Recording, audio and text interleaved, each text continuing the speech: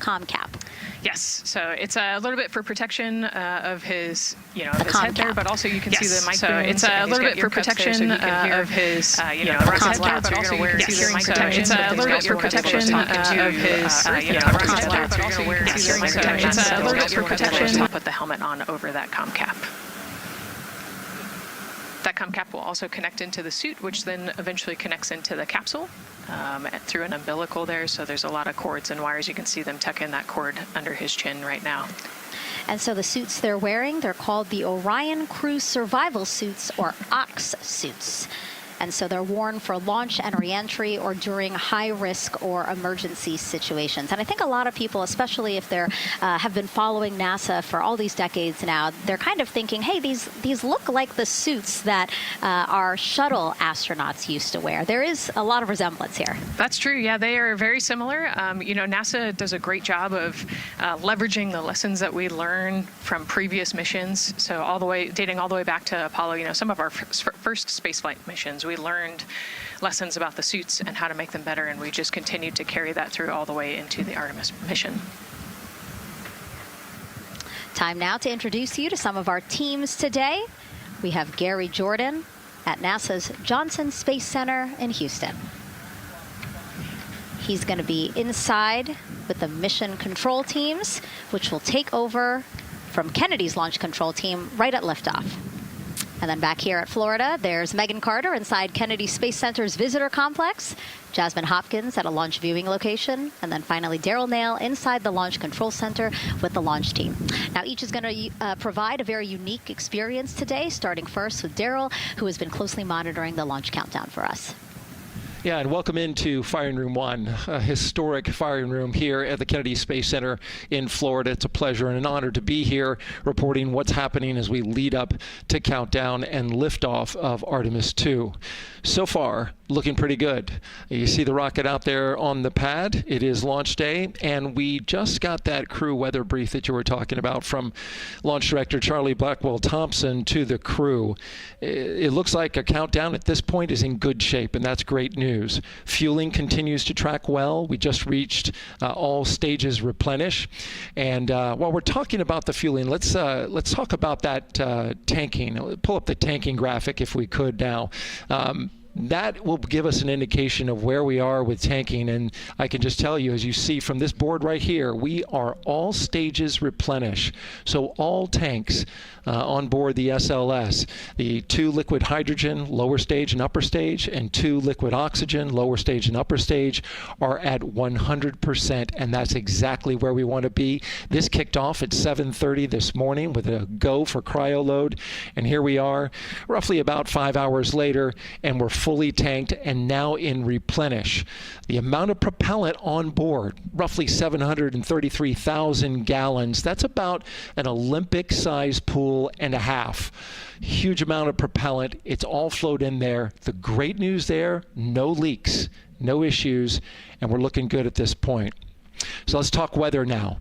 The weather, while it is favorable overall, it's not totally clean, and that was hinted at earlier when we talked about the storms. There is, of course, some onshore flow. Currently, our overall attempt percentage stands at 80% chance of acceptable weather conditions at the time of liftoff, which is going to be within our launch window. That's tonight from 6:24 p.m. Eastern Time until 8:24 p.m.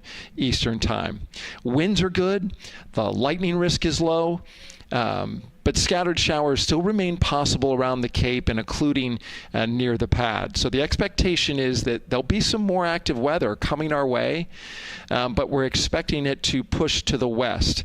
So the watch item is really any isolated shower that could briefly move through the area and trigger a constraint, especially for flight through precipitation. Well, you're looking now inside the astronaut suit-up room, and of course we got the 4 astronauts there. They talked to Charlie Blackwell-Thompson today, and everything looks good there. We're tracking one minor NC issue at this point. We'll talk. It's a non-conformance. We'll talk about that a little bit later in our next hit.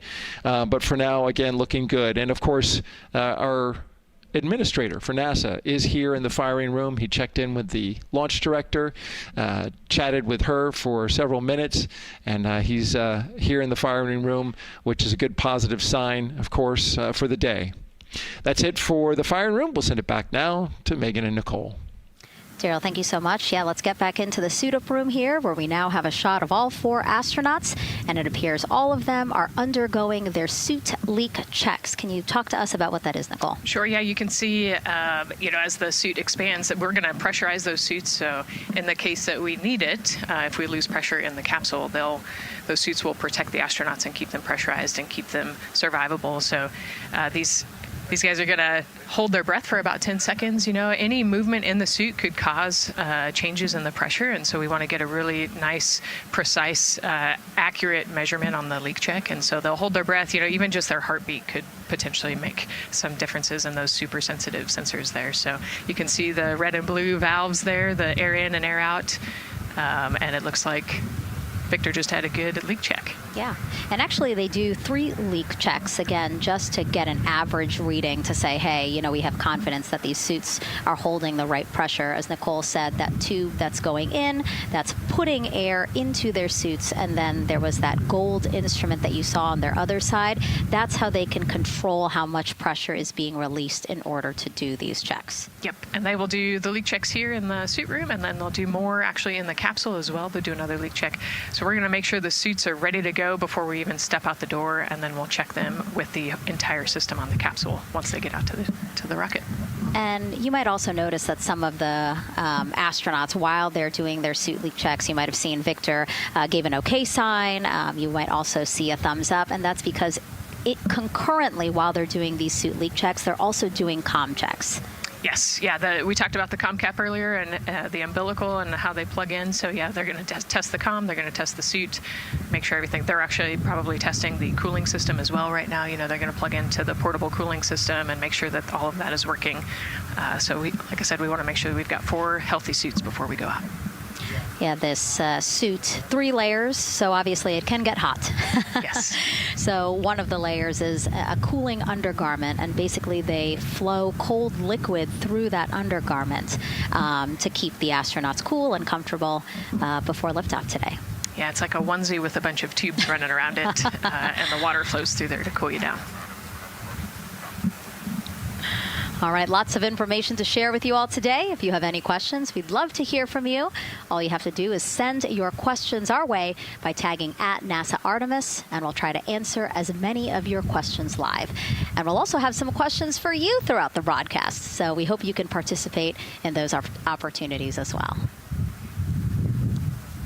Okay, as we continue to be inside the suit-up room here, why don't we learn a little bit about each of our crew members?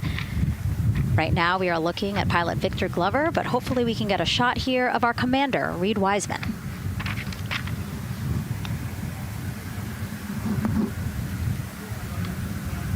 Now, Reed Wiseman is a Baltimore native.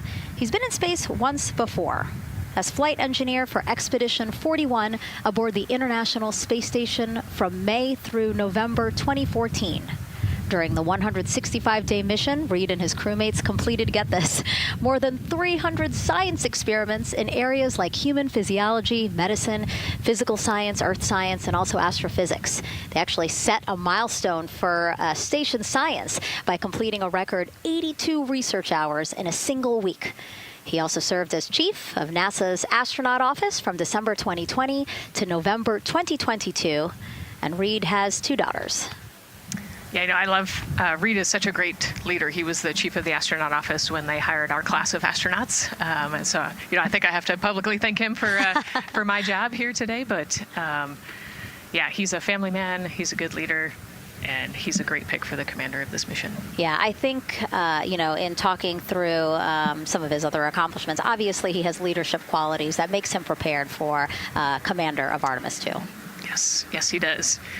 He's a well-experienced naval officer and now NASA astronaut.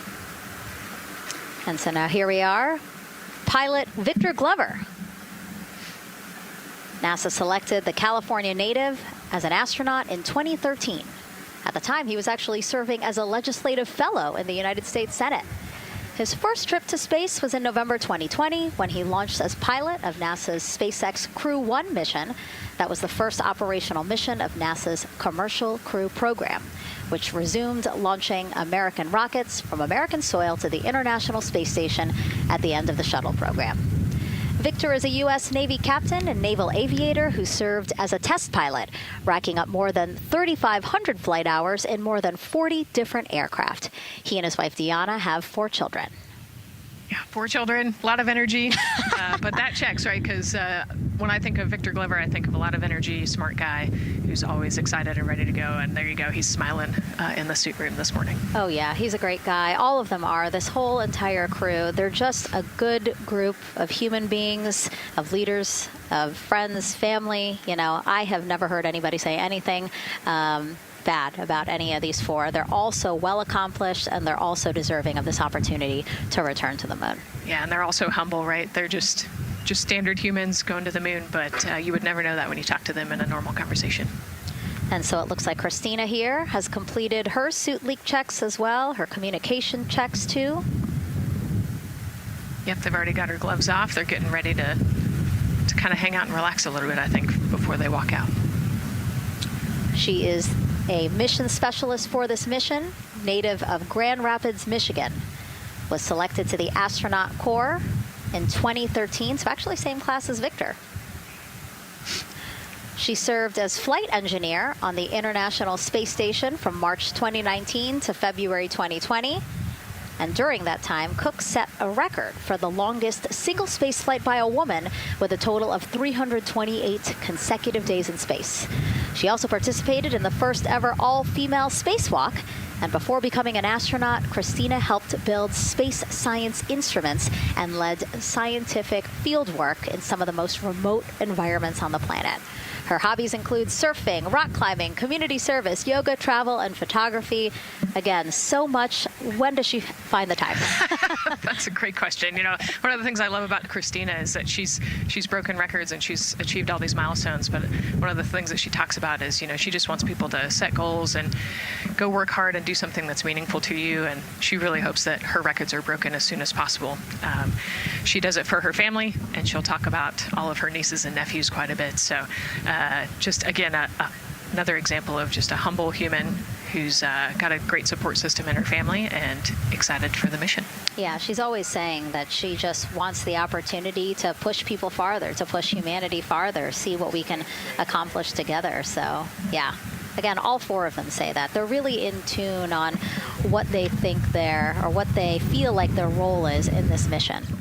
Yeah, I think their legacy is going to be, you know, providing the shoulders for others to climb on. Mm-hmm. And last but not least, first-time flyer, Canadian Space Agency astronaut Jeremy Hansen will fly to the moon as a mission specialist on the Artemis II mission.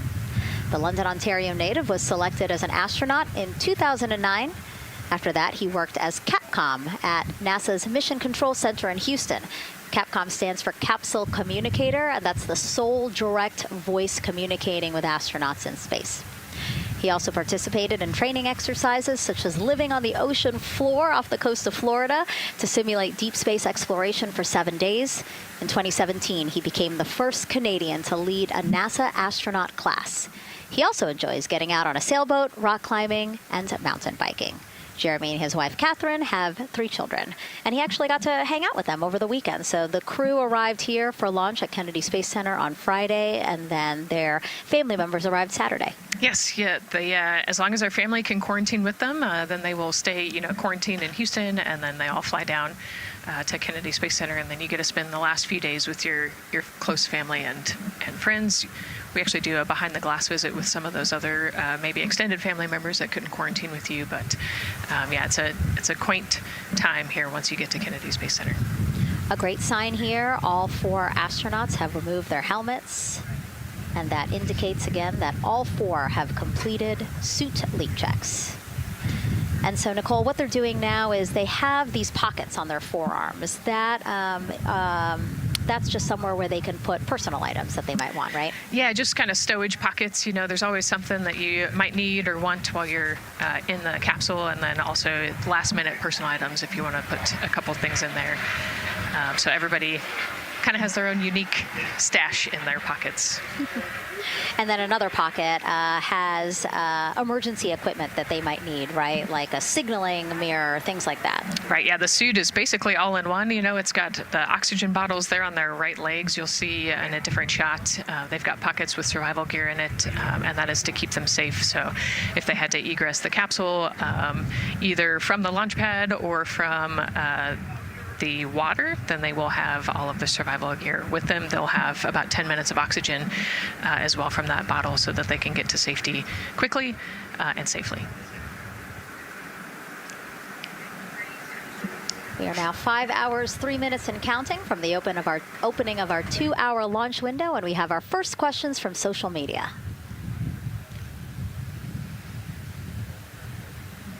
Question here from X. So to be clear, this is not a mission to land, but to orbit the moon. Thank you, and thank our astronauts. Nicole. Yeah, this is a great question. You know, I think it's important to highlight the mission of Artemis II, where we are going to go around the moon. We're going to see the far side of the moon. We're going to see parts of the far side of the moon that human eyes have never seen before. It's very similar to the Apollo 8 mission, right? We're also potentially going to be able to see the landing sites for the future Artemis missions and kind of provide the overall context of those landing sites amongst the entire moon site there. So it's an exciting mission. We'll get to learn a ton about there's so much science that's going to be on this mission as well, right? Where they're going to do some science experiments on humans, learn about the stress of the environment, and we're going to learn about the radiation environment. We're going to learn about the suits as well. We've got some technology demonstrations that are going to happen. So there's a lot going on this mission as we fly around the moon and come back. Mm-hmm. We always say it's about increments, right? Like we're making that next giant leap to Mars, but in order to do that safely and to do that thoroughly, incremental steps. Exactly. And, like we said, this is the first time that we've put crew on this rocket. And so actually before we even head to the moon, right, we're going to stay close to the Earth, and we're going to check out all of the systems on Orion, make sure that it can handle 4 humans, make sure it can handle people sleeping, people exercising, all of the environmental control systems are working. So we want to make sure that the capsule is safe for the crew before we send them, almost 250,000 miles away. Yeah, that was a great question. And we actually have another one that we'll pull up on screen here. Another question from X. How long will it take them to reach the moon, and how long will the entire mission last? Another great question, right? So they're going to do a couple orbits around the Earth.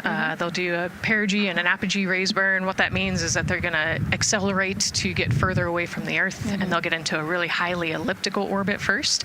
And then once they get into the translunar injection, so they're actually on a free return trajectory, which means we're going to accelerate them, and then they're going to escape Earth's gravity, and then just based on orbital mechanics, they'll be able to come home without having to do another burn or acceleration. So it'll take about 4 days once they leave Earth's gravity to get to the moon. They'll fly around the moon, about 4 days back, and then land. So overall, about a 10-day mission. Exactly.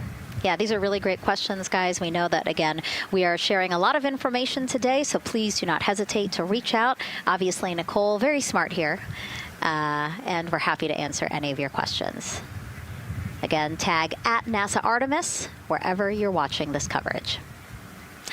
And now we actually have a question for you. Who would you take with you on a trip around the moon? Would it be your bestie? Would it be a pet, family member, or a seasoned astronaut? Ooh, think about that one. I know. I like that. I absolutely know what I would say. I think it would make my husband upset, but I have my answer here. But we'd love for you to go to NASA's Instagram or Twitch accounts to vote. Again, who would you take to the moon with you? Bestie, pet, family, or seasoned astronaut? Try to go vote, and then we will share your answers soon. Again, husband is not going to like my answer. And we're not the only ones with questions today. We will also hear from celebrities during our launch coverage. See what Stanley Tucci, Scarlett Johansson, and others want to know about NASA's Artemis II test flight. Plus, the surprise of a lifetime as kids marveled at the rocket and spacecraft rolling to the launch pad. Look at those cute faces there. Oh, I love that. Love those suits. And we'll show you how the astronauts will eat, sleep, and go to the bathroom while in space. Keep in mind, the Orion spacecraft is about the size of a 6-person tent. Yeah, not super big, but, you know, it's 10 days with your 3 best friends, so I think it's manageable for sure. But, you know, every ounce counts when you're trying to get to the moon.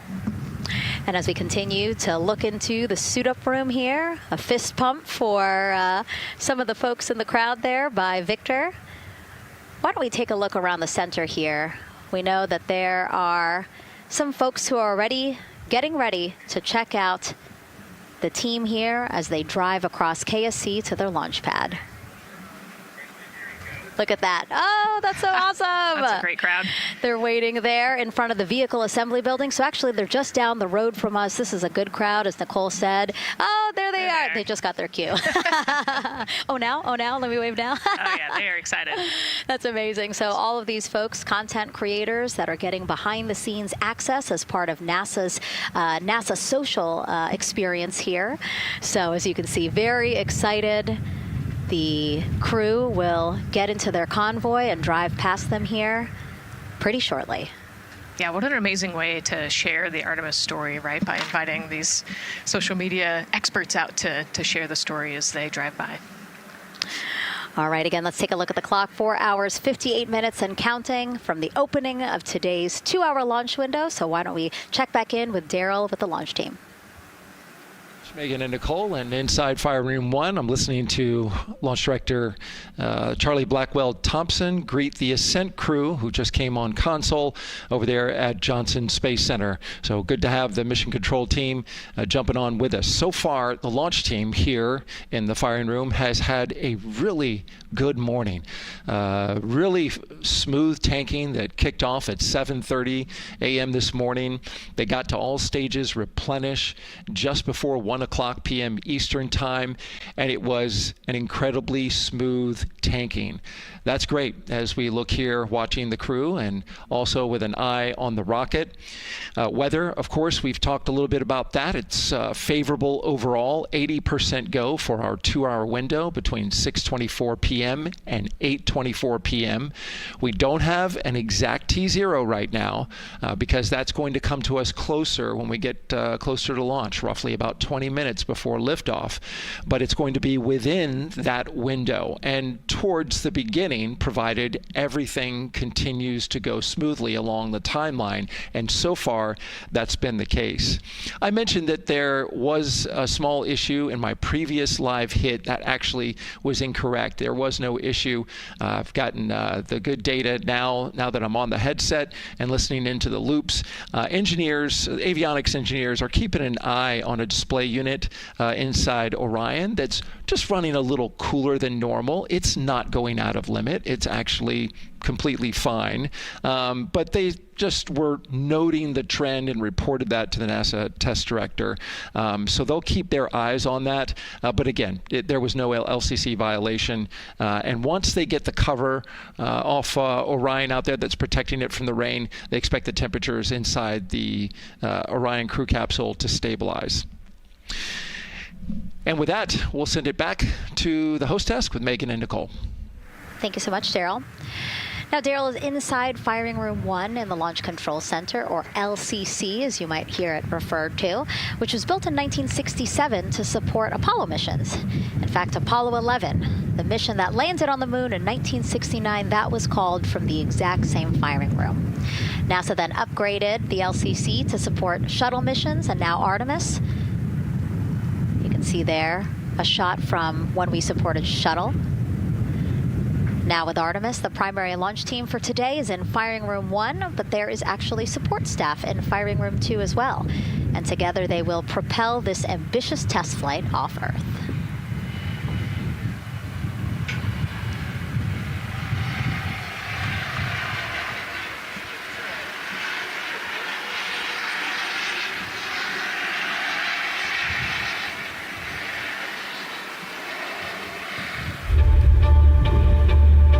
We're going back to the moon because it's the next step in our journey to Mars.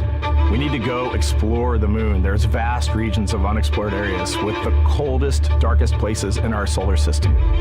This is a test mission, and when we get off the planet, we might come right back home. We might spend 3 or 4 days around Earth. We might go to the moon. That's where we want to go, but it is a test mission, and we are ready for every scenario as we ride this amazing space launch system and the Orion spacecraft. But another reason we're going back to the moon is to fulfill NASA's mission, which is to explore the unknown in air and space, to innovate for the benefit of humanity, and to inspire the world through discovery. And when we succeed and when we accomplish the things that we set out to accomplish, that inspiration not only can set up new things to happen, but it also is a reminder in tough times that we're capable of doing great things when we work together. The thing I love about the moon is that it's not just a beacon for exploration and this platform of possibilities for incredible missions like this, but it has benefits. That's actually why we're racing towards it.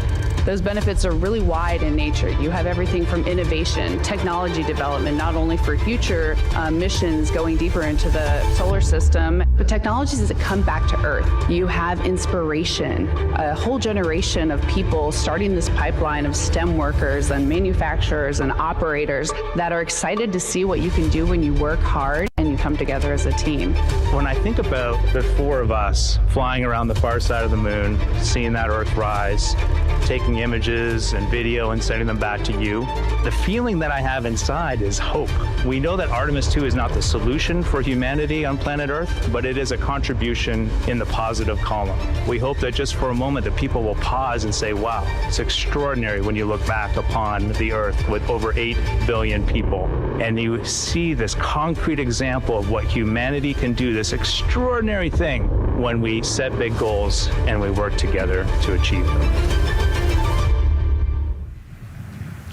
Now, Kennedy's launch control team takes us to liftoff, but then mission control at NASA's Johnson Space Center in Houston takes over. That's where we have our Gary Jordan embedded with that team. Hey, Gary. Hey, Megan and Nicole, it's great to be joining you from here in Houston, Texas. I'm in NASA's Mission Control Center, where the Artemis II Ascent flight control teams, led by Flight Director Judd Freeling, recently started their shift to monitor the Orion spacecraft integrity, the Space Launch System, and the crew to make sure all criteria is met to commit to today's launch and the mission ahead. The team you see here in this room today has been training extensively to prepare for the highly dynamic phase of flight that begins shortly after engine ignition. Teams here will be monitoring the flight of the Space Launch System, Orion, and of course the Artemis II crew on board as they make their way from the Kennedy Space Center into Earth orbit. The lead console positions will be in this room, called the White Flight Control Room, a room which traces its legacy to the Space Shuttle program, with the first shift supporting STS-70 in 1995, more than 30 years ago. Each console represents an expert in a particular discipline, whether it be communications, propulsion, crew health, life support systems, or trajectory. And each of these individuals has a support team in other rooms, each ensuring that no data point is left unchecked, no procedure is missed, and combining efforts as one Artemis team to ensure crew safety and mission success. After liftoff, Mission Control Houston will be staffed around the clock over the next 10 days until the spacecraft is safed for the recovery teams and the crew is extracted from integrity and brought aboard the recovery vessel. The roar of a powerful Space Launch System liftoff is just the beginning. The mission is, of course, a test mission, and the first with humans on board Orion and in deep space. The crew's job is to put the systems and capabilities of Orion to the test, taking us closer to a sustained presence on the lunar surface. It's great to see the crew gathered around the table. Megan, with that, we'll toss it back to you as we continue to monitor from here in Mission Control Houston. Back to you. Thank you so much, Gary. Yes, a pre-flight tradition that we have seen with our crewed flights and our astronauts, the card game, Nicole. Yeah, you know, this is a fun time for the crew. Kind of relax a little bit, play a card game with the chief. You can see Scott Tingle there is the dealer today. Looks like they're playing high card wins. So Victor won. He's out. Now Jeremy's out. You know, there are two schools of thought on this game. Either you want to get rid of all your bad luck or go out on a high note. So it looks like the crew chose we're going out on a high note. And, you know, I think one of my favorite parts when I talked to Reed about this is he was just excited to play a game with his old boss from Naval Test Pilot School. So once again, his boss today. Yeah, and I love this part of the tradition because this is when, again, you usually see them like, laughing, but very focused still. But when they get to this table, laughs, high fives, smiles, just really a brief moment of levity in what can be and will be a very long day for them. Yes, it's a long day. There's a lot of preparation that goes in today, and so they're just, I think, at least for us, it was a nice brief moment of some relaxation, a couple laughs, a moment to take a few deep breaths and reflect on the mission ahead, and then, get some high fives as well. And so with their bad luck dispelled, some good luck from Scott Tingle, it seemed like there, right? Yes, definitely.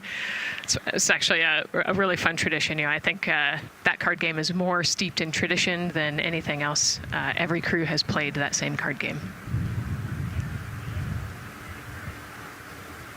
As you said, Nicole, the primary reason for why they're there to suit up, to do communications checks, to do pressure checks, all done, and now it seems like Reed had some words for the team in that room.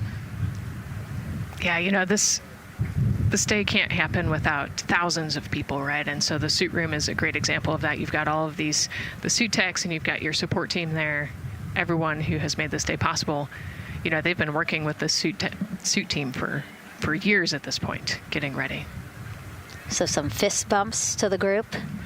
Again, the suit team are the folks dressed up in those white, very snazzy outfits. Special outfits that we can talk a little bit more about later. But each crew member was assigned their own suit technician. So as you said, working very closely with the same person to make sure that the crew felt comfortable and ready in these suits as they lift off from Kennedy Space Center. Right, and each suit is slightly different, each person is slightly different, and so these suit techs know each individual super well. They know exactly how they like to get into the suit, exactly where things might get caught, or small adjustments that might need to be made, so they know their suit techs well, and their suit techs know them very well. And so as we take a couple of pictures here, we really hope that you are learning a lot about the suits and the process of checking them out for a mission. But imagine the opportunity to get a hands-on demonstration from people who helped design these suits. Take a look.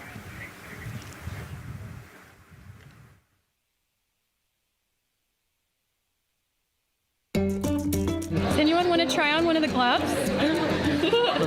I love showing the kids the suit. I love how excited they get about space. Oh! So that would be... It just goes in there? We got to bring some stuff for them to actually put their hands in, and some of them were very excited because they want to be astronauts when they grow up. I would love to be an astronaut. That would be incredible. I'd like to be like an engineer that like maybe designs the suits. Whether it's the calm, the orange color, every aspect has an important function for our astronauts in space. It's going to be amazing seeing astronauts up close to the moon again. And that was a special event at Johnson Space Center. What we just saw there, obviously a big part of why this mission is so important to NASA, really just an opportunity to inspire everyone, especially kids, right, Nicole, to dream big and be curious. Oh, man, yeah, the kids are so important, right? I love talking to kids. They are the future of spaceflight. They are the Artemis generation. And, if we could just inspire even one of them to go on to be a scientist or an engineer or maybe even an astronaut someday, that's a win. And now let's turn our focus to the rocket for a little bit. Powering liftoff will be, again, NASA's Space Launch System rocket right behind us. And to learn more about SLS, let's go to Megan Carter, who's at Kennedy Space Center's Visitor Complex at an exhibit dedicated to Artemis and the future of spaceflight. That's right, Megan. I am so excited to be over here at the Visitor Center, but not just because of launch. I get to introduce you to the moon board. This is obviously a very complex mission, lots of moving parts and pieces. So the moon board is going to allow me to break some of those things down for you just a little bit more in depth, starting with that SLS rocket. Now, the SLS, or the Space Launch System, very big, very powerful. It is going to be producing 8.8 million pounds of thrust at launch. And like I mentioned, mentioned, very large, as you can see here, going to stand about 322 feet tall with Orion there on top, just a little bit taller than the Statue of Liberty. Now, there are many components that make up this rocket, so I'm going to point out just a handful that you're going to hear about a lot throughout this broadcast, starting with our boosters. These two twin solid rocket boosters are going to be very powerful. They are going to burn for the first 2.5 minutes of flight, and each one is going to stand 17 stories tall. They weigh in at about 1.6 million pounds each. Now, I am going to jump back out and I'm going to show you a little bit about our core stage. That's going to be known as the backbone, essentially, of our rocket, and it is made up of around 5 components, starting with this engine section down here. This engine section is where our 2 propellants are going to be funneled down through our pipelines, and they are going to be mixed at 2 different temperatures, very complex processing, and they are then going to go on to feed that fuel to our 4 very powerful RS-25 engines.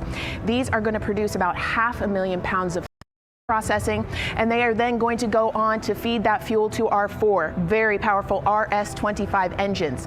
These are going to produce about 500,000 pounds of thrust each at launch, and they will burn for 8 minutes.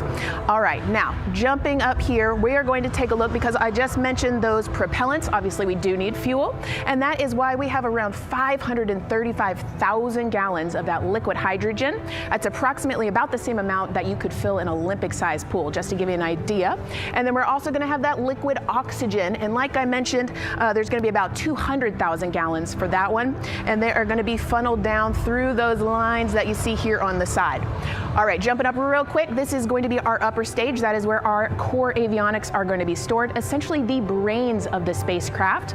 And then jumping out super quick, let's see if we can zoom in here, and we can.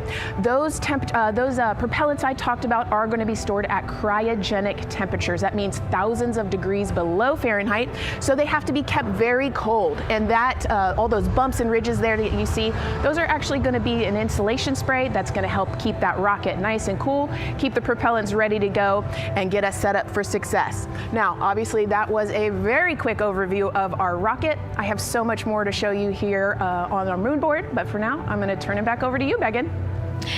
Thank you, Megan. A very impressive demo of the moon board, but also an impressive system, obviously. She mentioned 4 RS-25 engines on the core stage, and actually we have one right behind us here, used during the shuttle program, and I got to get a closer look at it with Space Launch Systems Engines Deputy Manager Philip Benefield. Okay, so Philip, in terms of size, shape, and function, will we see here behind us exactly what we see on the pad? Absolutely, Megan, absolutely. So this is the RS-25 engine. Impressive. We have 4 of these on the bottom of the SLS rocket to propel the SLS rocket in Orion into low Earth orbit. And we've been seeing views of the pad throughout this broadcast, but you mostly only see the bell here. What's happening over here? Right, so this is generally what we call the power head section of the engine. So the purpose here is that it takes in the propellants from the vehicle tanks, the liquid oxygen minus 297 degrees, super cold stuff. The liquid hydrogen even colder, minus 423 Fahrenheit. There's 4 turbo pumps on the engine that pressurize that propellant up to 9,000 psi in areas. It is all directed into the main combustion chamber, where it is burned into hot gas that then is accelerated out the nozzle to produce thrust. When you say hot gas, what are we talking about? We're talking 6,000 degrees Fahrenheit gas. Wow, so we're talking really cold as liquids coming in to the combustion chamber, and then it comes out as really, really hot gas. How do you design, how do you engineer something to control both extremes? Absolutely, it's very technically challenging. One of the main things here with the nozzle is that since you have the 6,000 degree Fahrenheit gas coming out, you have to cool that nozzle so it doesn't melt. And so the way the nozzle is constructed with these 1,080 coolant tubes.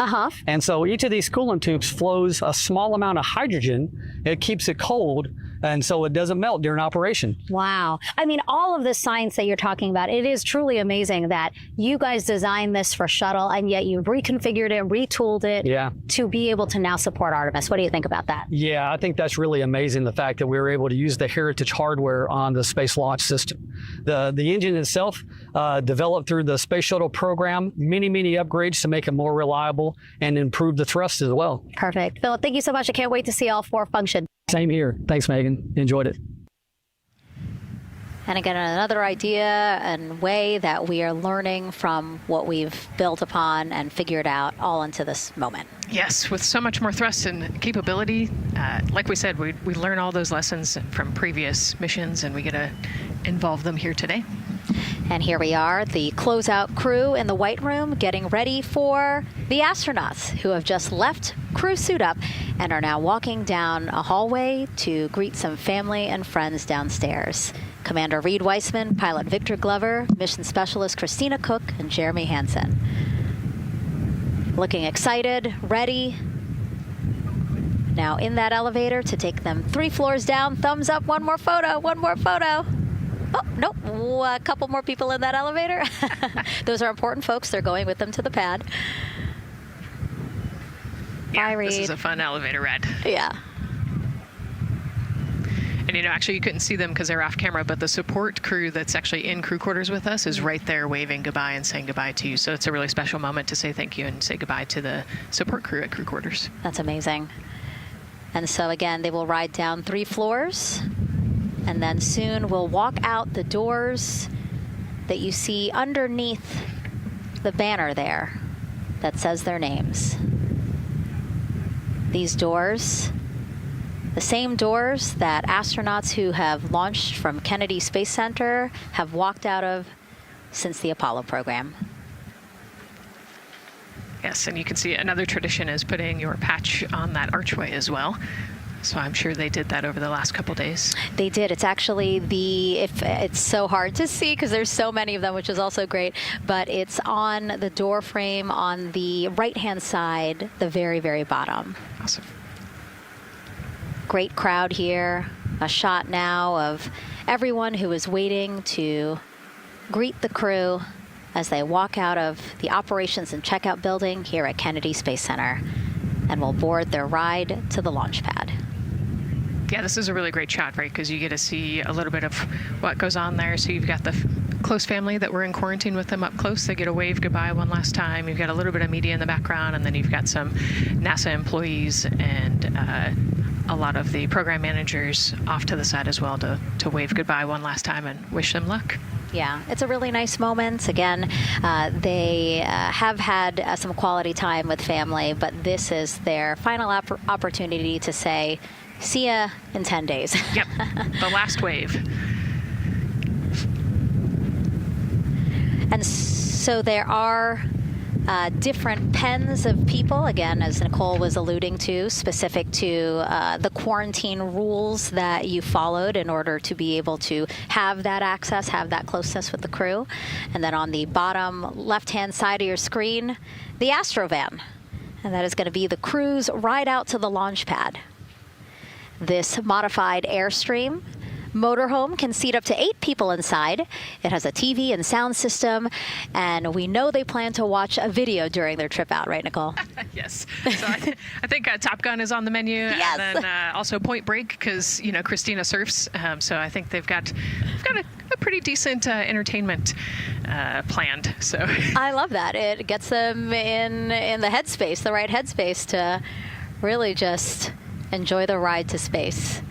NASA's history with Airstream dates back to the 60s when the company created a crew quarantine vehicle for when astronauts returned from the moon. This picture here, President Nixon talking to the Apollo 11 astronauts inside said quarantine vehicle. Then during the shuttle program, Airstream created the first generation Astrovan, a 27-foot motorhome that transported astronauts across KSC to their launch pad.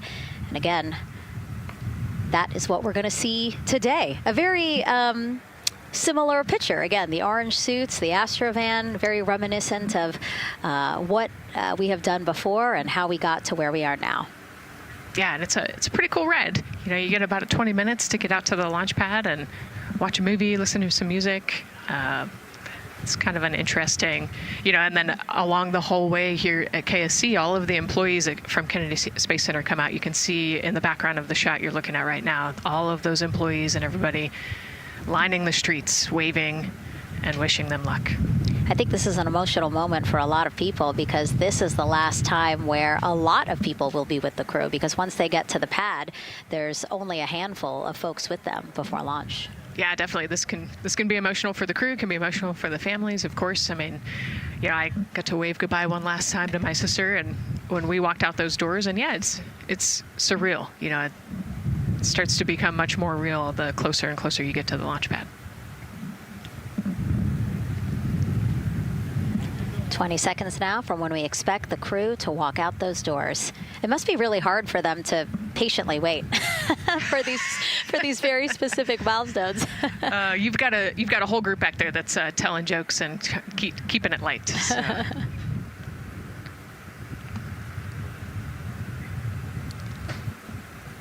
And here they are, NASA's Artemis II crew. Commander Reed Weissman, pilot Victor Glover, and mission specialist Christina Cook and Jeremy Hansen taking their first steps outside for their historic test flight. To a wonderful applause from the crowd. They're looking really excited. Some and big really smiles. Ready. I love that. Out here. It's a great day for us. It's a great day for this team. A few words from Reed. Great day for us, the team, he said. Thumbs up, more thumbs up. Of course, a lot of pictures. We hear some camera shutter clicks back there.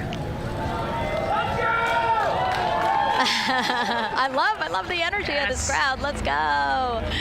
And so now the crew walking over to each of their pens. The first people closest to them, of course, their family members who got to quarantine with them, correct? Yes. Yeah, so the ones that are close and waving, those are the immediate family, so spouses, partners, kids. And we're trying to give them some privacy so that they can have their conversations with their family members. Christina there, she has her husband. Victor has 4 daughters and his wife, they're there. Reed, his 2 daughters are there. And then Jeremy, his wife, 2 daughters and a son. You know, when you were standing in their shoes, Nicole, when you flew for Crew 10, what were you kind of talking about? Like, did you really think about this moment and what you might want to say? You know, they've all already done their real goodbyes, you know, in person. And so this is more just kind of, again, that last chance to wave, last chance to get one smile. You know, you see Christina there smiling. So this felt much less heavy and just, you know, waving and maybe cracking a joke or something, saying hi. So this was a really, really great moment for our crew. Reed's 2 daughters there. Reed spoke about when he told them that he was selected to be the Artemis II commander. And he said he was worried. He's a single dad, didn't know how they would react. And actually, he said he was overwhelmed by their support. He woke up the next morning with cupcakes baked by one of the daughters, moon cupcakes. Yes, I love this story. Moon cupcakes the next morning. Like, how awesome is that, right? Everybody needs their support system, and clearly he has that in his daughters. Christina said she took a bike ride with her husband and wanted to tell him when the moon rose, but that it was too foggy. But she said he was still very excited and happy for her. Yeah, the moon's still out there. A close-up now of, again, Commander Reed Weissman and Mission Specialist Christina Cook. To the right of your screen, as we pan left, we have pilot Victor Glover. Victor told his wife, and they told their 4 kids together, and he said that one of them just started yelling, "Let's go!" Yes, I love that. Again, the support from the family is awesome. And Jeremy said his wife and 3 children, super excited. He felt very supported.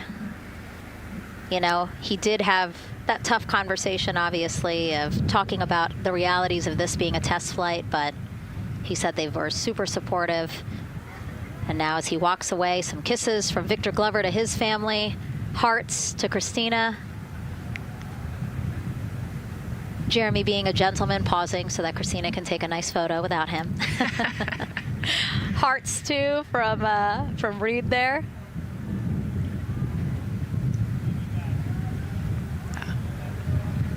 Hearing Victor saying, "Love you guys," saying that to some of his crew members there. Woody. Some more applause from the group. Quick wave to some of the NASA program managers, and I think Norm Knight's out there, the FOD Flight Operations Director.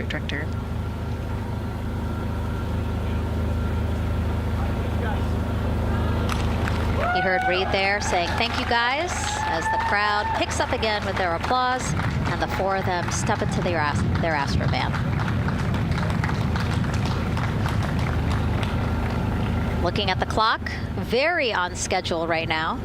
Again, according to the very detailed timeline of launch today, they are expected to drive off in about 20 seconds.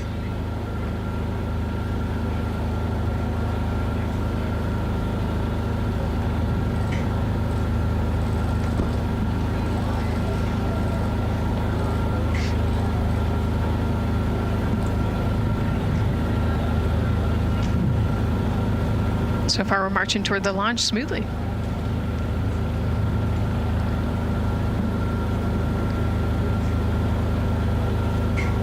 Do you think they're queuing up the video? Definitely. And that's why they haven't left yet? They're like, we can't go without our point break. And yeah. Where's the popcorn?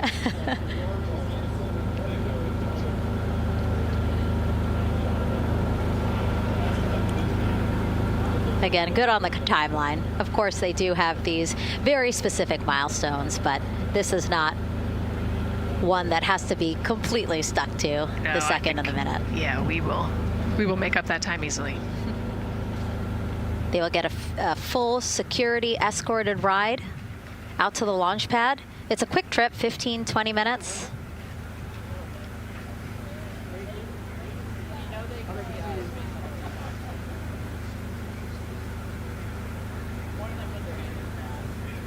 That's all you can see.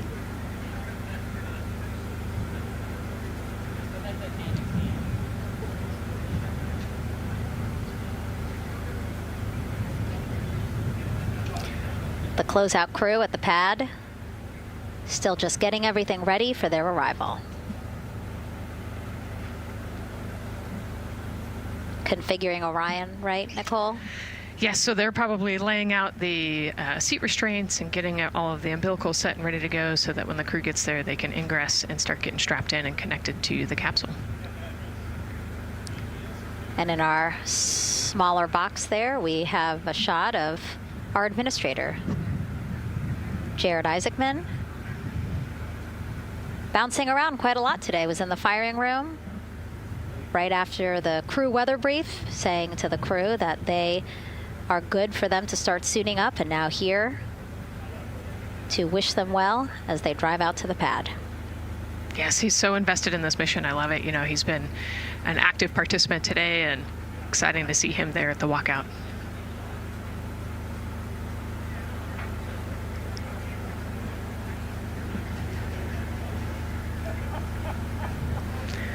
So in the van, they're probably getting hooked up to the portable cooling systems as well. So that would be my guess on the slight delay here, making sure everybody's situated, connected to cooling, and ready to go before they take off.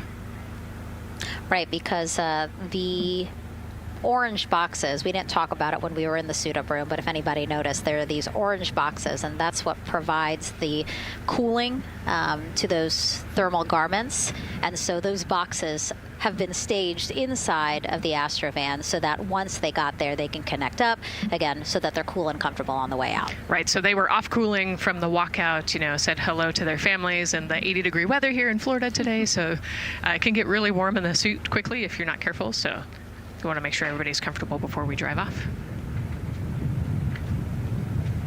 And then when they get to the pad, of course, and strapped into Orion, then they don't have any need for those cooling boxes anymore. They will get that cooling through Orion, through the different lines and umbilicals that they'll be connecting to there. Yep, that's exactly right. The Orion capsule and its environmental control system will take over once they're connected to the umbilical.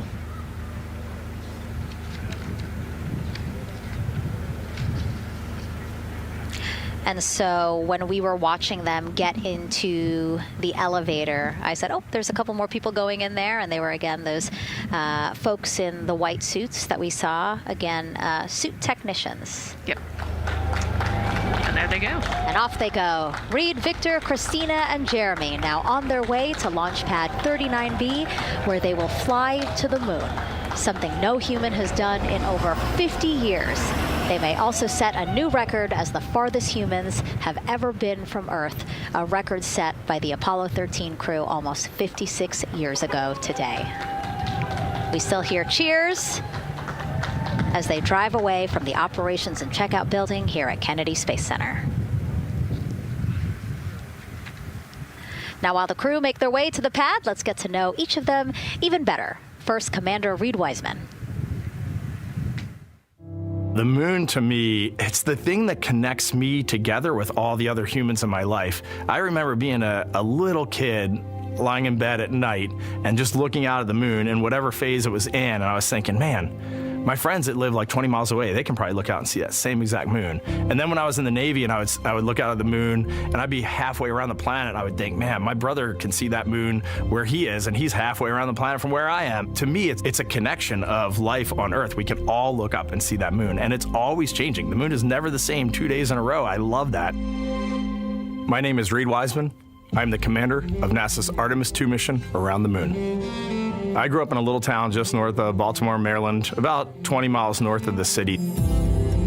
There was a National Guard base nearby my house, and there were A-10 aircraft that would fly over every now and then. I just would look up at them and be like, man, I want to be up there. I want to go do that. And then my brother went to the Naval Academy, and I would go every year and watch the Blue Angels fly during commencement, and that just started to grow and grow and grow. For a while, I wanted to join the Air Force, and then I realized Navy flies as well, and they fly from ships in the middle of the ocean, and that was it. Like, done deal for me. That is exactly what I wanted to do for my career. Flying is freedom to me, especially when you're in a jet aircraft coming off of an aircraft carrier in the middle of the Pacific Ocean. Nearest land is over 1,500 miles away. So when you come off of that aircraft carrier, you are truly just alone with yourself out there. It is a magical experience to be out there all by yourself in an aircraft over the Pacific. Just it's free.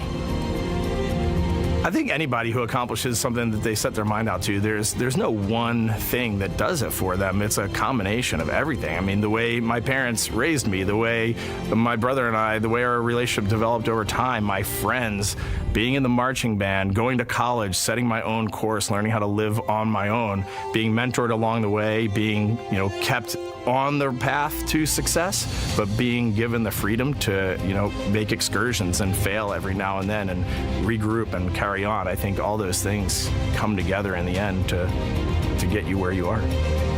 I've had to overcome, I'm a human being. I've had to overcome a lot of fears. I'm pretty scared of heights. I joked about that on the International Space Station, but it turns out I'm only scared like at the edge of a building. When you're up on the International Space Station, even though you're 250 miles up, I never had that feeling of falling or that I was, at risk up there. I just kind of loved the feeling of floating and looking down at Earth.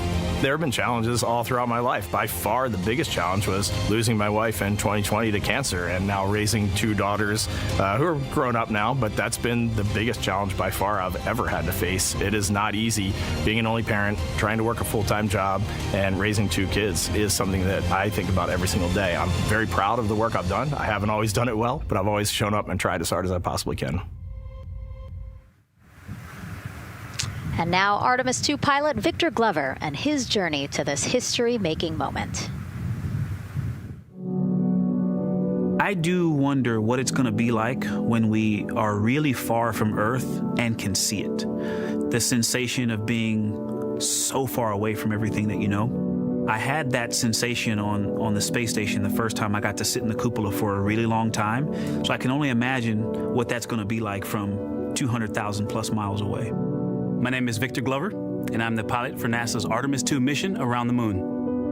When I was in fourth grade, I was 10 years old, and that's when the Challenger accident happened. And it helped me understand how the general public felt about the astronaut corps, right? Like, these are the people that we want to be, and that just gave me an easy thing to strive toward. The biggest fear that I've had to overcome in my life is doubting myself. Going to college when no one in my family had gone to college was a huge risk. I had more confidence in my athletic ability than in my academic abilities. I could play football with those college students that I saw on TV, but my classmates that I saw in the lab and around the University Union, I didn't know if I had what they had. I think addressing that self-doubt was a part of, swinging for the fence and trying to go get an engineering degree, not just go to college, but get an engineering degree and then go do something challenging and technical like flying. A Apollo is known for sending humans to the moon. Artemis has an opportunity to continue the Apollo story, but I actually think it's important for this story to stand on its own. Artemis is a new program, and we're trying to do new things. And it's great to compare and contrast. When you look at our spaceship, you can see parts that were designed, built, and integrated in another country. When you look at our crew, you see that our crew is international. There are also men and women. And I just think that comparing and contrasting makes the story even richer. The piloting role specifically, I will have an hour and a half or so where I get to fly the spacecraft by hand. We haven't flown that many spaceships. And so the ability to fly one actually in space on a test mission is just a really unique opportunity. I can't tell you how I'm going to feel when we fly by the moon and see the moon up close and the Earth from 250,000 miles away, but I don't use the word excited because I'm focused. You know, what we do, this is very serious and it's very risky, and we are all intimately familiar with that risk. And so if we go out there and we're successful and we can pass that baton on to Artemis II, that's something to really be excited about. Great to hear from Reed and Victor in their own words about how they feel about this mission and their role in it as the convoy turns this corner here onto the road where the vehicle assembly building is and where the group that we showed you earlier today, ready with their flags. Wow, that group has expanded exponentially. Yes, this is great. So many people. Flags. Oh my gosh, I love it. Oh, this must feel so special to the crew to see all of these people here to wish them well. Yes, this is heartwarming. Look at how many people there are. Everyone is so excited about this mission. Signs. People have made signs. I feel like the Astrovan has slowed down a little bit, you know, to really take in the moment. Wow. That's amazing there. Again, crowds continue going as we are now passing the historic vehicle assembly building. This is where the Space Launch System rocket was assembled and stacked with Orion. Its history, of course, goes back to the Apollo days, but today it is home to the Artemis missions to the moon and beyond. Gosh, still people lining the route. Yep. I love that. I do too. It leaves me kind of speechless, you know, just to see all the support, all of the people who want to know that they're thinking of them, they're with them, and the fact that this crew specifically has always said we are going for all by all. This must be really special to them. Yes, and that's just here on Kennedy Space Center. Imagine the rest of Florida right now. Yep. Mission Specialist Christina Cook, who holds the record for the most consecutive days in space by a woman. Let's take a look at what she has to say about this mission. I tell a story, which is one that my dad told me before the Apollo missions when he was just a very little boy. He was looking up at the moon with his mom, and his mom said to him, "Don't worry, Ronnie, we'll never get there." Fast forward maybe 70 years later, it's his daughter that's actually going there. And I think that long arc is something that we can all learn from. The idea that the seemingly impossible becomes possible if you just believe in it and are willing to work hard and come together to achieve it. My name is Christina Cook, and I'm a mission specialist for NASA's Artemis II mission around the moon. When I look back on my dreams as a kid, I definitely never thought I would actually get here. I was very pragmatic. Even though I'm a dreamer, I knew that the odds were way against me again, so I might as well do something I'm loving in the meantime. I definitely loved science and math in school and, did pretty well in those things, but I also loved being active. I was always outside. I loved things that made me feel small. I loved looking at the night sky, oftentimes between the pine tree branches, or I loved the ocean. North Carolina also has mountains, and when we go there, I just loved the vastness of all of those things. I loved how they made me feel and what they made me think about, and the vastness of the universe and how much out there was to learn.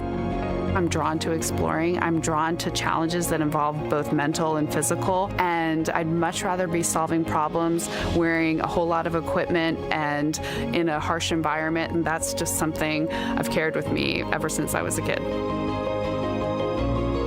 Thinking about the fears or challenges that I've had to overcome, there are just so many. I mean, basically, it's just been that has been the journey. I always say to people, do what scares you. And that means I have to follow my own advice. So doing what scares me meant getting on a plane and going to the Antarctic, getting on a plane and going to study abroad in Ghana, applying to become an astronaut, opening the EVA hatch in the airlock and going out of it into the darkness, strapping myself onto a rocket. And so for me, I think that no matter what the challenge, recognizing that if people believe in you and you believe they believe in you, the challenges seem always a little bit easier. To me, the moon, it represents history. It is a witness plate. Everything that's ever happened to the moon is still written on the moon. Every single person has looked at the moon their entire lives. We see the same moon. That's something really special. It's just the epitome of a symbol of something that's in each of our hearts, but that's also represents exploration and reaching.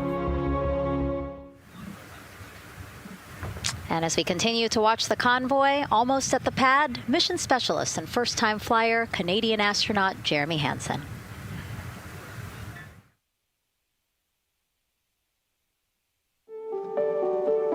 I have this very distinct memory of seeing an image of an astronaut standing on the moon. It's burnt in my brain because I went back to it so many times in my childhood, and I would look at that image, and I know it had a huge impact on me that humans had walked on the moon. My name is Colonel Jeremy Hansen. I'm an astronaut with the Canadian Space Agency, and I'm a mission specialist on NASA's Artemis II mission around the moon.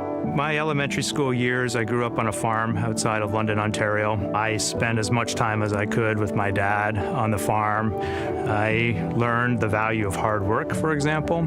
If I wanted to go to work with Dad, it was going to be a long day, and I was going to have to not complain, or I wasn't going to get to go the next day. I had a treehouse. I had a vivid imagination, and I changed my treehouse into a spaceship. I made all these dials and controls. I had circuit breakers for switches that I found in the barn, and I was exploring space in my imagination. The most important thing I did to get to where I wanted to go in life, which was flying fighter jets and eventually becoming an astronaut, is I shared those desires with other people. And it turns out, just like you don't go to the moon on your own, if you could, I would have done it a long time ago in my treehouse as a kid, you have to go as a team. I think the biggest impediment to achieving my goals was, of course, myself. And I think that's a common human experience. There are many times where just little things would get in my way, and my immediate interpretation of that was, well, now that goal's out the window. You know, people must have lifted me back up, and somewhere in the back of my head, that persistence came through. And I think that's a common human experience, to doubt ourselves. I've come to this, I guess, realization that I believe that we all have gifts to contribute, and the goal is to figure out how to use your energy towards adding positively to humanity's existence on this planet. But I love it when humanity sets big goals, like sending humans to the surface of the moon with an eye to eventually going to Mars, because when we do that, we can bring together genius from not just even in one country, but around the world. I've also learned from my indigenous mentors that they refer to the moon as Grandmother Moon. So you've probably heard of Mother Earth. They use Grandmother Moon because Grandmother Moon is responsible for the water in their community, just like the moon moves the water around the planet, affects the tides. And I think that's a really beautiful thing for us as we go back to the moon, to think about all the different cultures around the world and how they view the moon differently. And that's really neat because we all share that same moon in the night sky. What's really neat, too, was that drive to the launch pad, that point of view to see what the crew is seeing as well as their Astrovan rides up the pad slope and are now on the surface, about to walk up to their vehicle. Yeah, you know, we talked about how tall this rocket is earlier. Wow. Look at that. Yeah, look at that point of view, yeah.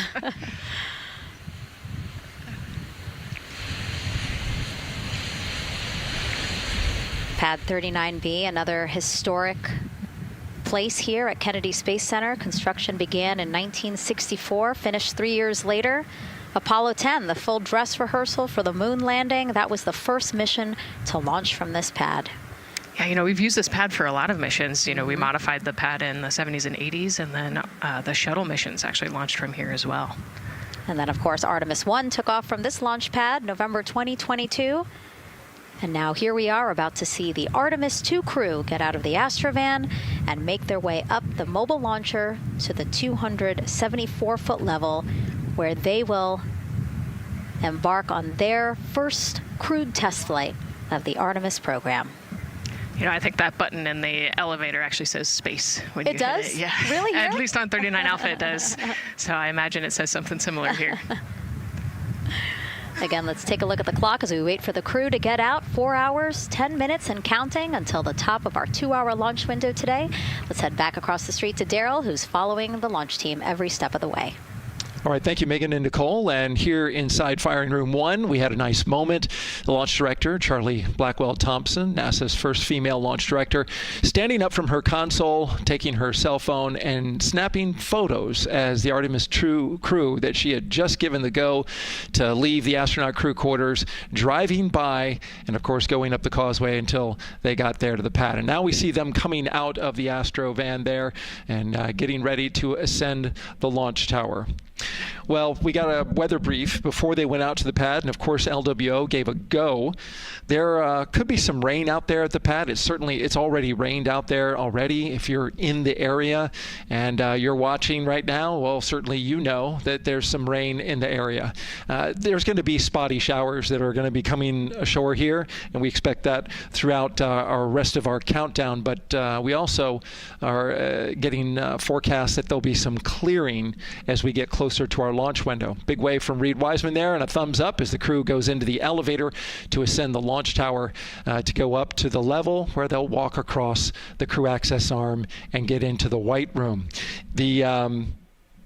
One of the things that you're going to start to hear now is from the crew themselves. We're going to be airing the Orion to Earth loop, which is the communications that's going between that crew and the launch team here as they walk them through configuring their various consoles as well as getting ready. A nice moment here, and I'll just pause to just look and see as the crew walks across the zero deck, as they call it, which is the deck that's right there even with the engines, and they're taking a moment to go over there and stand up and gaze up at the 322-foot tall SLS rocket. This was part of the plan for the Artemis II crew, and potentially a rocket that could help them make history to go farther from Earth than any crew has before. The farthest distance from Earth when they launch will be roughly around 248,000 statute miles. They're expected to go about 4,000 miles farther than the Apollo 13 crew did. And now they've headed to the elevator to go up. Again, I was talking about the loops. You're going to be hearing from the crew as they discuss with the launch team getting various systems ready to go. And then closer to liftoff, we'll hear the operational launch team loop brought forward ahead of the critical pre-launch polls and then the start of terminal count. And that should be right around L-25 minutes, right before the NASA test director gives their poll and the launch director gives her management poll, which happens at L-17 minutes. Right now, a lot of focus is on, of course, the closeout crew. They've made the way for the crew to get inside the spacecraft now and walk across that crew access arm, and there they are. They have been working on a tight timeline, but they are ready to go, and they are ready to receive the crew and start putting them inside their Integrity spacecraft. That's it from the firing room. We'll send it back to Megan and Nicole. And Launch Director Charlie Blackwell-Thompson, again, we mentioned her a second ago. Her team have been training extensively for this moment since Artemis I launched in November 2022. Today, they have a message for Reed, Victor, Christina, and Jeremy.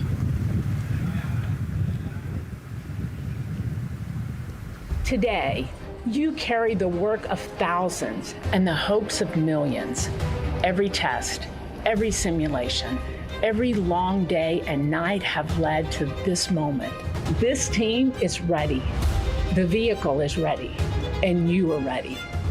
From the ground to the moon, Godspeed, Artemis II! I love that. I just love seeing all of the people who have contributed to this mission and the fact that this is what they've been working for, and now it's culminating today. Yeah, thousands of people have worked on this mission, and we saw there from the launch team, but human spaceflight is like the ultimate team sport, is what I like to say, and that's just a great example of our team wishing our astronauts good luck. That shot there that we were just looking at was aimed at the elevator doors, again, to catch the astronauts as they make their way up to the 274-foot level of the mobile launcher. The mobile launcher is the structure you see there. It is not only a way for the crew to obviously access Orion, but also provides the fuels, communications, all that to the rocket. And now we're watching the crew walk across the crew access arm, getting a beautiful view of Kennedy Space Center. From 274 feet. Woo. Nicole laughs because Nicole is also, like Reed, does not like heights. Do not like how open that crew access arm is. But Reed made it across, so that's good news. It looks like they really enjoyed it. You know, they didn't just walk straight past. Christina and Victor, we definitely saw. Some thumbs up there, looking out, yep, that crew access arm. And then Reed, he knows where that camera is. Taking the opportunity to, again, just tell folks, hey, we're doing good. Ready for it.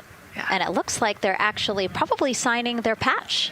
Yeah, there's a wall with patches there, and so each crew signs when they get up for their launch. And so this is probably actually the first time a crew is doing this in the White Room of Launch Pad 39B. Don't quote me on that, but I think the signing started with the commercial crew program. So there's a lot of that in the White Room over at 39A. But again, this is 39B. Yep. And so now in this room here, the White Room, again, we will see the crew don or put on their communication caps again, their helmets, their gloves, and remove coverings that they had on their shoes. Yeah, so they want to protect the suits while they're walking out and up to the White Room, and now they'll finish reassembling those suits. Put the boots on, put the gloves on. You can see they're working their comm caps now, and they'll work the helmets eventually as well. And so as we watch this process unfold, why don't we take a couple of questions from you guys? What is the most difficult thing about preparing for a flight? Nicole, that question's obviously for you. Ooh, this is a great question. You know, I think we get such good training. You know, this crew's been training for years.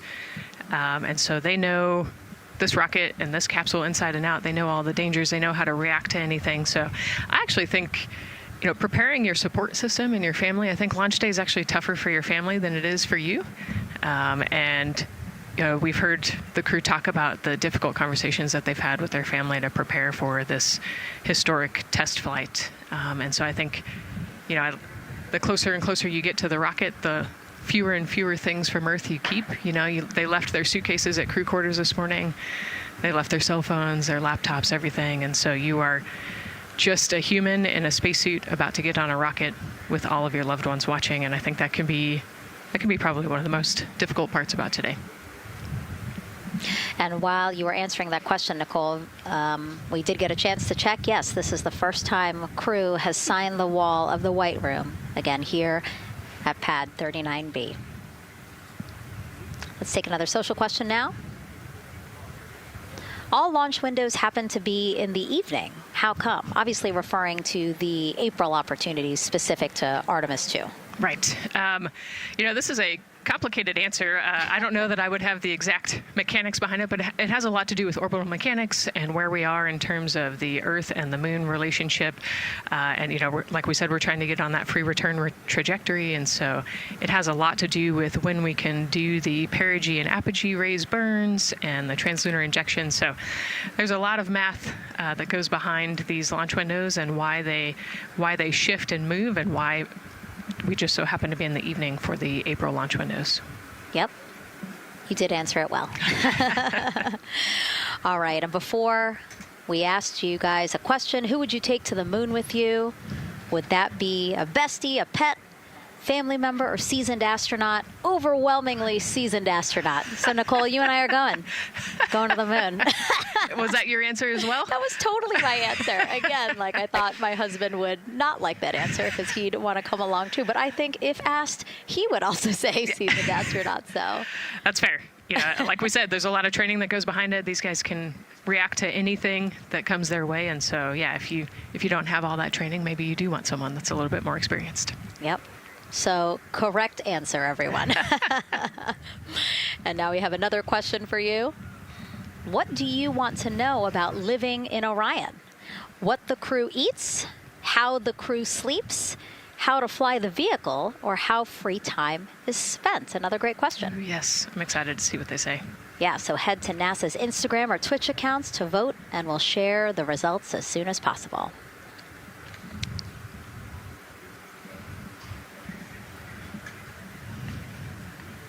And while you're doing that, remember to also sign up to be a virtual guest for this mission.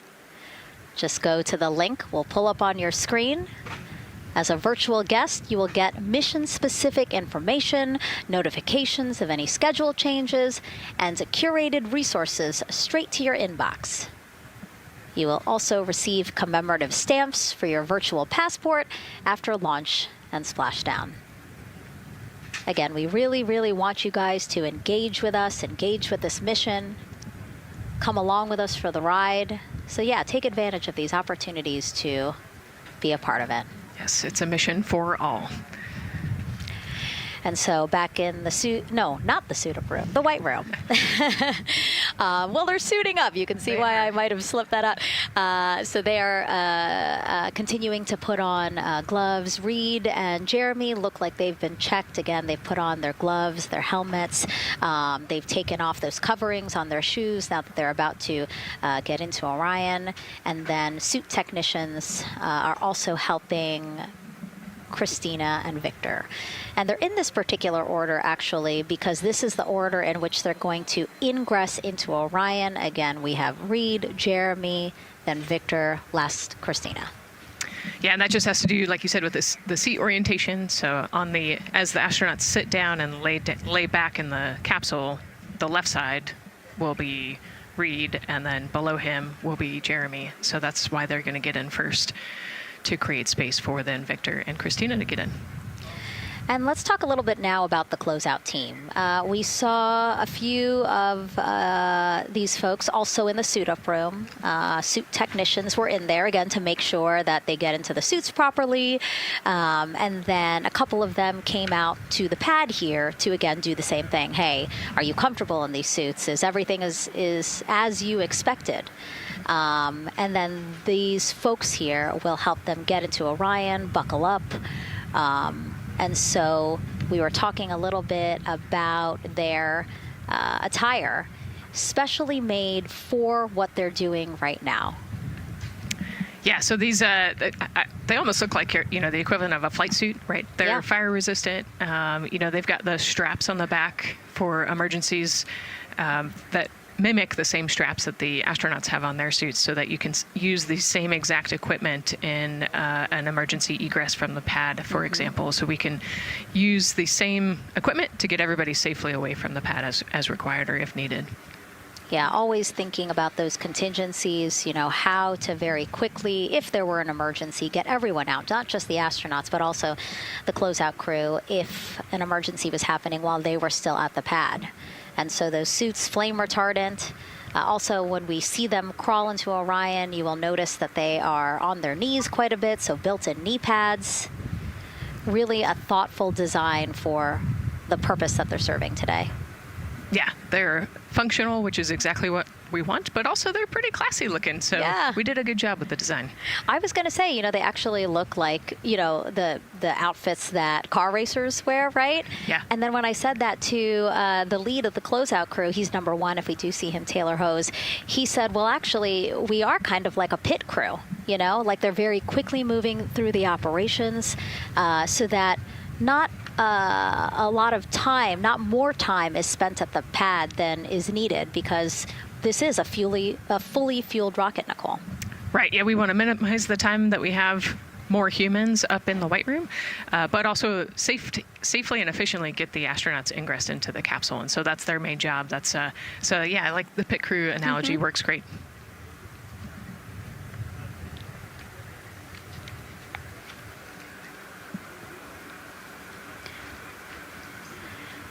And so, Nicole, as we get ready to see them ingress, I know you'll be, again, an invaluable source as we talk through this part of the launch countdown, because you've been inside a mock-up of the Orion spacecraft. And I know that because you texted me a photo that you took, this selfie in the mock-up, and little did you know I was going to put it in this broadcast.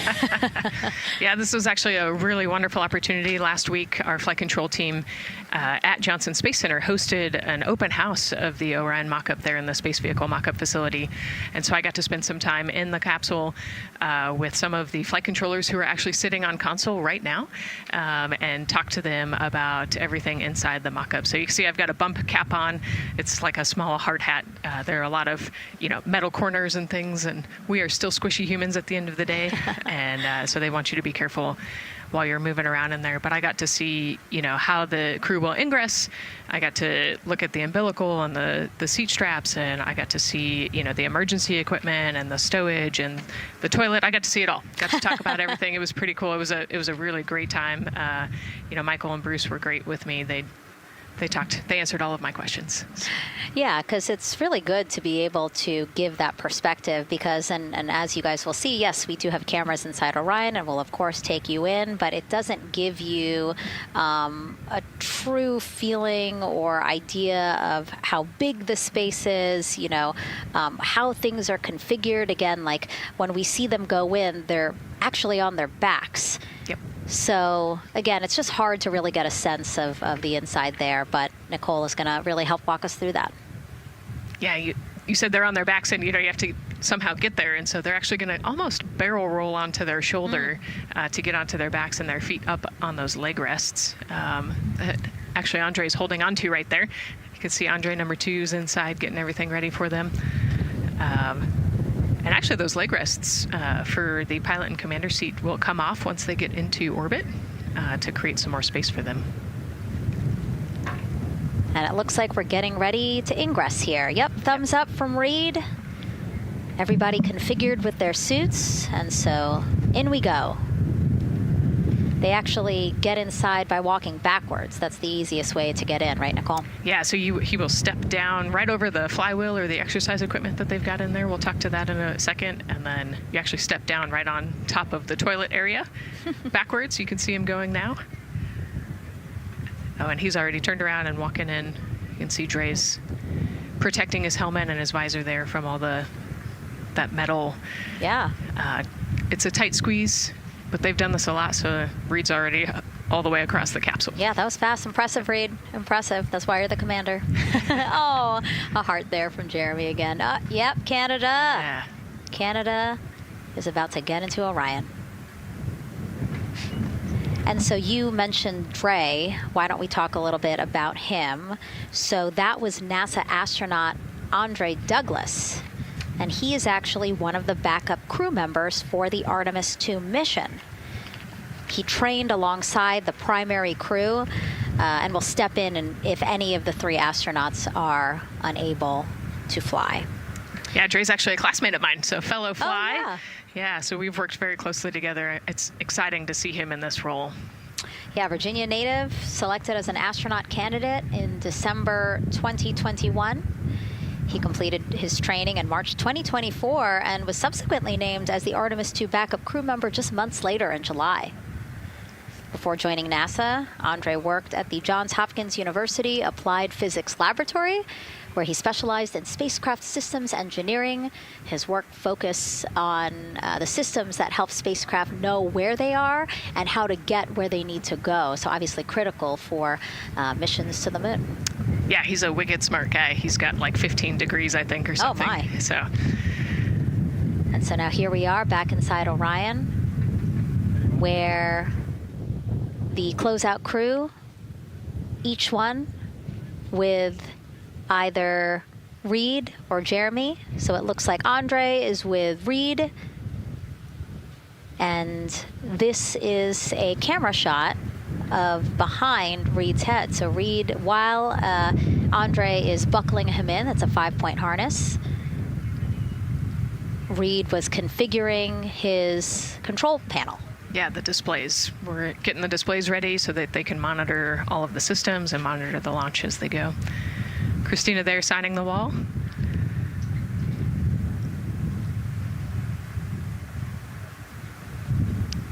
Got to put away the pen. The pen could be foreign object debris or FOD, which is bad for NASA. We definitely want to make sure that we keep track of everything and we know where everything is, because the smallest thing could prevent us from launching or affect the equipment out there. Yeah, and you'll actually see that most of their tools will be tethered as well, so nothing can fall through a crack or drop.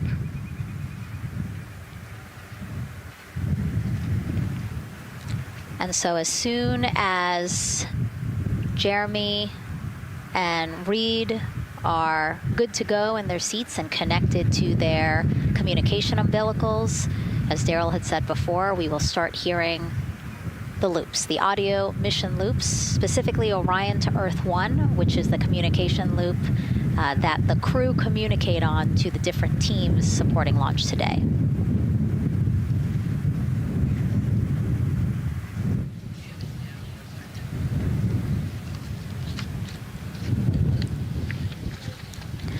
And as we said when we were in suit up, after they do communication checks, again, suit leak checks to make sure that nothing went wrong between the suit up room and here, and also to specifically connect them to the Orion systems. Yes, this will be an integrated test with Orion and the suits to make sure the entire system is working and ready for flight. And so you'll notice Reed and when Victor sits down, Reed and Victor are the only ones with the display panels in front of them. Jeremy and Christina will actually share a personal computer device, and that will be on Jeremy's leg, and that's how they'll continue to follow along with telemetry and data. Yeah, it's actually pretty cool. This is one of the technology demos that we're doing, and so they're going to plug into the system, and it'll be a screen repeater on that that device for them, so that they can see what the pilot and commander are seeing. OTC at MS2 is online for context. This is OTC. Repeat. MS2 ready for comm checks. The MS2 ready for comm checks. MS2, OTC Orion Earth 1, comm check.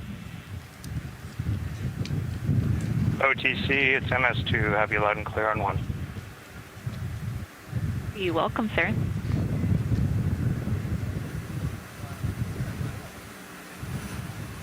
And so that was the Orion test conductor speaking with Jeremy Hansen, again, mission specialist 2 for this mission. So his communication check over, you heard him say 1, Orion to Earth 1, has been completed, a successful test.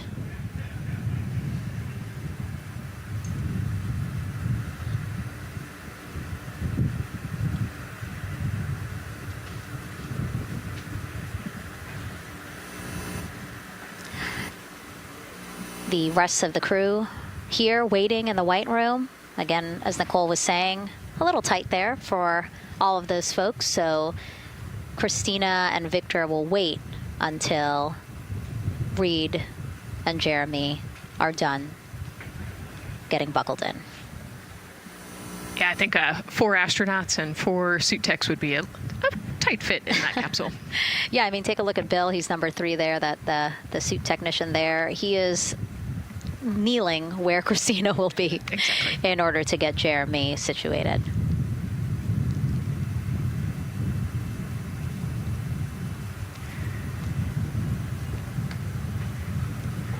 OTC ask, commander's ready for comm checks. OTC copies, commander. NTD, MIFCO 212, comm check. NTD, have you loud and clear here as well. I'll catch FTS on 194, thank you.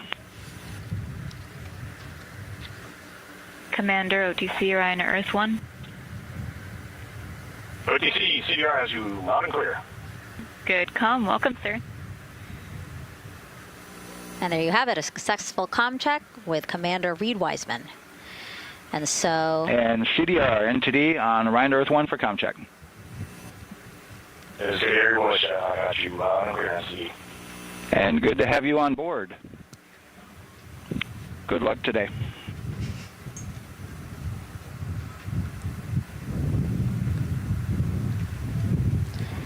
And so now these two closeout crew members will finish up what they're doing here.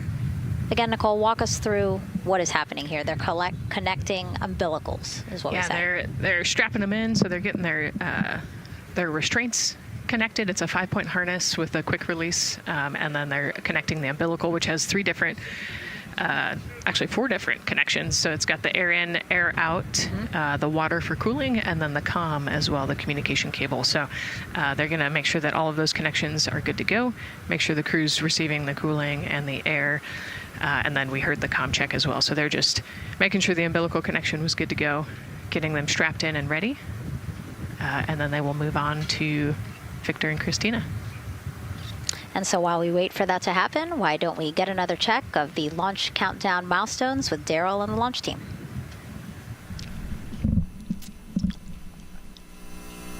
All right, welcome back into the firing room 1 here, where some of the launch team is having some pizza that was brought by the administrator. That was nice of Administrator Jared Isaacman to bring that by for the launch team to enjoy. We're L-minus 3 hours and 44 minutes and counting as you can see the crew ingressing into the spacecraft. There are a number of things that are happening on the timeline. Of course, the closeout crew, they liken themselves to like an F1 pit crew, working quickly, methodically, carefully as they go through their procedures to get the astronauts ingressed. Overall, there's a little bit of timeline pressure, right? There's only a certain amount of time as you see the astronauts going into Orion. Only a certain amount of time that they can spend on their backs. They will be there for a few hours, right? So we're sitting at 2:40 p.m. Eastern time, and the window opens at 6:24 p.m. Eastern time and runs until 8:24 p.m. Eastern time. So 4 or 5 hours or more on their backs, and then they'll hopefully lift off for a launch. So of course the crew is mindful of the time. They don't want to slip into the window if they don't have to, and so they're keeping a tight lock on the margin, the amount of time that they're working there. And there's a heart from Christina Cook. Great to see that as she gets ready to get into the Orion spacecraft, one that they named Integrity. It certainly fits this crew from what I've observed. Now, right now, the rocket's tanks, they're in what's called replenish mode. So another factor for this closeout crew is, and the crew themselves, this is a fully tanked, almost ready to go rocket. It's got all the propellant it needs to go to the moon. It's just a matter of getting the astronauts in, getting them configured, and getting all the systems, the high energy systems, bringing them all online in order to launch this rocket. As they sit there, there is propellant boil off that's happening. All tanks are at 100%, but the propellant, which is liquid oxygen and liquid hydrogen, those two propellants are minus 423 for hydrogen and minus 297 for the liquid oxygen. They are boiling right now. They've been boiling the entire time when they've been in the tank. And that is vented out, as you can see. When we look to a wider shot of the rocket, you can see the venting and the little wisp of clouds that are coming out from the top of the rocket in the middle part of the rocket. And that is because just like you boil water on your stove, those propellants are boiling. Of course, their boiling point is much lower than water, and so it doesn't take much for them to boil. But just as if you were to leave your pot of water on the stove and just leave it there, what would happen? Well, it would completely boil off, and all the water would be gone. Basically turned into water vapor inside your house. Well, it's the same case here. So we are continually replenishing the rocket with propellant, liquid hydrogen and oxygen, running from those propellant lines that you see there going into the rocket. So that continues to go well. Overall look from the launch team here, this has been a very smooth countdown so far. The cryo tanking went exceptionally well. And the launch team is really in a good mood right now. Cautiously optimistic, understanding that with a system this complex, you can have something unexpected happen. But to this point, the firing room is really encouraged by what they've seen so far, and are especially excited to see these astronauts getting inside the spacecraft. L- 3 hours and 40 minutes and counting until we open up that window for launch. For now, we'll send it back to Megan and Nicole. Thank you, Daryl. And, he mentioned that the crew decided to name Orion Integrity, and it was not something they came to easily. They really wanted to put in a lot of thought, and what they came down to is integrity is a value that NASA embodies, and also individually they felt like integrity is something that speaks powerfully to them. Yeah, and I think the other part of integrity, it just represents the humility and the professionalism behind the entire team that built this rocket and got us here today. And so it's a fitting name for this capsule. Yeah, like I said, I think the crew said it took them a little bit to decide on what they wanted, but I think they made the perfect choice. I agree. And so as the countdown to launch continues, we are reminded that this is an agency-wide effort to make today's launch attempt possible. We invited people across our NASA family to wish our crew a safe journey. Go Team Artemis! Go Team Artemis! 3, 2, 1, blast off! Have a great flight. Godspeed. We'll get you around the moon and home. If I had a message for the crew, be safe, to have fun, to remember that we're all down here rooting for them. I want to wish my friend and former student, Victor Glover, and the entire Artemis team best wishes and a successful flight. Have fun. Take some really cool pictures. Can't wait to see you when you get back. From the Earth to Sky team, connecting NASA science to public lands, go Artemis. We will see you in the Pacific, and you can count on us being there. Greetings from NASA Langley's historic gantry facility, where Neil learned to land on the moon and Orion learned how to swim. We are with you all the way to splashdown. Let's go fly from the Orion Human Engineering Team. Woo! Like a full moon, your future is bright. Have a safe journey from the multimedia team in Cleveland, Ohio. We hope to see you guys back safely in San Diego, maybe singing some karaoke. Yeah, right, maybe. He knows exactly what he wants to do. After he's like, yep, karaoke. I love that people submitted videos. This is something that we actually asked as part of the broadcast. We were like, what, I think it'll be really fun. And the overwhelming amount of people who wanted to record something for the crew was really heartwarming. Yeah, this is the first time in over half a century that we're sending people back to the moon, and everybody is excited about it. Kindergarten to congressmen and all over the world, everyone is ready for today and excited to see this launch. And so here we are again, still inside Orion with the closeout team, putting some final touches on, it looks like Victor's configuration there. Again, making sure that his harness is set and that he's connected to cooling, he's connected to communications, and he's connected to any other umbilicals that he needs to be connected to for Orion. Again, we are sharing so much information with you, and we hope you find it educational and fun. But we do know you guys still have some questions, so why don't we take another one now? Tell us what the moon is like!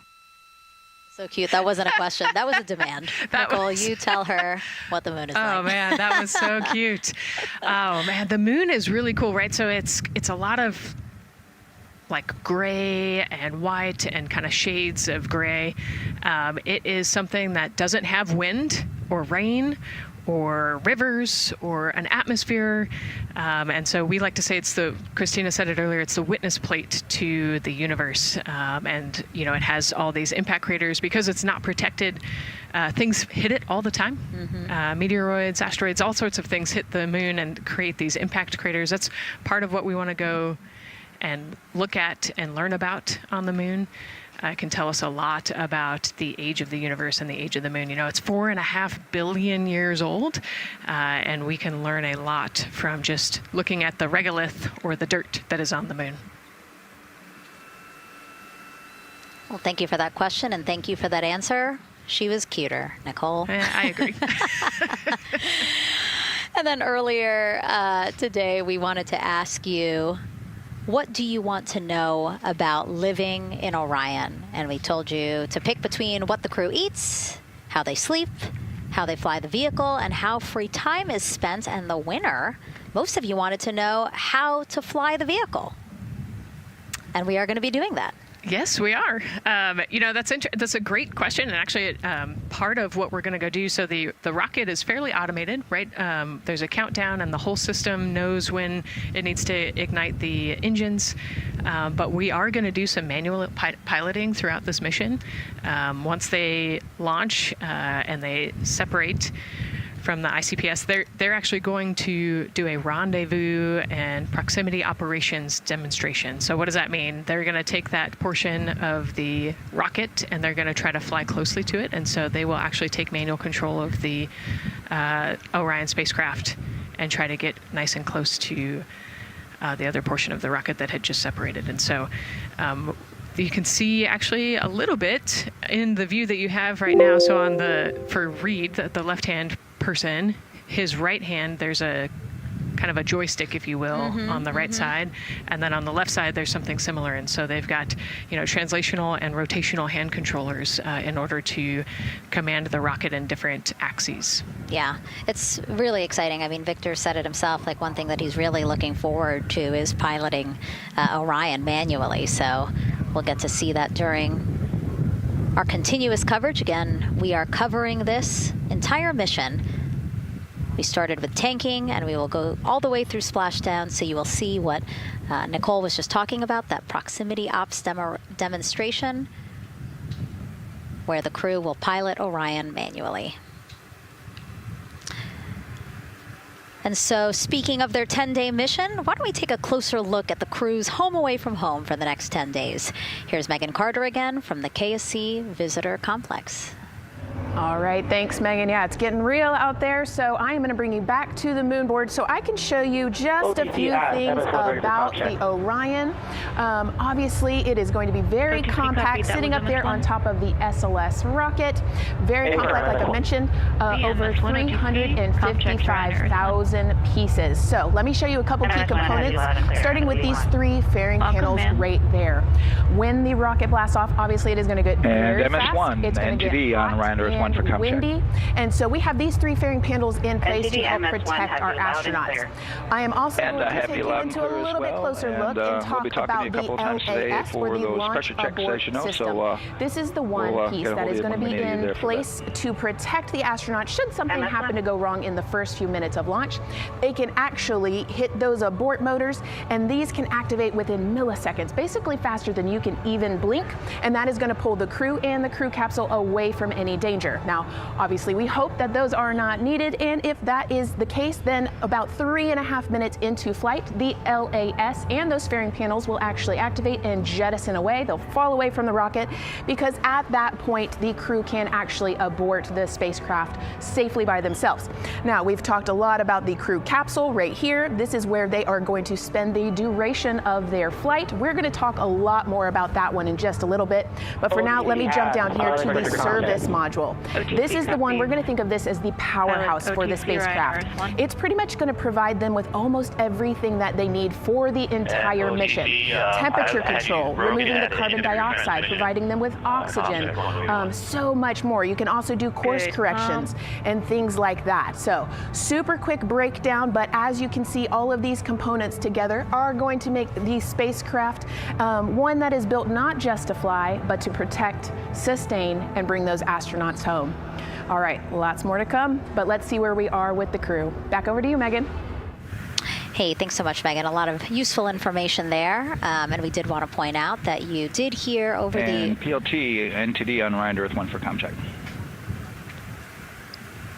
NTD PLT, I have you loud and clear on OE1. And I have you the same. Welcome aboard. And so, again, we are now hearing mission audio loops, specifically the Orion to Earth 1 loop, the communication channel for the crew. Successful comm checks by both Victor and Christina. CDR, OTC Orion Earth 1. CDR. Yes, sir. Configure ARS to shoot mode per EPROC 10.1.1. Crew ingress and vehicle pre-launch config. Step 1. 10.1.1 crew ingress and vehicle pre-launch config. Step 1. Going in work now. And so see, now we are privy to some of the countdown procedures that the team is asking for the crew to do. Yeah, so they're going to work through some of these procedures and finish the ingress portion, as you heard in that procedure. So this is where the crew is going to start building their nest, if you will, running some procedures, getting the capsule ready for humans to be on board. And now look at the clock, 3 hours, 30 minutes and counting until the opening of our 2-hour launch window, and we are pretty good on time. We are as we are expecting in terms of when ingress will be wrapping up soon. And so now let's bring Gary Jordan, again, our commentator inside of Mission Control at Houston. Gary, let's check in with you about mission preparations. Hey, Megan, thank you. Yes, we're following along here in Mission Control Houston. OTC copies. And we'll stand by for those con checks.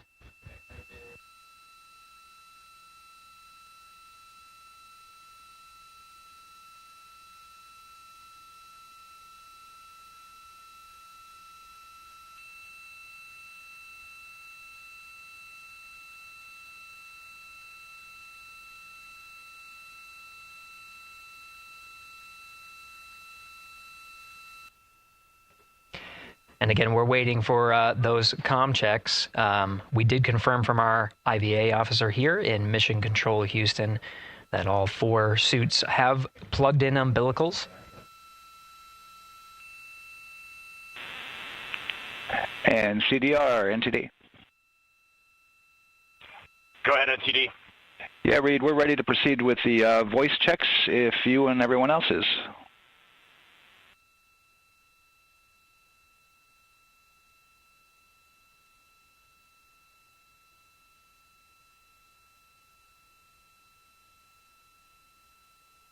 NTD, Integrity crew is ready for voice checks. I copy that. And Integrity for the entire crew, comm check on Orion to Earth 1. CDR. PLT. MS1. MS2. Good comm check by all. NTD moving to Orion to Earth 2.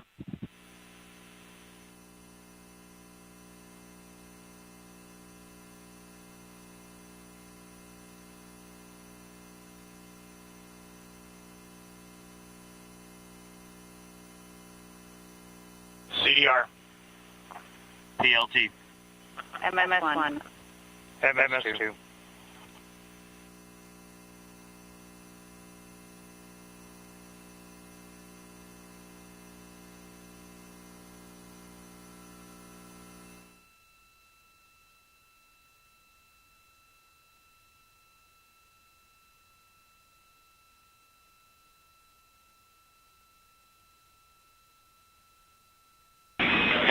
Integrity Houston on Orion to Earth 1. Voice check for the entire crew. CDR. PLT. MS1. MS2. Houston has all 4 crew loud and clear on OE1. Stand by for 2.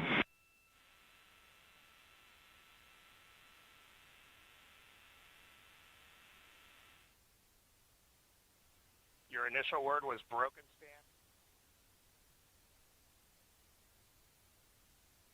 MS1. MS2. 4 crew loud and clear on OE2. We'll use 1 for the default. Houston out.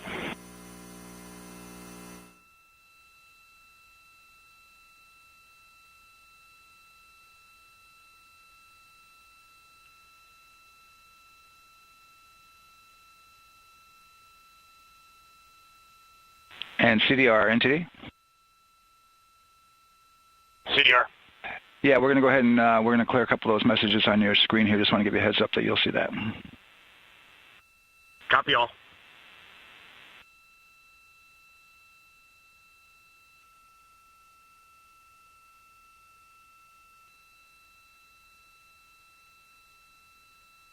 CDR, OTC, Orion to Earth 1. CDR. Yes, sir. Perform crew suit leak checks per 10.1.1. Crew ingress and vehicle pre-launch config, steps 2 through 4. Annunciation of LCC O-ARS-001 will occur. 10.1.1 crew ingress and vehicle pre-launch config, steps 2 through 4. Going in work now.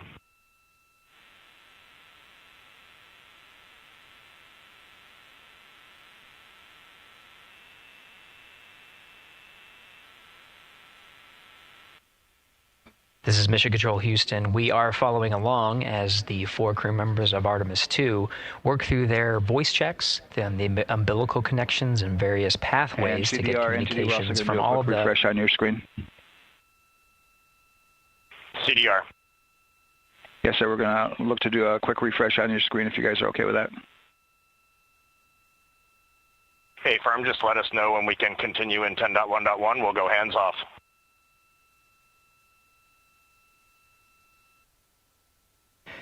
10.1.1 referring to the procedures that they have through the various phases of ingress and some of the checkouts needed to prepare for today's launch. Here in Mission Control Houston, the IVA, or Intravehicular Activity Officer, will be confirming the leak check status and watching as the suits pressurize to once again confirm that the suits are in a good configuration ahead of launch. Of course, for the teams here in Houston, launch is just the beginning. The first flight day is jam-packed with activities. Shortly after main engine cutoff, Integrity will enter into a coast phase while still attached to the interim cryogenic propulsion stage, or ICPS, and prepare to deploy the solar arrays. With power being generated, Integrity prepares... Go ahead, MTD. With that refresh, and you got to go to proceed with your 10.1.1. Picking up 10.1.1, step 2.3 through 4.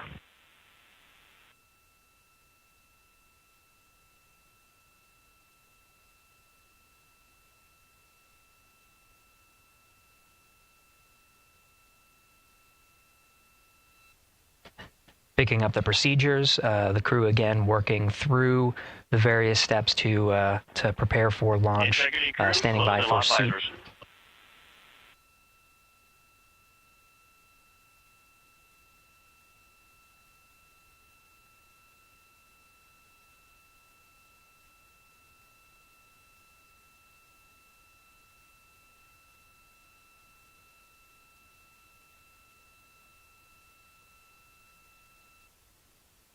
This is Mission Control Houston. With visors closed, the pressurization tests can commence. We'll stand by for word of a good leak check on all 4 of the crew member suits for the Artemis II mission. Again, this is the very beginning of a very busy flight day for our 4 crew members. After launch, they have a series of burns to prepare for. The first major burn being the perigee raise maneuver that allows them to continue in low Earth orbit, and the next being the apogee raise burn that puts them in a high Earth orbit. This is an orbit that takes them around the Earth for nearly a day, 23.5 hours to be precise, and allows the teams, including the astronauts and the flight control teams, to check out critical systems ahead of committing to the next day's translunar injection. But before they even call it a day, Integrity will separate from the ICPS, and the crew will command.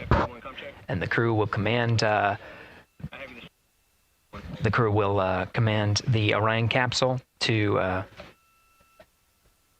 separate from the ICPS and turn around and approach the upper stage, but not dock. This is to test Orion's in-space maneuvering capabilities and provide further confidence in docking to another lunar space vehicle like the Human Landing System that will be part of the Artemis III mission ahead of future moon landings.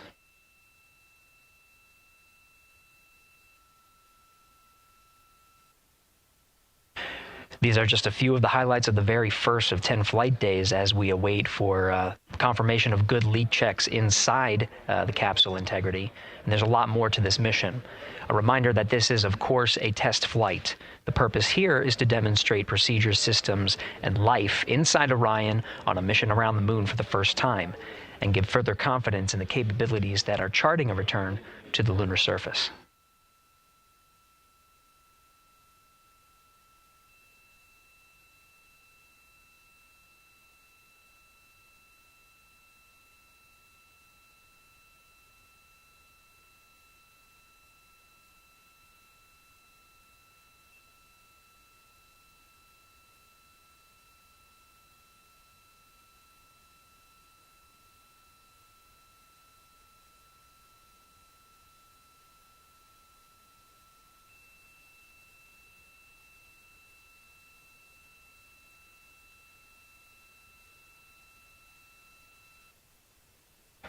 You may be able to see from this view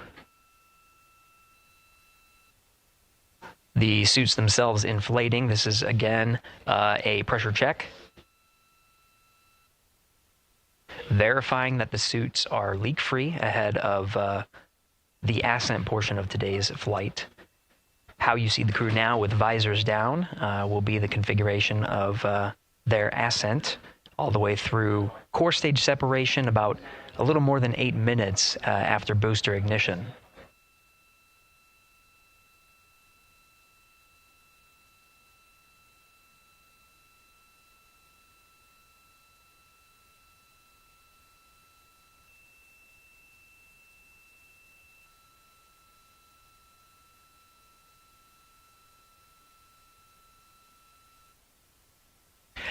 All right, here in Mission Control Houston, we are continuing to follow along, standing by for confirmation of good leak checks. In the meantime, there are no showstoppers here in Mission Control Houston, and we continue to monitor the countdown to launch. Megan, we'll send it back to you over at the Space Coast.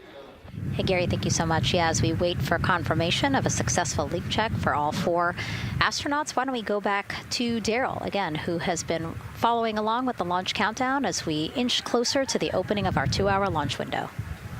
All right, thank you, Megan. And yes, getting some good communication. It's great to hear from the crew inside, even though it is as simple as a comm check. It's really good to hear their voices as they move through those various comm checks and then get ready for their suit leak checks. Fantastic views inside Orion that you're looking at now. Give you an update on the weather outside. We're still 80% go for our 2-hour launch window, which starts at 6:24 p.m. Eastern Time and closes at 8:24 p.m. Eastern Time. That's the good news.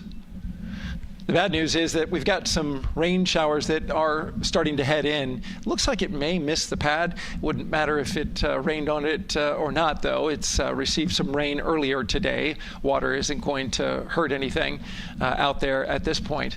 But the rest of the area might be getting a little bit wet, which may include the hostess, so keep an eye out for that.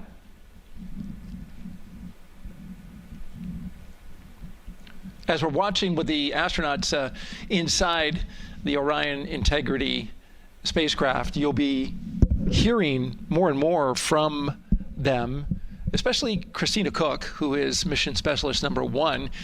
She not only is going to be making history. All crew, visors open, suit loop leak check complete. OTC.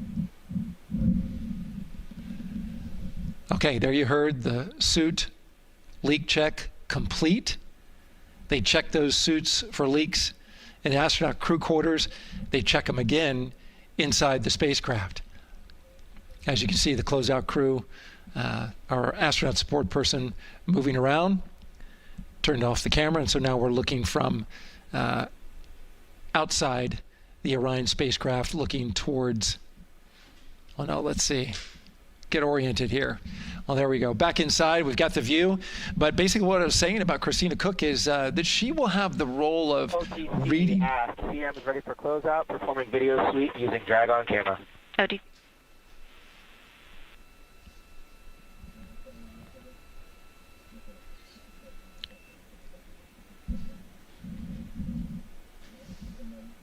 She will have the role of reading out a pressure reading that tells the team that... and CDR or NTD? Go ahead, NTD. Yeah, we're going to do another cleanup on those suit leak check messages that we got from since we're done with that now. Integrity copies. Yeah.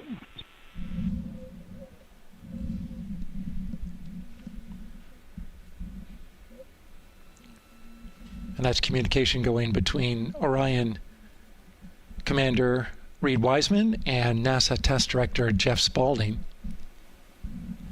But as I was saying, Christina Cook will be reading measurements from the counterbalance assist arm. So you're going to hear her be asked by the NASA Test Director to read that.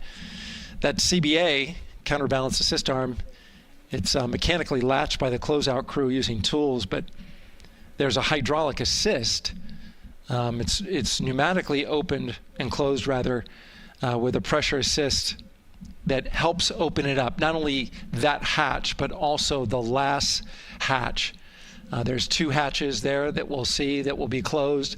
But this is in case of an emergency out there at the pad. If the crew, for some reason, needed to exit quickly, then they would exit the spacecraft by pulling that lever, which would open both hatches. Those hatches are heavy. The Orion hatch is hundreds of pounds. ATC cameras 1 and 2 both set to record. OTC copies.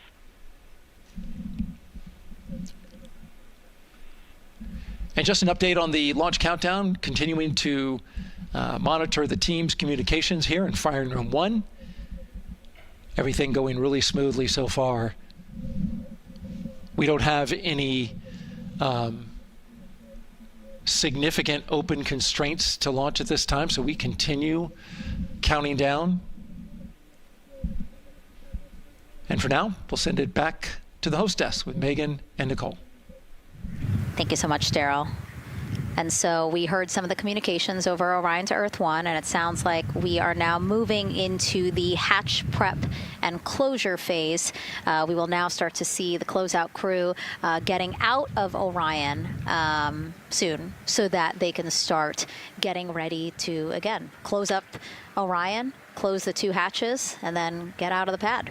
Yeah, the closeout team will take the hatch seals off, and they'll inspect the seals, make sure everything's ready to go, and then do a few last-minute configurations before they close that hatch. And then, like Daryl talked about, then Christina will have a role in looking at the CBA there. So. Yeah, you might have heard them say over the loops again that drag-on camera. So basically, it's a camera that they can move around, and you might have seen it in a couple of our shots already. But they will take that camera and literally go and inspect the seal. There's 2 seals actually, 2 seals that go around the entire area of the hatch, just to make sure that everything looks good, and that camera feed is being directly shown to NASA teams who need to monitor that. Yeah, they want to make sure there's not a single hair or piece of dust on those, make sure that there's no damage and everything's ready to go, so that the seal, they will do a leak check on this hatch seal as well. Make sure it passes. Yeah, and we'll know they're doing that because we will actually see one of the closeout crew members with a hand pump, and they will pressurize, again, just the seals, and they have to see if it will hold pressure for just a minute. And if it does, then they will go ahead to pressurize the entire Orion spacecraft, and then that again is to make sure that the spacecraft is holding the right amount of pressure. And that one's a lot longer. It'll take them like 8 minutes. Like it takes time to pressurize it, then they have to hold pressure, and then it takes time to depressurize it. Right, and they want to measure the difference in pressures at the beginning and end of that and make sure that it holds the right amount of pressure so that when they get to the vacuum of space, obviously the capsule holds its pressure. Yep. Okay. Well, again, as we continue to watch operations that are happening at the pad inside of Orion, why don't we go over to Banana Creek? It's one of our viewing locations here at Kennedy Space Center. They will have a spectacular view, and we actually have NASA's Leah Martin there chatting with a big group of people surrounded by a lot of folks on bleachers there. Hey, Megan, yeah, tons of people out here today, thousands of people gathering at Banana Creek to enjoy NASA's next big mission and humanity's next great leap today. It's a gorgeous day, and I'm joined here actually by some people who are probably the only people on center who are a little bit more excited than me to see this rocket lift off. Where are you from, and why are you here? So we're from the University of Tennessee, Knoxville. We're a group of 7 aerospace senior engineering students traveling here with Josh Dobbs, former quarterback of the University of Tennessee, with his extraordinary Dobbs Foundation.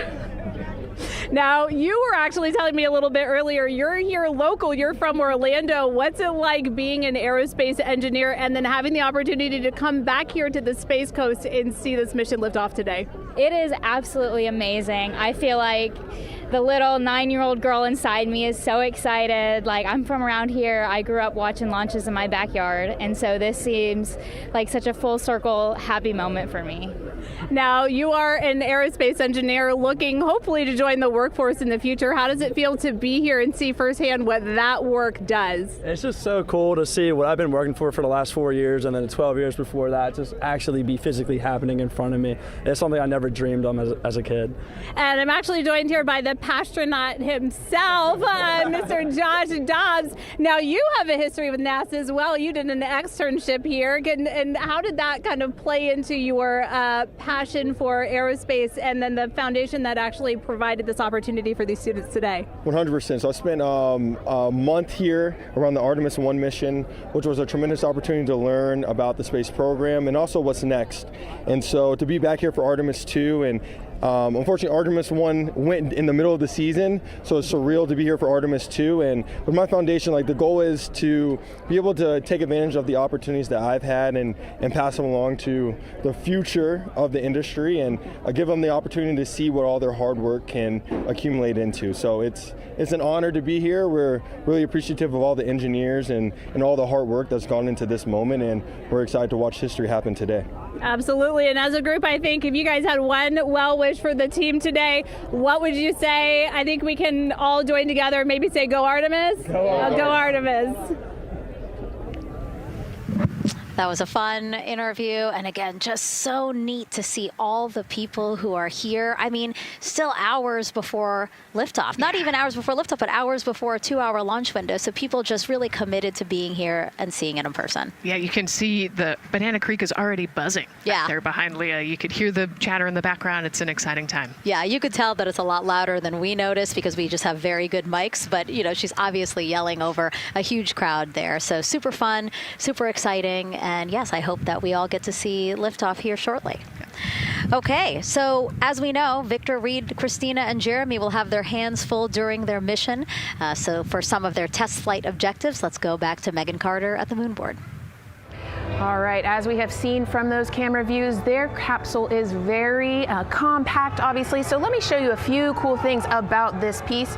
The Orion capsule is going to only be about 16.8 feet in diameter and a whopping 10.5 in height. Think of it about the same cubic feet as 2 minivans. So obviously every piece of that capsule has been planned with purpose. And a really great example of that is going to be these seats that we have seen that live view of.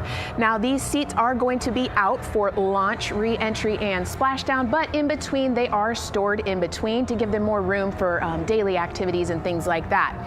While they are on board, obviously, they are going to have a lot of things to do. One of those is going to be to manually fly Orion, as we've discussed, but they also have several other objectives as well. And they are going to be doing lots of system checkouts, checking out the service module, making sure everything is working correctly. They're also, like I said, going to have a chance to manually fly. Now, this was taken during one of their training simulations, but as you can see here, they will have advanced flight displays, hand controllers, touchscreen interfaces, so much to work with and practice with as well. Now, while on board, they will also have the ability to eat those shelf-stable meals that are designed specifically for microgravity. I think I saw somewhere that one of their meals is going to be mac and cheese and brisket, so that makes the Southern in me very happy. All right, but they are going to have also some time to look at some things like power and propulsion. They will have 3 key propulsion systems that are going to help power Orion as well. And speaking of power, I want to bring you back to the service module real quick because I wanted to point out these 4 solar panels. These are going to take about 18 minutes to unfold like giant wings, and they're going to stretch 62 feet from end to end, and these are going to help power the service module and in turn provide what the crew needs for their journey. So as you can see, spacecraft is built specifically for what we need and to guide them and get them home safely. All right, back over to you, Megan. Thank you so much, Megan. You know, it's taken thousands of people many years to get to us to where we are today. Let's meet some of the people of Artemis who've made this flight test possible. I am the Artemis Launch Director. I'm the Orion Crew Survival System Manager. I am the Artemis II Chief Training Officer. I'm the SLS Launch Integration and Mission Operations Lead. I am the Recovery Director. And I'm Boeing's Core Stage IPT Leader at Kennedy Space Center. And I am the Artemis II Entry Flight Director. And I'm the Closeout Crew Lead for Artemis II. Our job is to design the spacesuits that the crew will wear for the Artemis II mission. The team here at Johnson Space Center in the Orion Crew Survival Systems Lab does pretty much everything involved with processing the suits, designing the suits, qualifying the suits, testing them for the Orion mission. The role of the Chief Training Officer is to manage both the planning and the development of how we are going to train our astronauts and run our simulations for our flight control team for the mission, and then go implement that plan. Recovery team is responsible for 3 things. So recovery is what we call our nominal recovery situation, where we go recover the crew and the capsule at their designated landing site. Rescue is in case we do need to rescue the crew or they landed somewhere else that we did not plan. And then the retrieval is us getting the capsule if they did land somewhere where we did not expect them to. My job on SLS is to manage the operations architecture on the SLS program. One of the specific things that we do is support launch operations. It means a lot to be a part of this Artemis team, to show the next generation in seeing what may come. I am responsible for our core stage processing at Kennedy Space Center. My team is responsible for that core stage, and it's our responsibility to make sure that core stage is safe, built correctly, and there's going to be 4 of our astronauts, and it's going to get them to their ride around the moon. I've been a flight director for over 10 years now. I worked on the Artemis I mission, and after that mission completed, I was assigned as the entry flight director for Artemis II. I can't wait to see the hatch open after splashdown. That's when we know that our mission will be complete and the crew will have safely returned to the moon and back to Earth. Closeout Crew is responsible for getting the astronauts up to the white room, getting their helmets and gloves on, getting them into the vehicle safely, connecting all their umbilicals, making sure they're ready to go for launch, and then closing the crew module hatch. The reason we do this is to expand mankind's knowledge. If I can be a part of that, doing anything, I want to do that. The launch director role really is to step back and kind of take that big picture view of launch. How are we doing on any NCs? How are we doing on our timelines, our procedures? Artemis II is a beginning. It's going to inspire a new generation. It's going to uncover science. It's going to serve as a pathway to places that we have never been before. And to meet more people of Artemis, you can head to the link we're going to put up on your screen there. Just, again, really nice to see all the faces that have put in the work, the time, the hours, the dedication to get us to today. Yeah, so many professionals that worked so hard on this mission. And what was really fun to see is, you know, we interviewed Taylor Hose, closeout crew lead, as he said, and that's who we are now seeing inside of the White Room as they are getting ready to close out Orion and close one of 2 hatches. We have the side hatch of the crew module as well as the launch abort system hatch, correct? Yeah, the astronauts are in the capsule. They're ready to go, and now the White Room is very busy as they're getting ready to close both of those hatches. That's a great shot right there where you can see them. Almost looks like they're doing that hatch seal inspection that we talked about.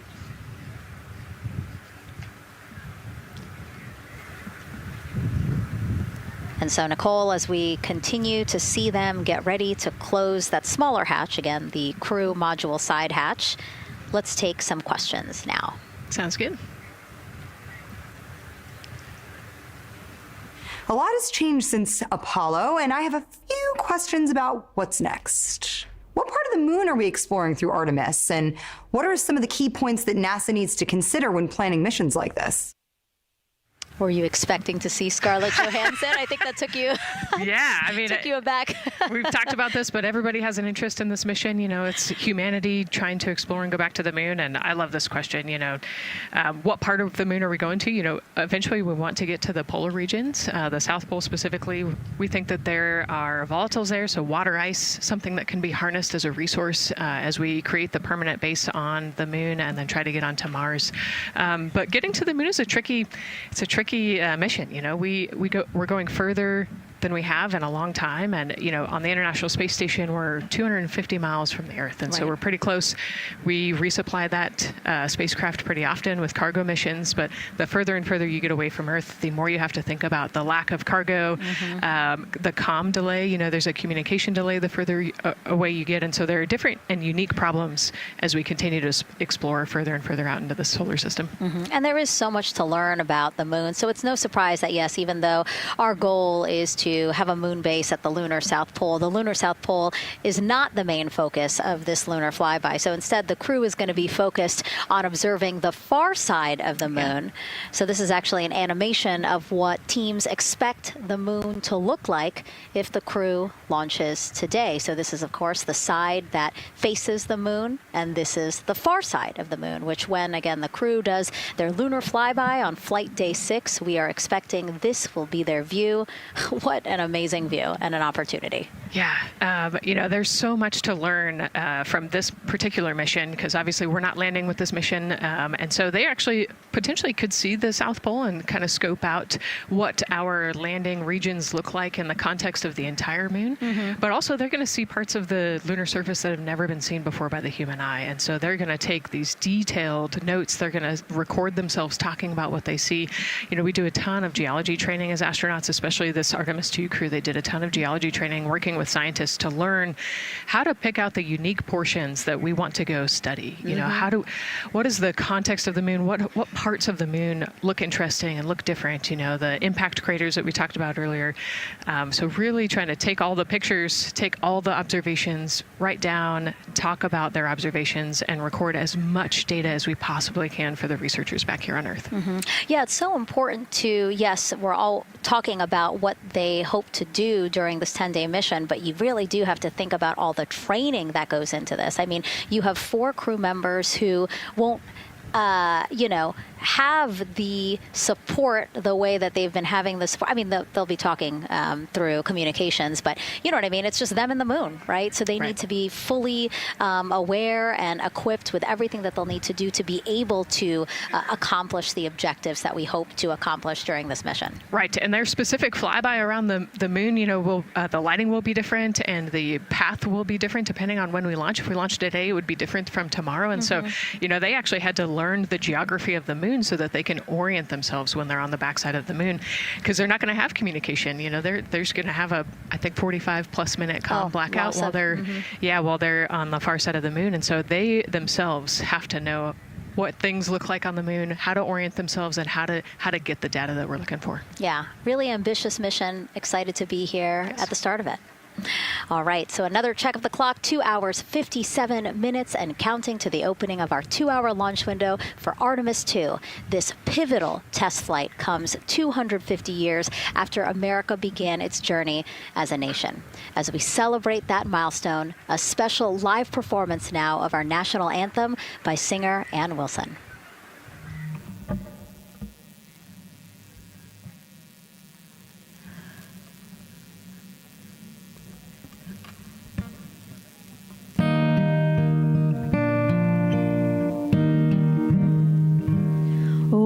Say, can you see by the dawn's early light what so proudly we held at the twilight's last gleaming, whose broad stripes and bright stars through the perilous fight o'er the ramparts we watched were so gallantly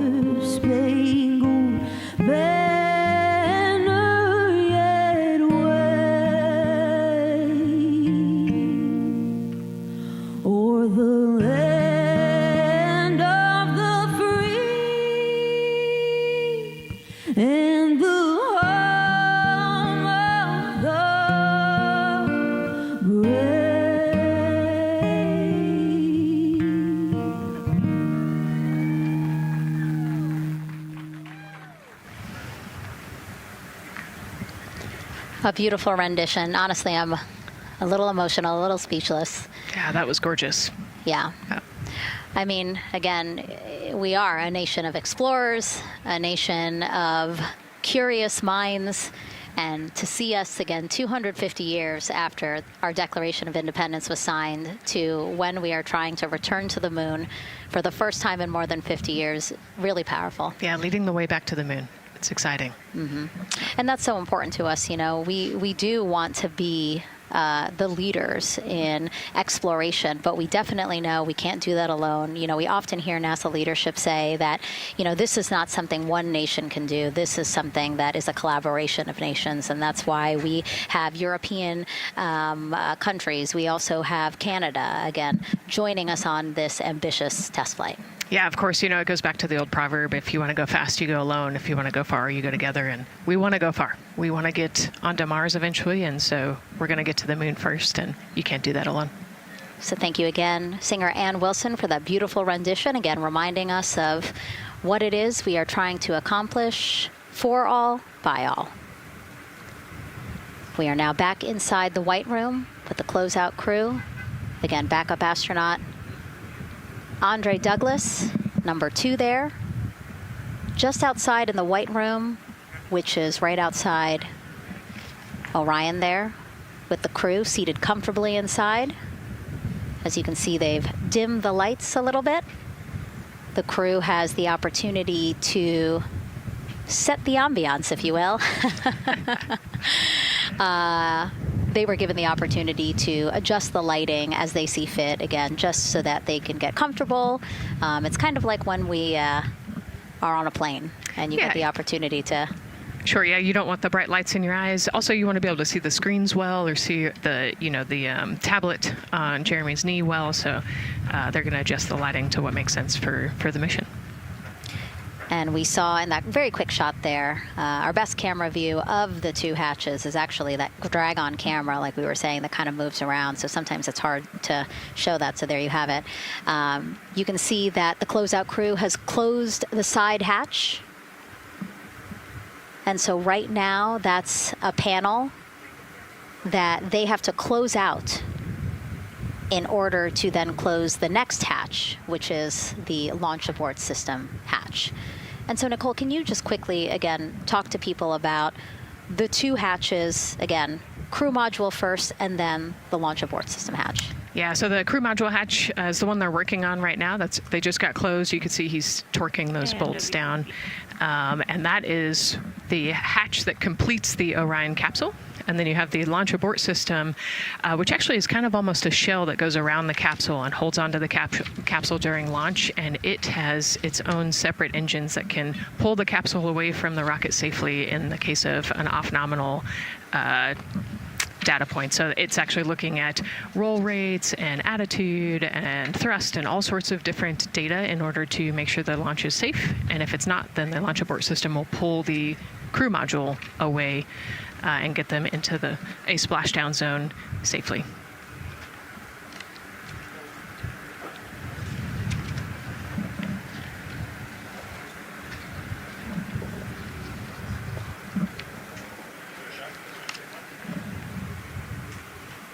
And as we wait for the crew to complete closing that side hatch of the crew module, let's head over back to Banana Creek, where we have Leah Martin standing by with the person who designed this mission's zero gravity indicator, named RISE.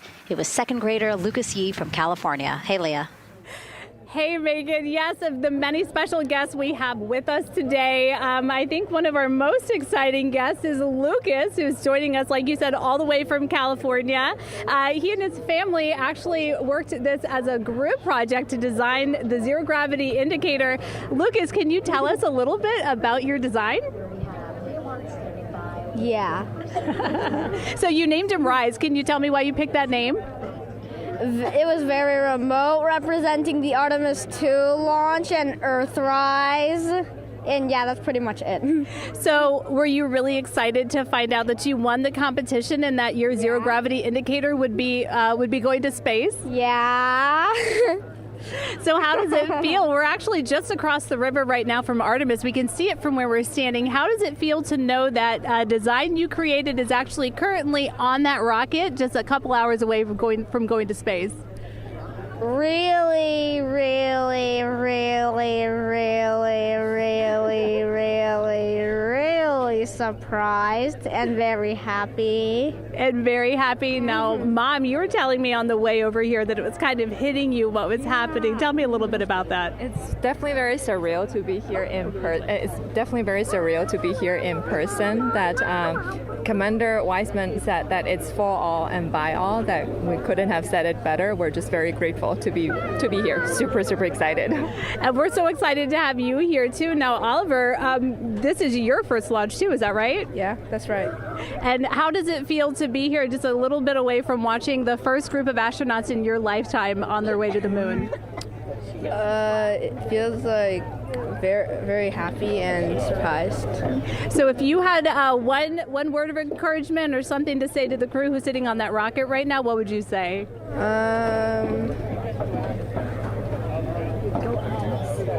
What? Go Artemis. Go Artemis. Go Artemis. Thanks so much, Megan. I would say have a nice trip. Yeah. You would say have a nice trip? I did hear that answer. I would say have a nice trip. Leah, that was a hard question. It's really hard to come up with the spot what to say to the crew who's about to make history today. Yeah. And so the Artemis II crew, again, ZGI, Zero Gravity Indicator. It's a plushie, a soft toy that is brought in to the spacecraft with astronauts so that it can be a visual indicator for when we have reached the weightlessness of space, right? Yeah, you saw a little replica there that Lucas had, and then in some of the views in the cabin view, you could see it swinging and hanging earlier. So I think actually Jenny was the one who installed it into the capsule. Oh, really? Yesterday, yeah. So. Oh, we have to unpack a lot here. We got to talk about Jenny, who we will get to here in a second. But then, yes, we will also go back into the capsule so that we can show you where the ZGI is now. But the ZGI was chosen by the crew after a contest where the crew asked for submissions. They got submissions from around the world to, again, design their ZGI that is going with them to the moon. It's kind of like any other road trip. You need clothes, food, a map, your favorite toy. Really. Except this toy has a job to do up there because this is a zero gravity indicator. While not a scientific instrument, this safe and soft object tells the strapped-in astronauts that they've reached weightlessness.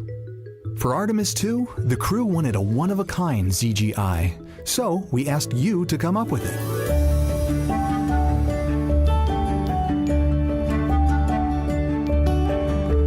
Thanks everyone for sending in your entries from around the world. Over 2,600 of you submitted.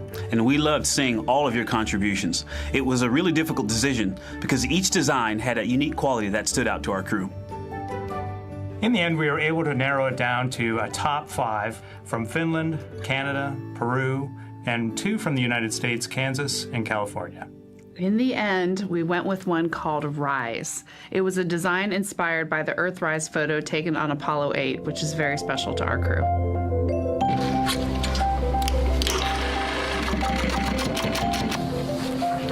With the winner chosen, next came the task of bringing it to life here in the Thermal Blanket Lab at NASA's Goddard Space Flight Center. This lab specializes in custom materials to protect sensitive spacecraft equipment and is perfect for creating a ZGI that meets the rigorous safety standards of NASA. Because you have to be concerned with whether the thread's going to outgas or if it will hold up, if it's flame retardant. This is the Rise ZGI doll.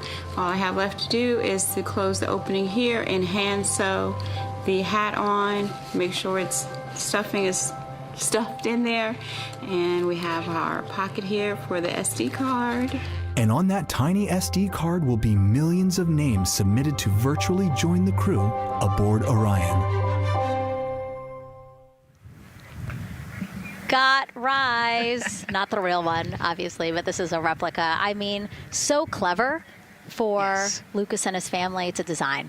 Yeah, I love that he replicated the famous picture that we all love of Earthrise. And then I love that the bill represents the space in between the moon and Earth. It's just such a cute and wonderful way to represent this mission. Yeah, and again, Earthrise, very important to this crew. It harkens back to the picture that was taken by the Apollo 8 crew where they saw Earthrise. And so very appropriate since, again, now here we are going to see Earthrise again with this mission. Yep. So yeah, so this is little Rise here. And then you heard in that video that there is an SD card that is zipped inside with the real ZGI with the crew. So get this, more than 5 million people submitted their names as part of NASA's Send Your Name to Space campaign. And actually, Christina said that her niece and nephew's names are inside that SD card. How cool is that? Her nieces and nephews are going to go with her. Yeah. Love this. Love that people are engaging in such a cool way. And actually, if we take a look back inside of Orion, we can actually see the actual ZGI inside with the crew.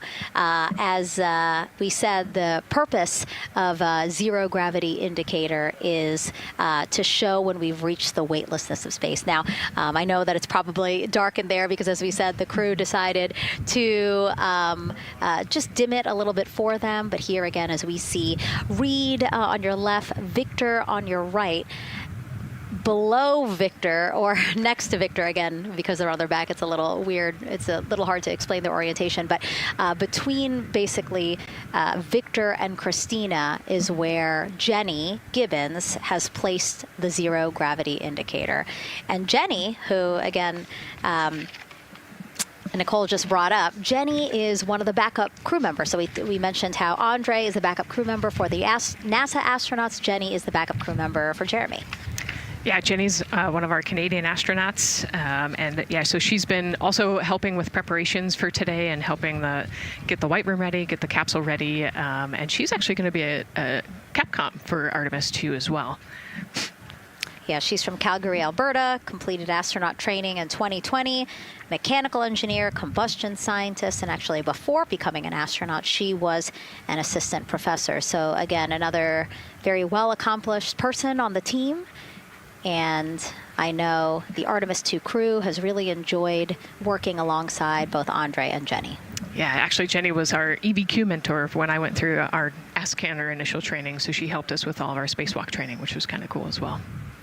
Okay, and there we have Andre again, number 2, with the rest of the closeout crew team there. Why don't we get another check with Daryl and see how the launch countdown is going.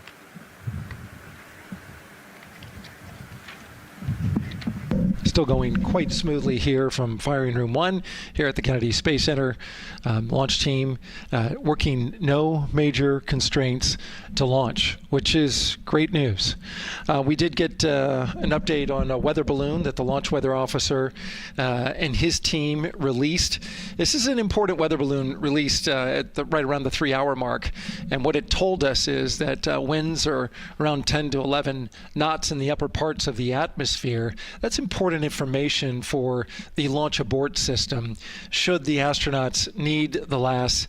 This would, of course, pull the Orion spacecraft off the top of the rocket in case there were an emergency, and then take them offshore to a water landing in the Atlantic Ocean. And so the winds are pushing onshore. And because they're pushing onshore, the launch weather officer is keeping a close eye on the strength of those winds, because if the Orion were to come off the top, and it's powered by 3 rocket motors which can propel it or pull it especially fast off the top of the rocket, it would go up into the air thousands of feet and then splash down in the water. And if you've got wind pushing against it, you don't want that spacecraft to come back and land on land. So they're watching that very closely because of the onshore flow. That onshore flow is also what's giving us a little weather action down to the south of us along what's called the beach line, 528. I got a whole lot of people out there getting ready to watch the Artemis II historic launch.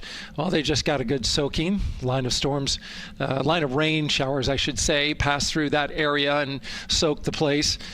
So Certainly rain is a possibility, spotty showers from time to time, but overall the launch weather officer tells us that we are trending towards getting that stuff to all push to the west the closer we get to our launch window. A reminder, that window is from 6:24 p.m. to 8:24 p.m. Eastern Time. We don't have a specific T0 at this moment. There's a lot that needs to be calculated before we get there. We also need to get through the rest of the countdown on time. As of right now, we are right on time. The launch countdown is going exactly as planned. That's not something that we saw certainly in Artemis I. There was a lot of flexing in the timeline during those 3 launch attempts back in 2022. But so far today, on our first launch attempt, we're really enjoying some really solid countdown work, some solid operations by the launch team so far. And to quote our friend Lucas, who created Earthrise, we all really like that. We'll send it back to the host desk. Thanks so much, Daryl. Yes, we really like that, and we really like Rise and Lucas. So thank you for that. That was really cute. Okay, so again, here we are in the big box here. We have our full view of the rocket, looking glorious on there with, again, some clouds, but still weather is good for launch today. And then we have the closeout team continuing to do work in the White Room. We got confirmation that they have successfully completed pressurizing the counterbalance pressurization. Basically, as Daryl explained it before, the side hatch for the crew module is very heavy. So in order to open it, there needs to be pressure applied to it, and that's what we just completed, right? Right, that's exactly it. So the CB8, that counterbalance assembly that we're talking about, has to be pressurized. It's a pneumatic system to help. So in the case of an egress, Christina's the one that has to open that hatch. So once she gets it unlatched and unlocked, then that pneumatic system will help move the hatch. It weighs a lot, and so the average human cannot open that hatch by themselves. And so that's why we want to make sure that the system is pressurized, that it's not going to leak, and that it is ready to go in case they need to open the hatch. So that is complete, and now what is happening are the seal leak checks. So that is in progress. Again, 2 seals go through the entirety of the hatch, and we will take the seals to pressure, hold it for about a minute, and just make sure that it is holding pressure. Again, we want to make sure that the crew has a safe, pressurized environment in any sort of situation while they're in Orion. Yep, that's right. So we're going to take a look at it. We're going to take a look at the starting pressure, and then after a certain amount of time, we'll take a look at the ending pressure, and then there are certain tolerances that we will accept for flight. 2 hours, 37 minutes and counting from the opening of our 2-hour launch window today at 6:24 p.m. Eastern Time. After liftoff, it takes less than 10 minutes to reach Earth's orbit. Let's learn more about today's ascent profile with Gary in Mission Control. Hey, Megan. We are monitoring here in Mission Control Houston. Flight controllers are looking at data from integrity in the Space Launch System during the countdown. We're looking at some of the events happening in the White Room now and just making sure that all criteria is met to commit to launch and ascent today. It's the team you see in this room that would be looking after ascent, which is a very dynamic phase of flight. And after solid rocket booster ignition of the Space Launch System, it's this team that takes over control of the mission. There are voices you'll hear upon ascent, calls being relayed between Stan Love, the Capcom you see here in this shot in Mission Control Houston, that's the voice from this room, and the Artemis II crew on a communications channel aptly named Orion to Earth. Here are the calls you may hear during this part of the mission. Capcom Stan Love, his first call after responding to the crew's successful roll pitch maneuver at 30 seconds is AMT high. This notes that should we lose just one of the main engines, an alternate mission in low Earth orbit can still be achieved. At 1 minute 25 seconds, you'll hear max Q on PDL. This notes that reaching the moment of maximum dynamic pressure on the spacecraft. This event happens to be in line with a communication switch to another ground station, the Ponce de Leon Inlet Tracking Annex located about 35 miles north of Kennedy. At 2 minutes 45 seconds, you'll hear SM primed upper stage RCS ready. This means that the European Service Module propulsion system that's prepared for the next phase of aborts after the launch abort system jettisons, and the reaction control thrusters on the inner rim cryogenic propulsion stage that enable pointing and maneuvering are ready. At 3 minutes 50 seconds, you'll hear voice check on TDRS at the Kármán line. At this point, the launch abort system has jettisoned and revealed the Orion capsule underneath.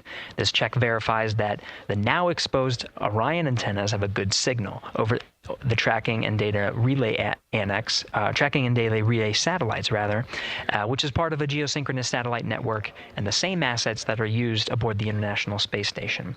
This communication switch happens to be at the Kármán line, a widely recognized boundary about 62 miles, statute miles, or 100 kilometers above the Earth's surface, where the air is too thin for conventional aircraft to fly and marks the point where our astronauts leave Earth and enter space.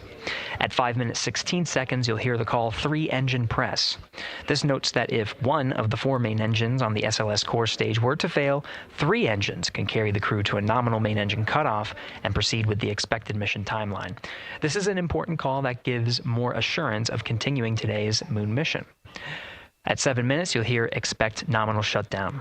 You'll hear this call should the main engine performance be as expected up to this point. Shutdown plans can vary and may impact G-forces experienced by the crew or future burn plans, but a nominal shutdown is more indicative of continuing the mission on the expected timeline. At 7 minutes 30 seconds, you'll hear AOA open. This notes crossing into a new abort profile. At this point, an abort would use Orion engines to escape the core stage, and the altitude and velocity are enough to make it 1 lap around the Earth and aim for a splashdown in the Pacific Ocean instead of the Atlantic. And then, of course, shortly after 8 minutes, you'll hear nominal MECO. You won't hear MECO right away. Teams here wait until the core stage has separated and the trajectory is confirmed as expected before that call to the crew. Now, this ascent profile is approximate, as there may be calls that move a few seconds depending on the trajectory, and of course these are the calls and times for a nominal trajectory. Teams in this room have been training extensively to prepare for any and all scenarios, and they are confident and ready to take this crew into space today. In today's pre-brief, the flight director, Judd Freeling, expressed his confidence to the team, citing the hundreds of simulations to prepare for this very moment. These are the calls you'll hear during ascent less than 3 hours from now, but now we'll turn our attention to the countdown to launch and send it back to you, Megan, at the Space Coast.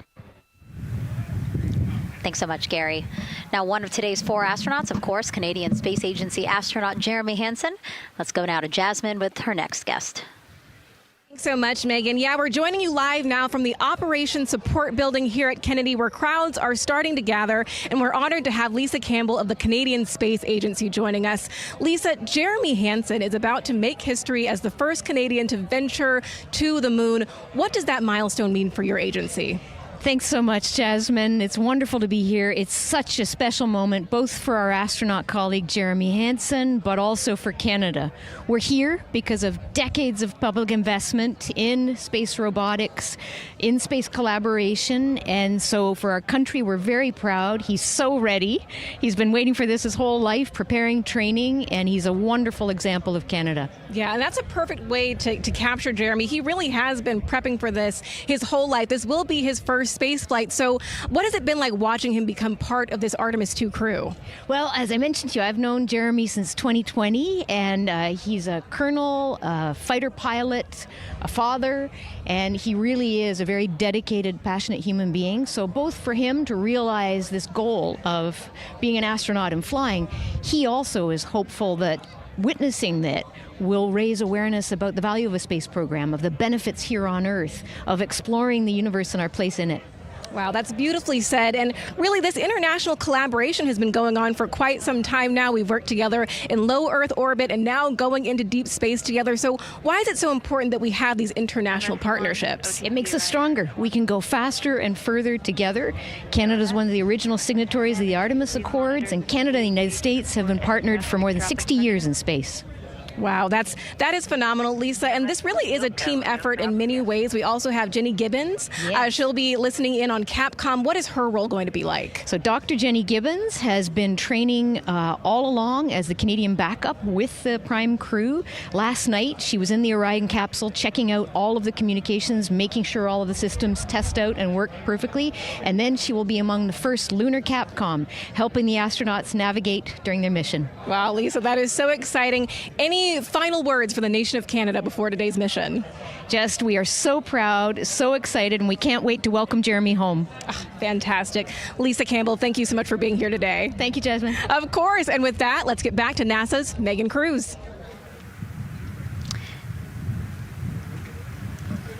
And right now, Orion Earth 1. Go ahead. Ma'am, TBA press has been completed. Did you see any drop in pressure? And MS1, we saw just a little bit. It is just over 2,600 now. Copy. Thank you, ma'am.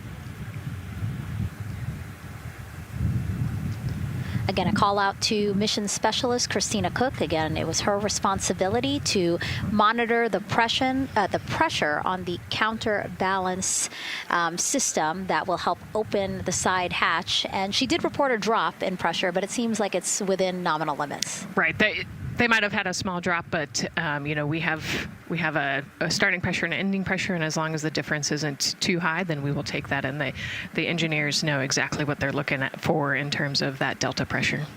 And so again, that milestone on the checklist of things that have to happen before they launch today, that is complete. The crew, again, still inside comfortably as the closeout crew team work to close the side hatch. Again, a separate seal leak check, followed by a full cabin leak check, and then they will close the last abort system hatch. Lots to do still in the White Room and marching down the countdown timeline well. And so Bill, again, number 3 there, he is holding a silver flex hose. That hose is what will be connected to Orion in order to do that cabin leak check. So again, it does seem like we continue to march down through the milestones in this countdown. Hopefully lifting off today within our 2-hour launch window that opens at 6:24 p.m.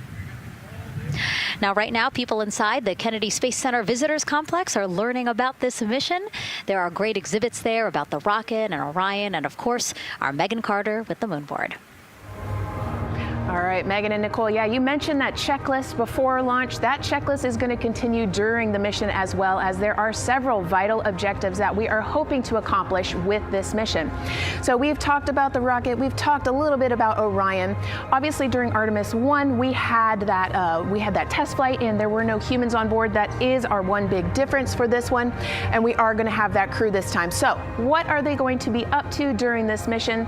Let me tell you just a little bit. Now, for Artemis 1, like I mentioned, we were really focused on the SLS, making sure it had the power and capabilities that we needed. We were also checking out the Orion spacecraft in deep space environments, making sure that it was good to go. Now for Artemis 2, we are going to be taking the testing for Orion to the next level by adding that human component. So those test objectives are going to start even before launch. Like you mentioned, they are out there making their way through that checklist. But these objectives are going to start now, and that includes safety. So one really great example of safety is going to be something called the egress baskets. They're out there in the spacecraft, obviously, and should a situation happen to come up, they are going to have something called the egress baskets they can get in, and those are going to zip line them essentially down to the ground within seconds to safety. Another great example of those safety procedures are going to be the LAS, or the launch abort system that I mentioned earlier. Just a reminder, that's the one that can pull the crew and capsule away from any danger within a few minutes of into the launch. Now, those are just a couple quick examples, but our recovery teams have been training extensively, quite a lot, to make sure that they are ready and prepared for any challenging situation that could possibly arise. All right. Several other objectives that we are going to be looking at are also going to be communication checkouts. That is going to be vital. I know we talked a little bit earlier about all the maneuvering that they're going to be able to do, but we want to make sure that they have full communication ability from space to ground so that we can fully support them here. We are also going to be checking out those life support systems. Obviously, we've talked a lot about the service module and what it is going to do for the crew, but we want to make sure that those life support systems are fully functioning, obviously, before we send them farther into deep space. That's going to be critical for them. So on top of being able to maneuver the spacecraft and check everything out, we are also going to be making sure that everything is fully functioning. So as you can see, big part of this mission is to make sure that the spacecraft, the hardware, and all the operations are working and that the data is going to make sense. And speaking of recovery, we are also going to have the opportunity at splashdown to recover that launch or that flight data, and we're going to be able to take that back, analyze it, and make sure there are if there are any enhancements we need or changes we need to make before our next missions, we'll be able to do so. So lots to do. They're going to stay very busy, obviously. And with that, I will turn it back over to you, Megan. 2 hours, 25 minutes and counting, and the crowd, check it out, continues to grow at our Banana Creek viewing location. They will have a great view of launch, and we will go back now to Leah Martin, who's standing with her next guests. Hey, Megan. Yeah, we're surrounded by thousands of people, some here local from the Space Coast, but we actually have quite a few people who have traveled a pretty far distance to be with us today. I'm actually joined here by a group from the International Space Station Ambassadors Program who have come from all over the globe. Saku, you're here from Japan. You've come, Val, from Mexico, and then we have brother and sister Cosma and Jesko here who are visiting from Germany. You actually told me that you participated in the NASA Rover Challenge in Huntsville. How was that experience, and how is it kind of participating there in Alabama and then being here today? So it is an amazing experience because you meet so many young people with visions, with dreams, with ideas which inspire you and motivate you. And it's even better to be here now to see the SLS launch because we are going back to the moon, and that's what we're working for. Absolutely. And, you know, the Artemis missions, we talked a lot about the Artemis Accords and this being an international effort. You were actually telling me, Saku, that you're interested in becoming an astronaut with JAXA, pursuing your PhD to be able to do that. Tell me a little bit about that. Yes, actually, I applied for the Japanese Aerospace Agency, the astronaut selection like 2 years ago, and then I didn't make it all the way, but I'm still working on it, and hopefully I can be at the launch pad sometime, and then I hope to go back to the moon and Mars, and yeah, I'm working on it. Absolutely incredible. And Val, you're from Mexico. We were talking a little bit about women in space. This is a team who, you know, is predominantly made up of women. What is it like knowing that Christina is on that rocket right now, about to be the first woman to travel around the moon? I think that's such an amazing news. It's just so inspiring that we are taking the first Black person and also the first woman to the moon. It's just the first step in humanity and a big step in equality as well. Megan, a lot of excitement here, not just in Florida, but from around the globe, and we're keeping our eye on that rocket, and we're ready to see it lift off. Thanks, Leah. Yeah, a lot of excitement, but also a lot of inspiration. Again, this is part of, or a big part of the reason why. 130.6. Good readback. Aux 1 voltage 131.3. I copy 131.3. Again, those numbers you hear, they're referring to specific steps in the launch countdown that the crew have to step through in order to get us to launch today. And so we were saying, yes, inspiration, a big part of why NASA does what it does. We want to go together and we want to explore together to learn more about ourselves and here on Earth. Yeah, humans, I think, naturally want to explore, and so going together, like Lisa said earlier, we're going to go farther and faster than we possibly can alone. And, you know, what a way to celebrate that today. Yeah. Going back to the moon in the first time in over half a century. And we have that great shot there in our small box of the rocket on the pad. And at the very top there, our Artemis II crew. Right now, we know that the crew has begun the closeout crew, has begun doing that cabin leak check. So they are currently pressurizing the cabin, and it sounded like it would take about 6 to 8 minutes for them to get to pressure, and then they have to hold that pressure for 5 minutes, right? Yes, that's correct. Yeah, so there's quite a bit of volume. You know, we talked about it being a 6-person tent. I think it's 330 cubic feet. Don't quote me on that number, but you know, they have to, like we talked about, take that initial pressure, wait 5 minutes, and take the second pressure. Yeah, and then it takes about 6 to 8 minutes again to depressurize the cabin. So this process will take a few minutes. OTC ascent switch configuration complete. OTC copies. Thank you. And then after the cabin leak checks, then they will finally close the last abort system hatch. So again, chugging along in the countdown, really excited to, again, continue to hear the crew's voice inside Orion, stepping through all the procedures. Yes, it's exciting to hear them making progress, right? It's all good news hearing the crew talk to the ground and working together to get to the launch. And what I think is really cool is that this is the first time NASA is going to have astronauts in low Earth orbit, but also in deep space at the moon. So here's a message from some of the crew aboard the International Space Station right now.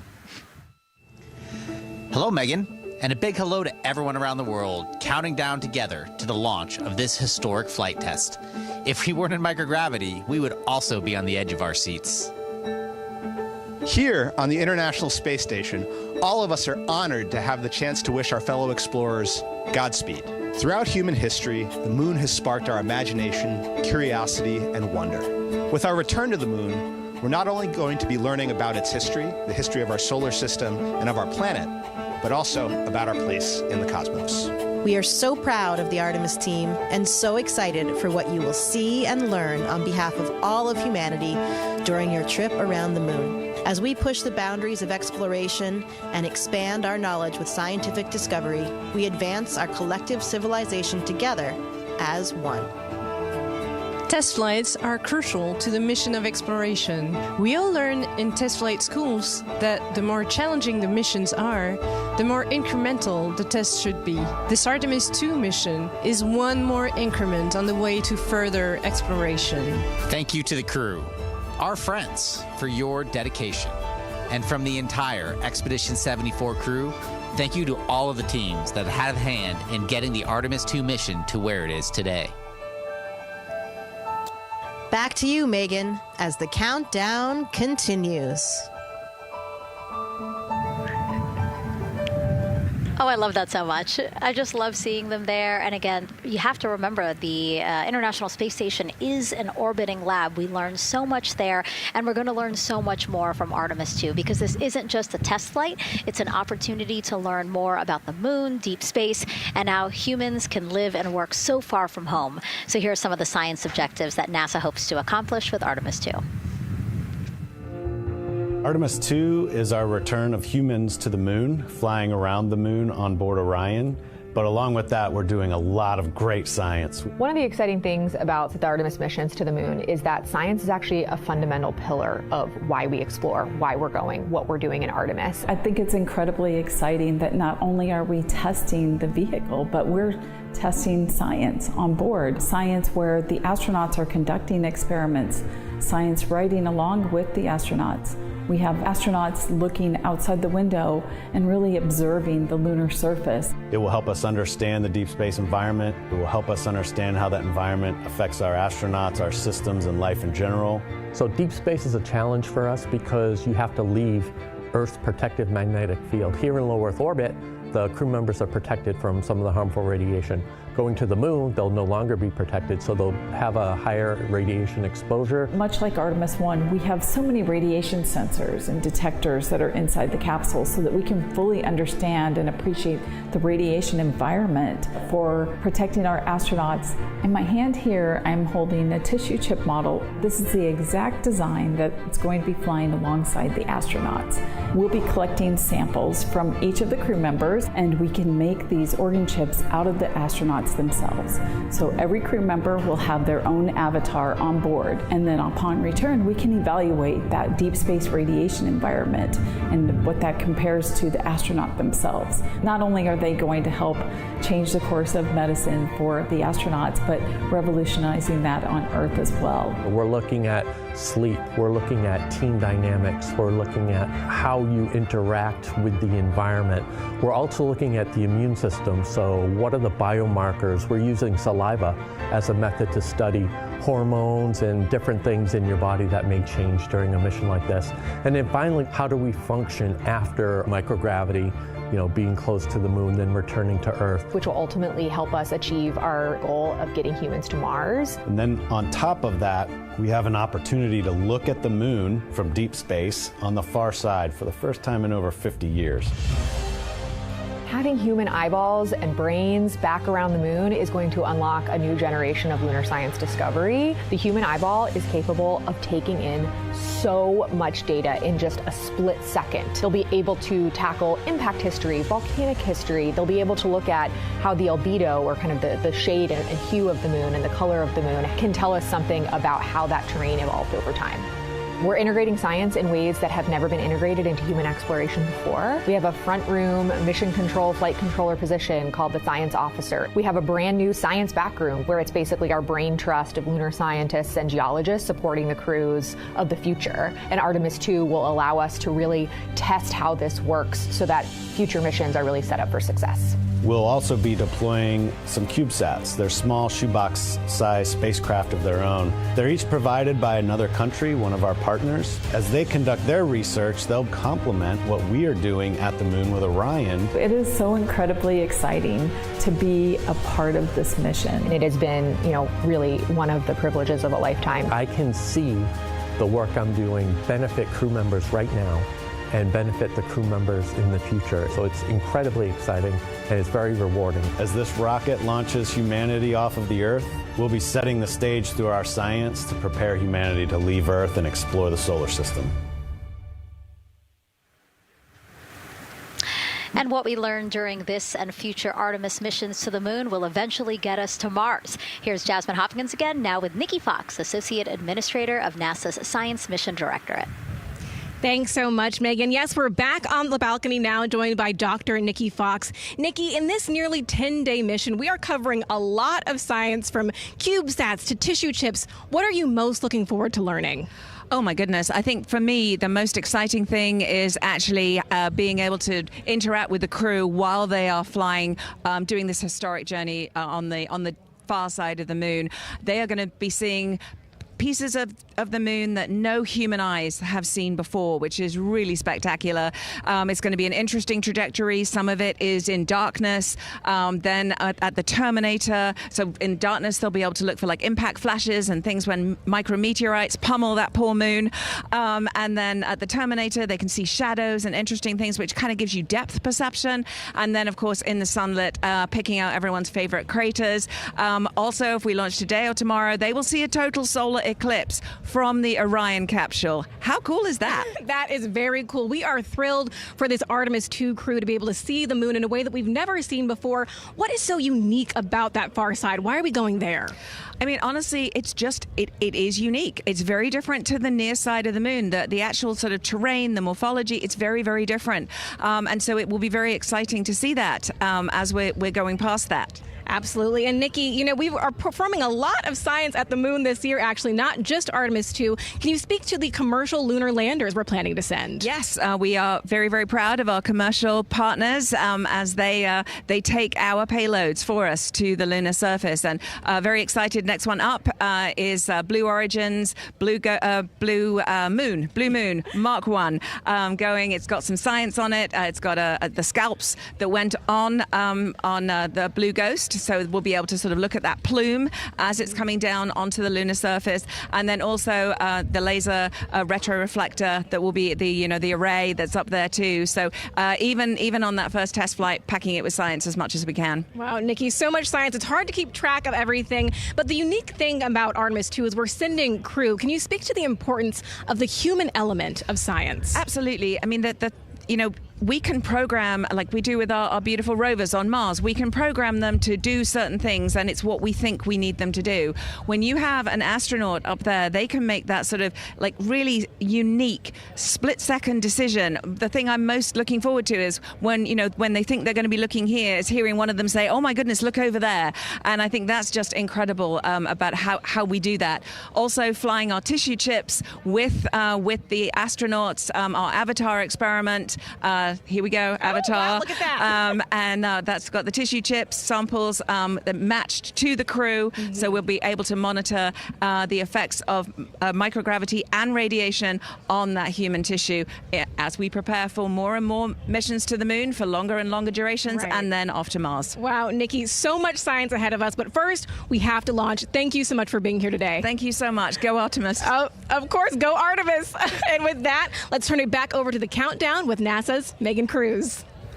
Nikki is so fun. She has so much energy and so much passion about the science. And again, yeah, it's just so important to remember that so much science is happening with this mission. It's not just to test out the hardware and the life support systems. Yeah, you saw the science video, and then we talked to Nikki. Man, there's so much going on, right? We talked a little bit about the lunar observations that we're going to do. And then, she talked about, made a really great point about, the human eye can pick things out that a camera or a robot can't necessarily pick out. And so that's why we're sending humans. But also, we're not just doing the lunar observations. The Avatar, that's a really cool experiment. They took blood samples from the crew, and then they used those stem cells to make bone marrow and create those little Avatar chips, which is feels like scientific, sci-fi movie stuff. But, we're going to look at radiation. We're going to look at all sorts of different scientific experiments. We got the little CubeSats. We're going to go look at space weather. Lots going on. Yeah, even collecting some of the astronauts' saliva. You can learn a lot about the body through the saliva. So just really a lot in a small amount of time in a small capsule. Yeah, scientific discovery. That's why we go back to the moon. Yeah. And so, again, her energy just so... oh my God, I can't find the word. So wonderful. Awesome. I don't know why I couldn't find the word. So anyway, yeah, just really, again, thank you, Dr. Nikki Fox and Jasmine. And so, Nicole, what about answering more questions? Let's do it. Okay, great. First one, what was the word I was trying to get at? No, I'm kidding. Let's have the first question up on the screen now.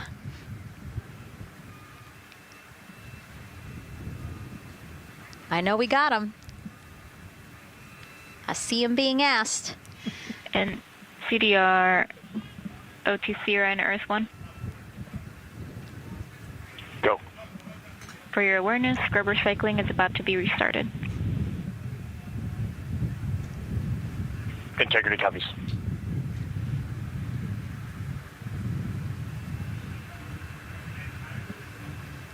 All right, let's try that again. Can we get the next social question, please? What are the G-forces experienced by the Artemis astronauts during launch and reentry? Ooh, these are actually pretty similar to, a Dragon launch or a shuttle launch. We have to accelerate to get out of the Earth's atmosphere. And then, we talked about the secondary burns that they will do to get away from Earth. But, for me personally, it kind of felt like we got slingshotted off the Earth is how I like to describe it. So, you get set back in your seat and the G forces are into your chest. CDR OTC are on Earth 1. Go ahead. Moon leak check complete. The cabin is going to be vented to flight pressure momentarily. Integrity copies. That's fantastic news. Yeah. Again, so the spacecraft is holding pressure as expected, and so now they will depressurize it, which will take about 6 to 8 minutes. Exciting. Yes. Yeah. Go ahead, Nicole. Like we talked about, continuing to march towards the launch.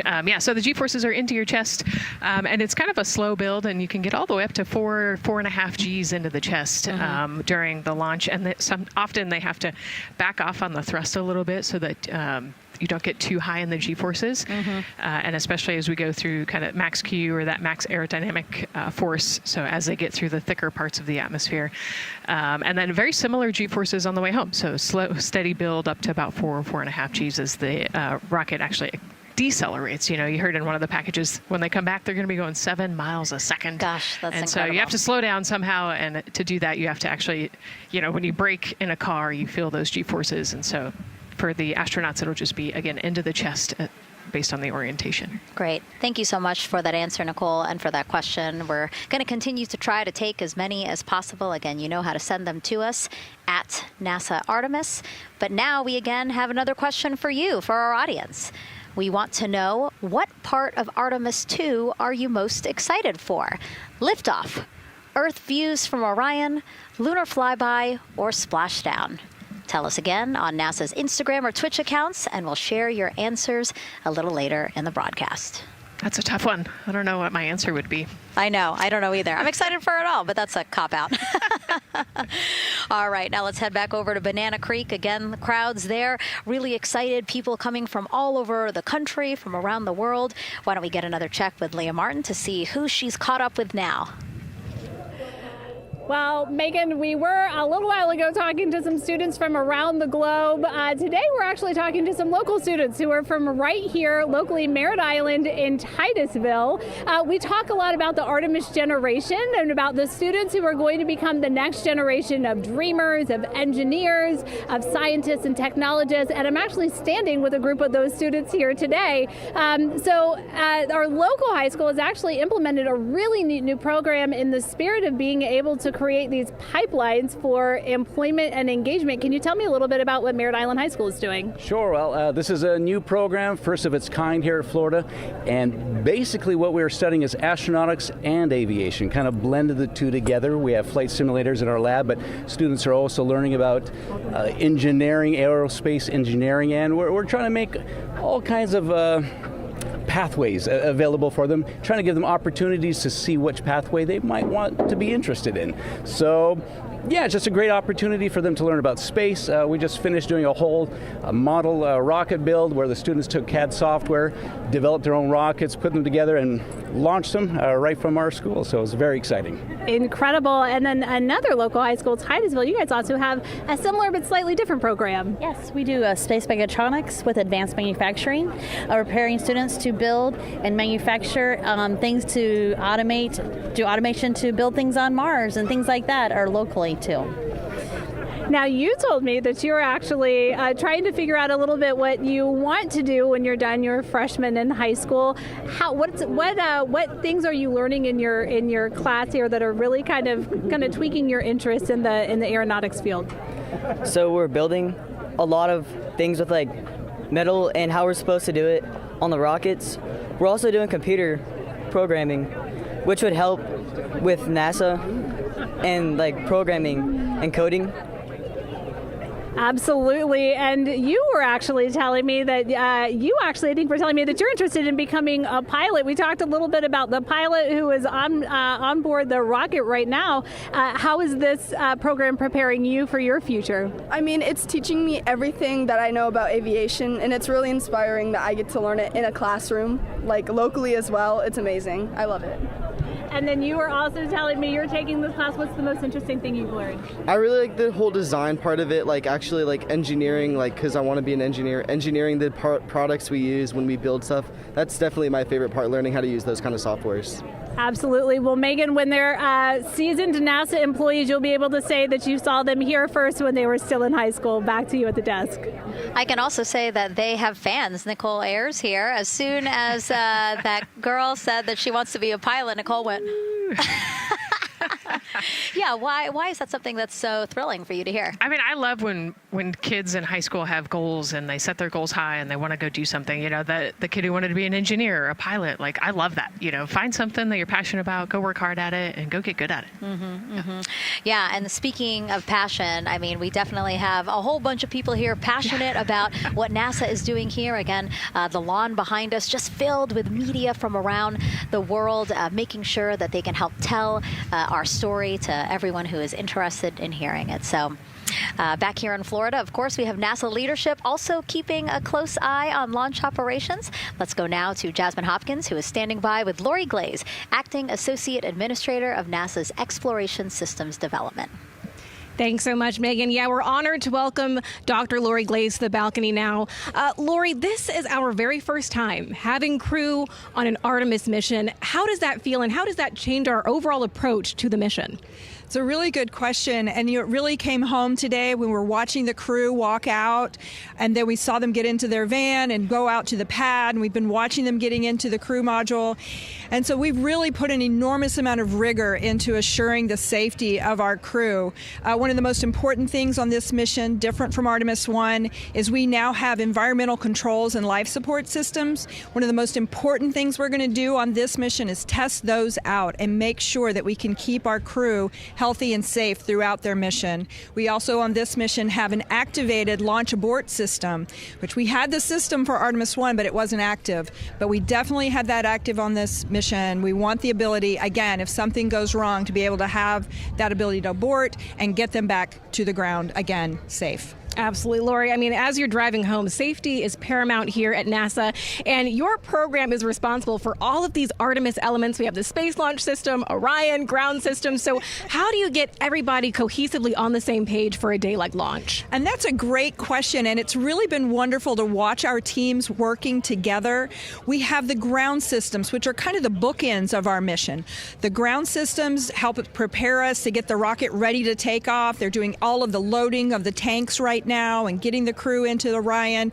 And then at the back end, they'll be there to recover the crew when they land in the ocean. But they know that their job is to make sure that that rocket is ready to go and that the crew module is ready to go. And then the rocket itself, the space launch systems, they know that their job is to deliver the crew module to the right point in space so that they can conduct their mission. And then again, they have to make sure that everything is ready, that they set them on the trajectory that is going to bring them around the moon and set them up to land in the right place in the Pacific Ocean. And that's their job, and they know how important that is. And they have to work closely with Orion, which again, they also have to work with all the other teams to make sure that everything's working together. And then on top of that, our flight operations teams, all the people on the ground, they're all working together. They know this mission doesn't work unless every single part of the mission works. Right. Lori, there are so many things that have to work together today. We can't wait to see what happens next. Thank you so much for being here. It's my pleasure. Thank you. Of course. And with that, let's take it back to the countdown with NASA's Megan Cruz. Yeah, and speaking of the countdown, 1 hour, 59 minutes and counting until the opening of our 2-hour launch window at 6:24 p.m. Eastern Time. This is a shot of Jetty Park. It's a nearby popular viewing location of rocket launches, and it is so great to see how many people are here. I mean, this is a Wednesday. Like, people had to take time off of school and off of work, but it's something that they felt like they wanted to do, to be here. Yeah, you know, I think just based on the chatter on the airplane ride yesterday, half of my airplane ride really? They were coming to see the launch. You know, everybody's excited and traveling from all over the world to come see this launch. And it really is a great day. We had some sprinkles here in the crowd, but for the most part, I mean, it's just a beautiful day to witness history. It is, yeah, you know, a little bit of sprinkles, but for the most part, the clouds are staying away, and you can see the blue sky behind us, so hoping for good weather in a couple hours. Absolutely. And so Dr. Lori Glaze mentioned what we learned from the Artemis II mission helps pave the way to sustained human presence on the lunar surface. So what are the objectives of this mission to eventually accomplish that? Let's check in with Gary in Mission Control for more. Thank you, Megan. Yes, the Ascent teams are here in Mission Control Houston, working through their steps to prepare for a go for launch. Right up here on the front board, we're watching the teams in the White Room work through their checklist and closing the hatch as we verify ours, working as one NASA team. What Dr. Glaze said about working across the teams throughout the nation is true. It takes one NASA team to bring everything together and accomplish the mission objectives. The Artemis II is designed as the first crewed test flight of NASA's Artemis campaign, sending astronauts into lunar space to validate systems, operations, and human performance ahead of a more complex lunar landing missions. NASA has identified an extensive list list of mission and flight test objectives that serve as a checklist to verify the capabilities needed to land humans on the moon. For the Artemis II mission, there are 5 overarching priorities that cover the mission and flight test objectives. First is, of course, the crew. As the first crewed mission inside the Orion spacecraft, this mission serves to demonstrate the capability of safely sustain the flight crew throughout the mission, including launch, the deep space component, and return. Number 2 is systems. This mission brings it all together to validate the performance of all ground and flight systems needed for a long-term lunar campaign, from launch infrastructure to spacecraft operations in deep space. Third is hardware and data. We'll be gathering performance data as much as possible over the Deep Space Network, but we also aim to retrieve onboard data and hardware after splashdown to gather additional insight and improve future Artemis missions. Fourth is emergency operations. The crew and flight control team will be testing emergency systems such as abort procedures, rescue operations, and contingency responses. During the flight, astronauts will rehearse a number of these procedures to ensure that in the event of a real emergency, the planned procedures and operations are sound. And finally, there's subsystem validation. Engineers will be verifying subsystems across the board to ensure reliability across life support, propulsion, avionics, and navigation systems aboard the Orion spacecraft. Human spaceflight is a complicated endeavor that requires precision and confidence across all disciplines. You may hear the phrase, human spaceflight is the greatest team sport, a few times in today's coverage, and it's absolutely true. Not only does it need mastery of specific components, but the integration extends across thousands of people and facilities around the world to come together and make it all work. A lot of the work from many people has led to this moment, a rocket at the pad with humans on board, ready to put everything we worked for to the test. I'm certainly excited about it. The teams here in this room are looking forward to supporting the mission, and I hope those watching are as excited as we are. We are following the countdown here in Mission Control Houston. Everything continues to look good. Now inside 2 hours from the beginning of the launch window. With that, I will send it back over to you, Megan and Nicole. Hey, Gary, thank you so much. We are getting word that the launch team is working something that we would like to give you an update on, so let's get on over to Daryl. All right, thank you, Megan, and we are live in Firing Room 1 here at the Launch Control Complex. Yes, we are currently not working any constraints with regards to the rocket or the ground systems.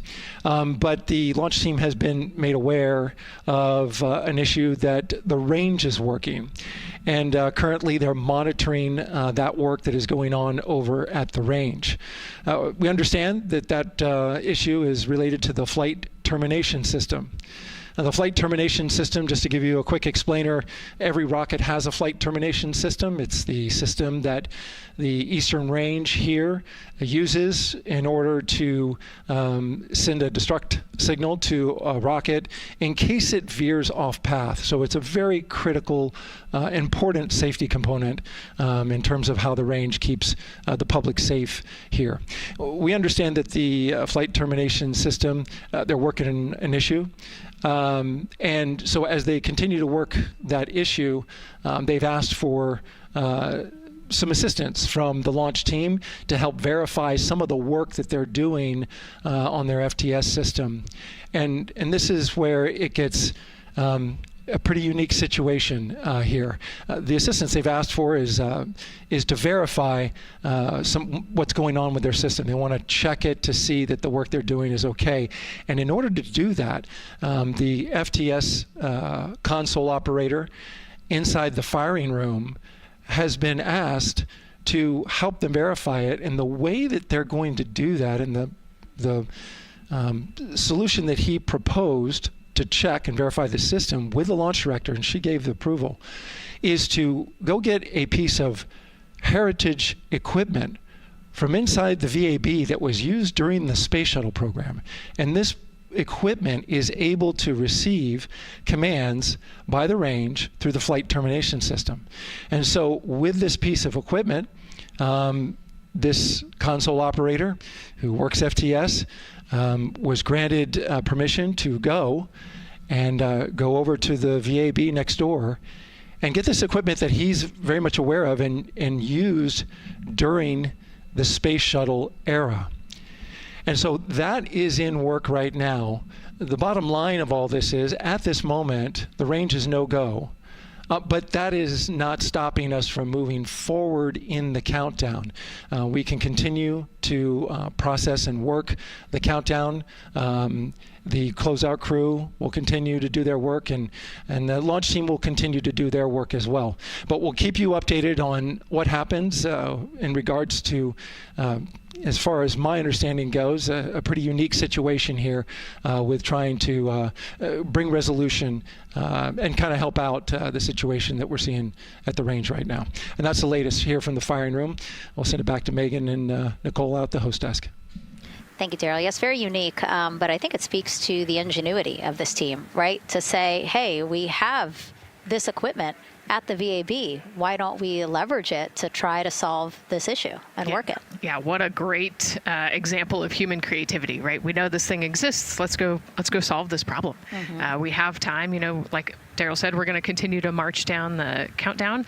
So we'll continue to get the rocket and the crew ready, but we still have that 2-hour window. So in the meantime, let's try to figure out what's happening with the range. And speaking of the range, what is the range for people who might not watch rocket launches with us often? Sure, yeah. So anytime that you launch a rocket, you have to clear the airspace, right, in the launch corridor. So where the rocket's flight path is going to go, you have to make sure that that whole airspace is clear. And so we actually have assets. The Space Force helps us out with this one, but we want to make sure that there aren't airplanes in the way and there aren't other maritime assets in the way or things like that. So that there's a whole group of people. We talked to, actually, Gary said it great, right? It's a huge team sport, and so there's a whole group here on the ground that is monitoring that launch corridor to make sure it's clear and ready to go. And so if they're having issues, then we definitely can't launch this rocket. We don't want to launch blind into a corridor that we can't see.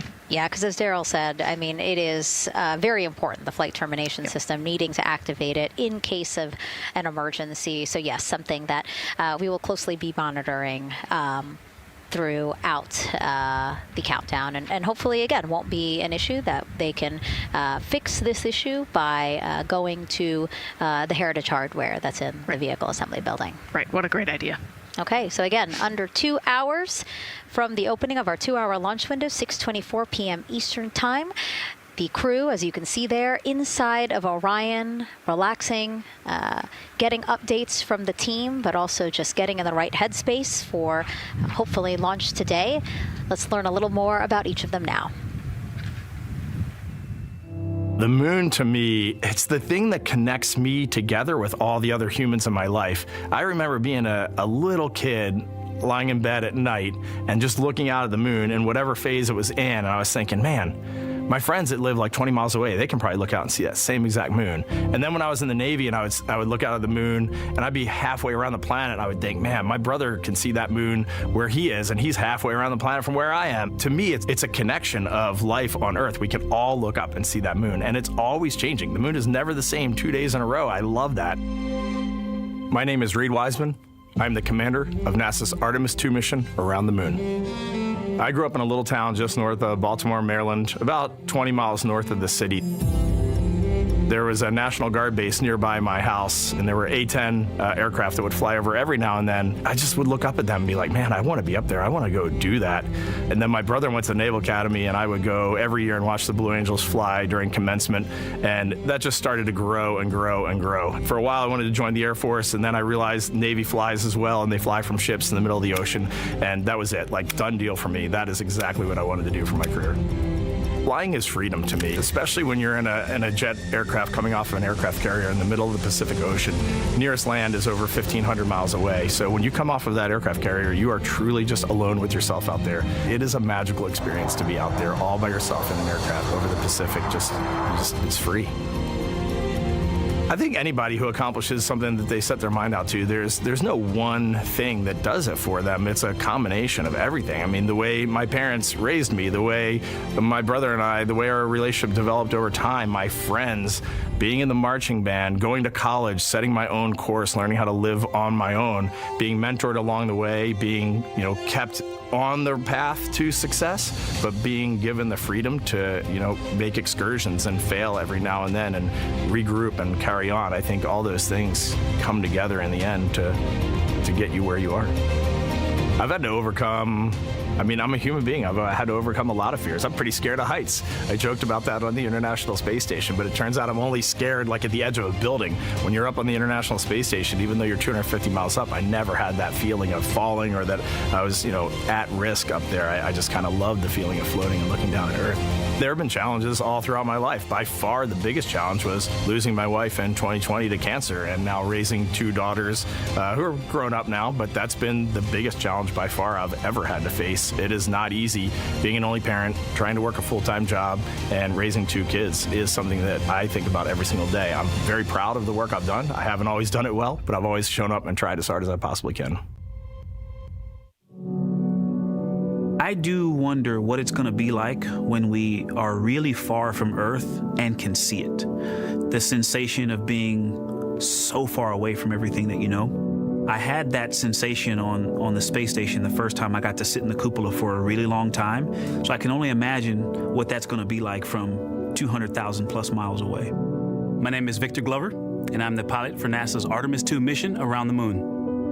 When I was in 4th grade, I was 10 years old, and that's when the Challenger accident happened. And it helped me understand how the general public felt about the astronaut corps, right? Like, these are the people that we want to be, and that just gave me an easy thing to strive toward. The biggest fear that I've had to overcome in my life is doubting myself. Going to college when no one in my family had gone to college was a huge risk. I had more confidence in my athletic ability than in my academic abilities. I could play football with those college students that I saw on TV, but my classmates that I saw in the lab and around the University Union, I didn't know if I had what they had. I think addressing that self-doubt was a part of, swinging for the fence and trying to go get an engineering degree, not just go to college, but get an engineering degree and then go do something challenging and technical like flying. Apollo is known for sending humans to the moon. Artemis has an opportunity to continue the Apollo story, but I actually think it's important for this story to stand on its own. Artemis is a new program, and we're trying to do new things. And it's great to compare and contrast. When you look at our spaceship, you can see parts that were designed, built, and integrated in another country. When you look at our crew, you see that our crew is international. There are also men and women. And I just think that comparing and contrasting makes the story even richer. The piloting role specifically, I will have an hour and a half or so where I get to fly the spacecraft by hand. We haven't flown that many spaceships. And so the ability to fly one actually in space on a test mission is just a really unique opportunity. I can't tell you how I'm going to feel when we fly by the moon and see the moon up close and the Earth from 250,000 miles away, but I don't use the word excited because I'm focused. What we do, this is very serious and it's very risky, and we are all intimately familiar with that risk. And so if we go out there and we're successful and we can pass that baton on to Artemis III, that's something to really be excited about. I tell a story, which is one that my dad told me before the Apollo missions when he was just a very little boy. He was looking up at the moon with his mom, and his mom said to him, "Don't worry, Ronnie, we'll never get there." Fast forward maybe 70 years later, it's his daughter that's actually going there. And I think that long arc is something that we can all learn from. The idea that the seemingly impossible becomes possible if you just believe in it and are willing to work hard and come together to achieve it. My name is Christina Cook, and I'm a mission specialist for NASA's Artemis II mission around the moon. When I look back at my dreams as a kid, I definitely never thought I would actually get here. I was very pragmatic. Even though I'm a dreamer, I knew that the odds were way against me again, so I might as well do something I'm loving in the meantime. I definitely loved science and math in school and, did pretty well in those things, but I also loved being active. I was always outside. I I loved things that made me feel small. I loved looking at the night sky, oftentimes between the pine tree branches, or I loved the ocean.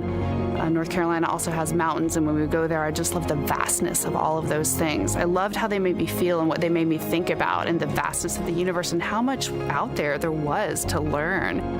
I'm drawn to exploring. I'm drawn to challenges that involve both mental and physical, and I'd much rather be solving problems wearing a whole lot of equipment and in a harsh environment, and that's just something I've carried with me ever since I was a kid. Thinking about the fears or challenges that I've had to overcome, there are just so many. I mean, basically, it's just been, that has been the journey. I always say to people, do what scares you, and that means I have to follow my own advice. So doing what scares me meant getting on a plane and going to the Antarctic, getting on a plane and going to study abroad in Ghana, applying to become an astronaut, opening the EVA hatch in the airlock and going out of it into the darkness, strapping myself onto a rocket. And so for me, I think that no matter what the challenge, recognizing that if people believe in you and you believe they believe in you, the challenges seem always a little bit easier. To me, the moon, it represents history. It is a witness plate. Everything that's ever happened to the moon is still written on the moon. Every single person has looked at the moon their entire lives. We see the same moon. That's something really special. It's just the epitome of a symbol of something that's in each of our hearts, but that's also represents exploration and reaching. I have this very distinct memory of seeing an image of an astronaut standing on the moon. It's burnt in my brain because I went back to it so many times in my childhood, and I would look at that image, and I know it had a huge impact on me that humans had walked on the moon. My name is Colonel Jeremy Hansen. I'm an astronaut with the Canadian Space Agency, and I'm a mission specialist on NASA's Artemis II mission around the moon. My elementary school years, I grew up on a farm outside of London, Ontario. I spent as much time as I could with my dad on the farm. I learned the value of hard work, for example. If I wanted to go to work with Dad, it was going to be a long day, and I was going to have to not complain, or I wasn't going to get to go the next day. I had a treehouse. I had a vivid imagination, and I changed my treehouse into a spaceship. I made all these dials and controls. I had circuit breakers for switches that I found in the barn, and I was exploring space in my imagination. The most important thing I did to get to where I wanted to go in life, which was flying fighter jets and eventually becoming an astronaut, is I shared those desires with other people. And it turns out, just like you don't go to the moon on your own, if you could, I would have done it a long time ago in my treehouse as a kid. You have to go as a team. I think the biggest impediment to achieving my goals was, of course, myself. And I think that's a common human experience. There are many times where just little things would get in my way, and my immediate interpretation of that was, well, now that goal's out the window. You know, people must have lifted me back up, and somewhere in the back of my head, that persistence came through. And I think that's a common human experience, to doubt ourselves. I've come to this, I guess, realization that I believe that we all have gifts to contribute, and the goal is to figure out how to use your energy towards adding positively to humanity's existence on this planet. But I love it when humanity sets big goals, like sending humans to the surface of the moon with an eye to eventually going to Mars, because when we do that, we can bring together genius from not just even in one country, but around the world. I've also learned from my indigenous mentors that they refer to the moon as Grandmother Moon. So you've probably heard of Mother Earth. They use Grandmother Moon because Grandmother Moon is responsible for the water in their community, just like the moon moves the water around the planet, affects the tides. And I think that's a really beautiful thing for us as we go back to the moon, to think about all the different cultures around the world and how they view the moon differently. And that's really neat because we all share that same moon in the night sky.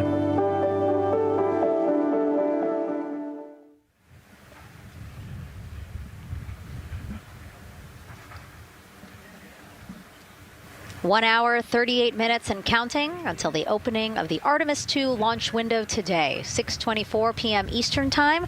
And we are looking at the rocket and Orion out on the pad historic launch pad 39B here at Kennedy Space Center. What a great view, Nicole. Yes, it is. You know, we can see the clouds out in front of us, but they are to the west, and you can see that there's some blue sky peeking through behind that rocket, which is good news.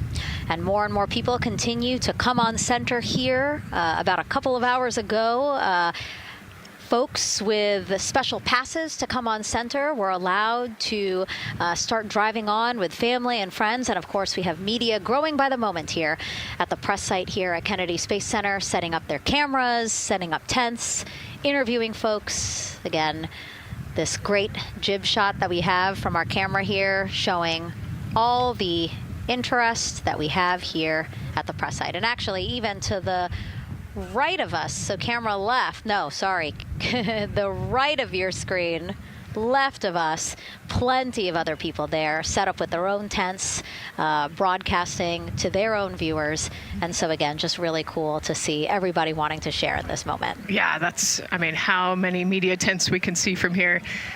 It's a beautiful thing. Yeah. I think it's important to share this message with the whole world. Yeah. And so let's take a look now at people who are watching in other parts of the country. We have this shot here from the U.S. Space and Rocket Center in Huntsville, Alabama. Oh, man, look Just at that. kidding. Museum of Flight, Seattle, Washington. So sorry. Hello to you over there. Sorry, I thought that you were in Alabama. But here you are from Seattle, Washington. Again, the Museum of Flight. They must have had a special event to bring people there to watch, as well as a special event here. Now, correctly, the U.S. Space and Rocket Center, Huntsville, Alabama. Of course, they would have a lot of people here, and I'm sure this crowd will grow when we get closer to launch. Marshall, the home of the SLS rocket. Yes. Yeah, this is a great shot. You can see all the people there, and obviously you've got quite a few artifacts in there as well. Oh, now they know. Yes. Yeah, now they know. They're on the broadcast. That's too funny. Awesome. Hey, listen, it's all right. We can sit and chill until we wait for the opening of the window. No, there they are. Yeah. Everybody's excited. Thank you guys for showing us your excitement. I know deep down it was in there. It's just that you felt like sitting at the moment, and that's all right. There's a little delay. Yeah, that's all right. Well, thanks so much to those supporting these watch parties and bringing them to us live here. Actually, our video paths are taking quite a circuitous route to be able to bring those live views in from Seattle as well as Alabama, but we're glad that we can be able to share it with you in the broadcast now.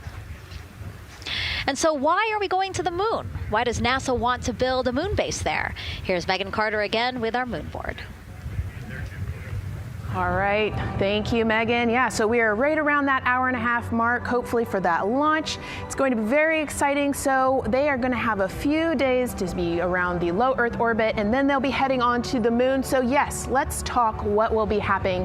Why are we going to the moon? So obviously this is not going to be a landing, as we've discussed. They are going to be coming with 4,000 to 6,000 feet around the moon's surface, and this is going to connect us directly to our past. Those Apollo missions did have 6 lunar landings, and the Artemis campaign is looking to build on that past by going back to the moon, staying longer, and then going farther. So how are we going to do that, and why? We have obviously talked a little bit about that lunar South Pole, and we are focused specifically on the far side of the moon for this one for a specific reason. You might have guessed we're going to be looking for some resources especially, and that's going to be water or water ice. That is going to be giving us some really critical pieces for future missions. And as you can see here, we have identified 9 potential landing zones. So this is going to be a critical objective for our crew. Depending on when they launch, it will determine what is going to be visible, but we do have these 9 landing zones right here around the Shackleton crater. And as you can see here, a lot of that area is deep and dark, and that is where we are going to be looking for that water ice, because that is obviously going to give us not just water to drink, but as we know, that can actually be converted into our propellant potentially, that hydrogen and oxygen. So that is going to make the moon a critical place for that moon base, because we want to think of it essentially as a backpacking trip. If you have your tent and your hiking boots and your camping stove and all your gear, you don't want to take that out and be on the trail for the first day and then try everything out. you're going to test things out a little bit closer to home before you go out on that adventure. And that kind of goes for us as well.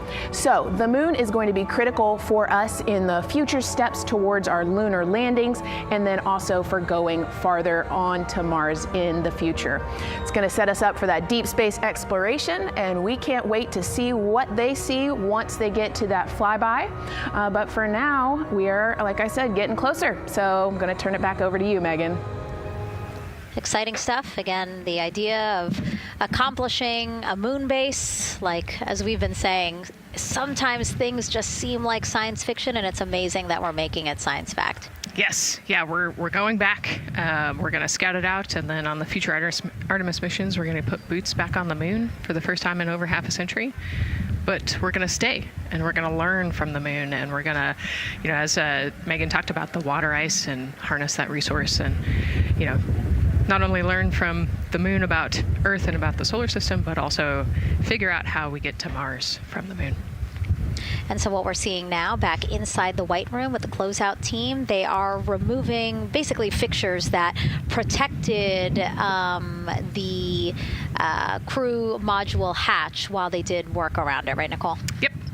Yeah, so anytime that you're moving around and working, there are some sensitive sensors and parts of the crew module that we don't want to kick or bump into, and so it's easier to just put a guard up while you're working in there and then take it down later.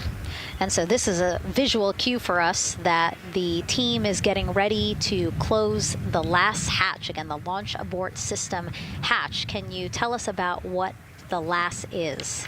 Yeah, so launch abort system, this is, we have the crew module, and then what sits out basically on top of the crew module is the launch abort system, and it has its own motors, so that we'll arm it about 5 minutes prior to launch, and then it stays with the crew module until about the Kármán line, so that 100-kilometer point in space.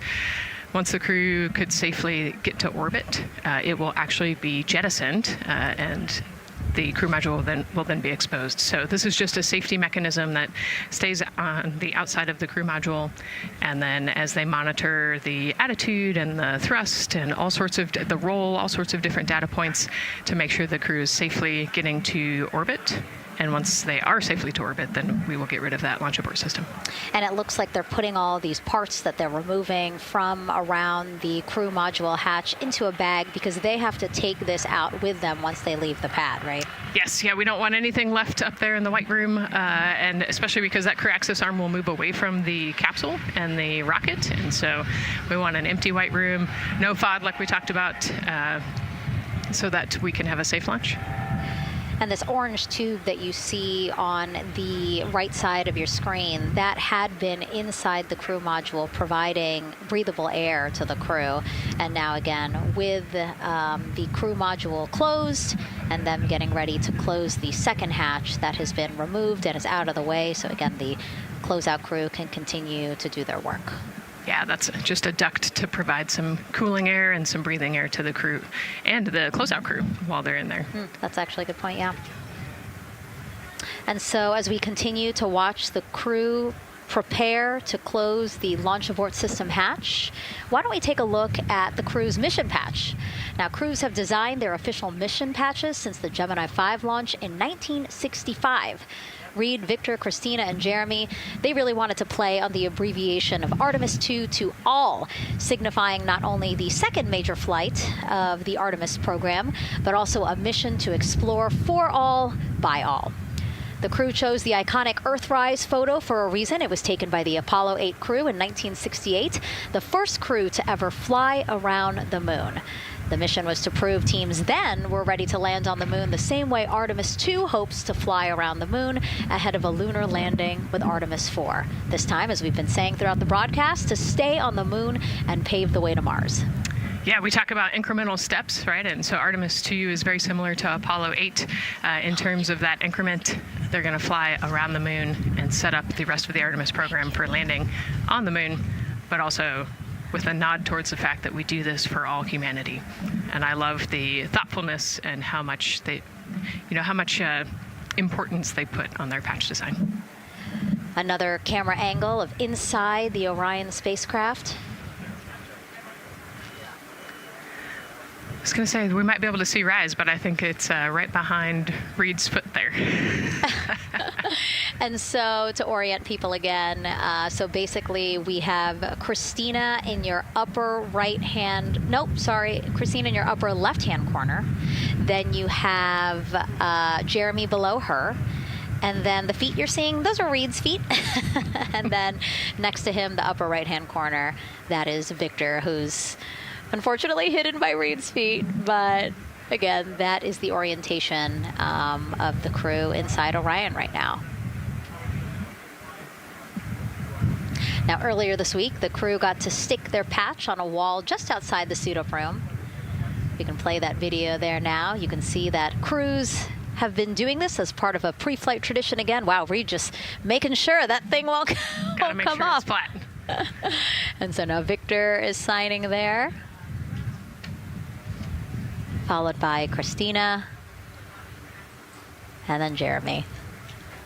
That's a fun tradition, and your patch is up there too. It is, yeah. Ours is on the left-hand side there. It's a fun tradition. This is a really fun day too. You know, they did this a couple days ago, but it's just another step that makes it a little bit more real that you're going to be launching soon.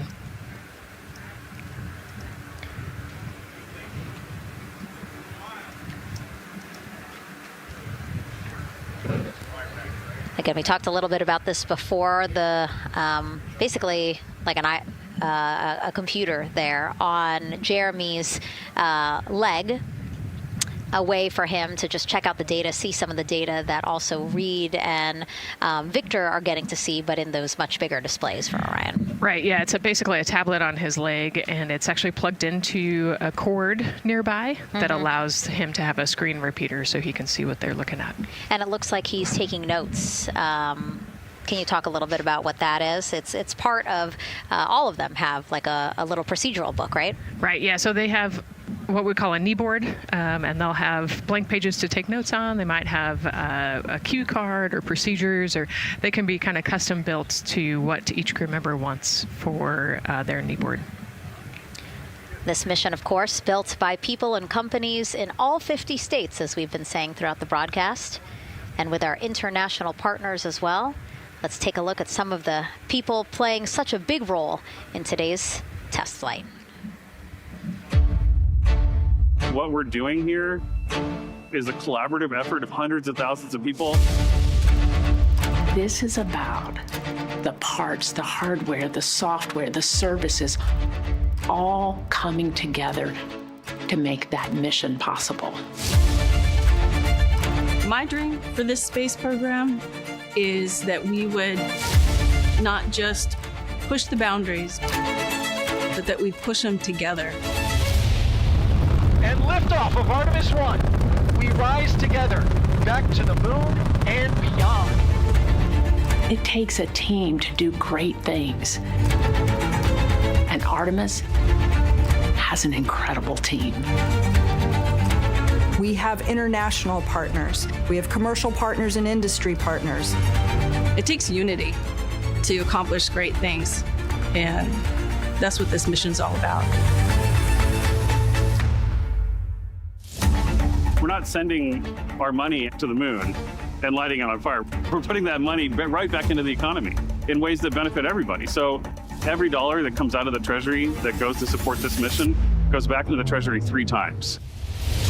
What is very important to me is that we do it the right way, and that we do it with our values, that our industries grow, that our communities grow, that our families are healthy and safe and have amazing things to work on.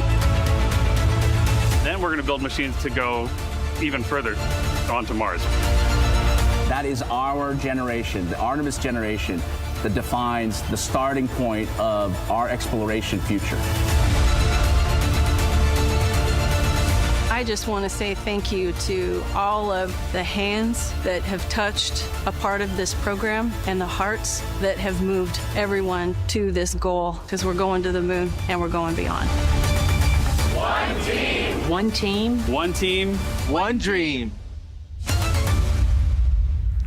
What I really like about that package is, again, just reminding people that this is spurring so many jobs across the country. Yeah, across the country and across the world, right? The whole world has a part of this. The Artemis Accords are signed by over 40, 50 different countries. And so, yeah, we're taking all of the taxpayers' money and we're putting it right back into the jobs here in the U.S. And the money, too. You know, when we have more disposable income because we have good paying jobs, that's money that goes back into our economy as disposable income. So really, it is just an ecosystem that NASA is proud to be a part of. Right.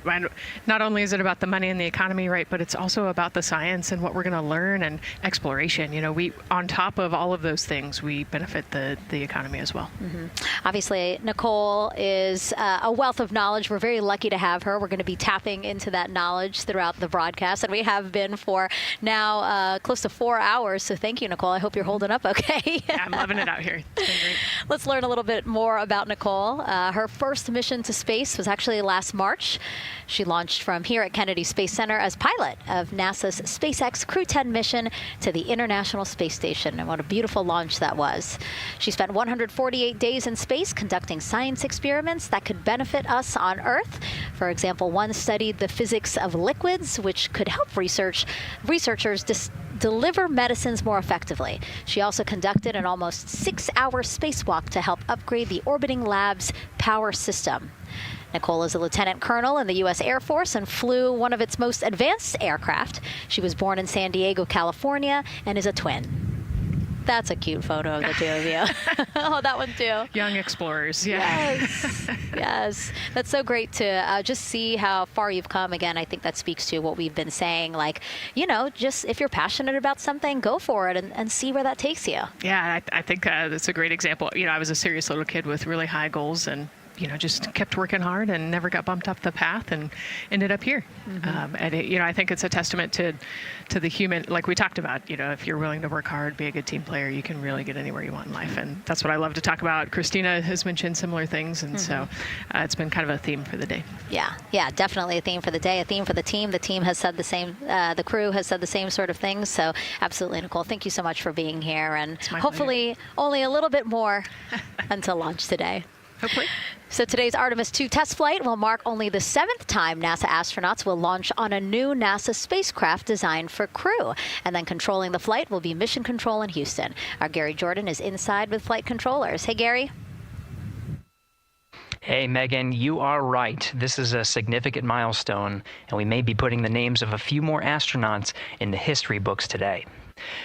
The Artemis II crew is set to launch today will join a select list of humans to fly in a spacecraft for the very first time. And Artemis II, like missions before it, is a test mission.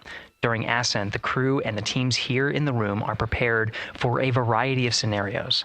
Some of these will be called out directly by Capcom Stan Love during ascent, and some are a little more subtle. These calls can be split into 2 categories: alternate main engine cutoff or MECO targets and aborts. First, there are 2 alternate MECO targets, or AMTs. These note milestones to give flight control teams and astronauts an idea of what would happen after that moment should the core stage lose one of the main engines. First is AMT low. You won't hear it called out by the crew or Capcom since this happens right at liftoff. If the core stage loses one engine at this moment, an abort once around option could be made at main engine cutoff, meaning the crew could target a splashdown in the Pacific.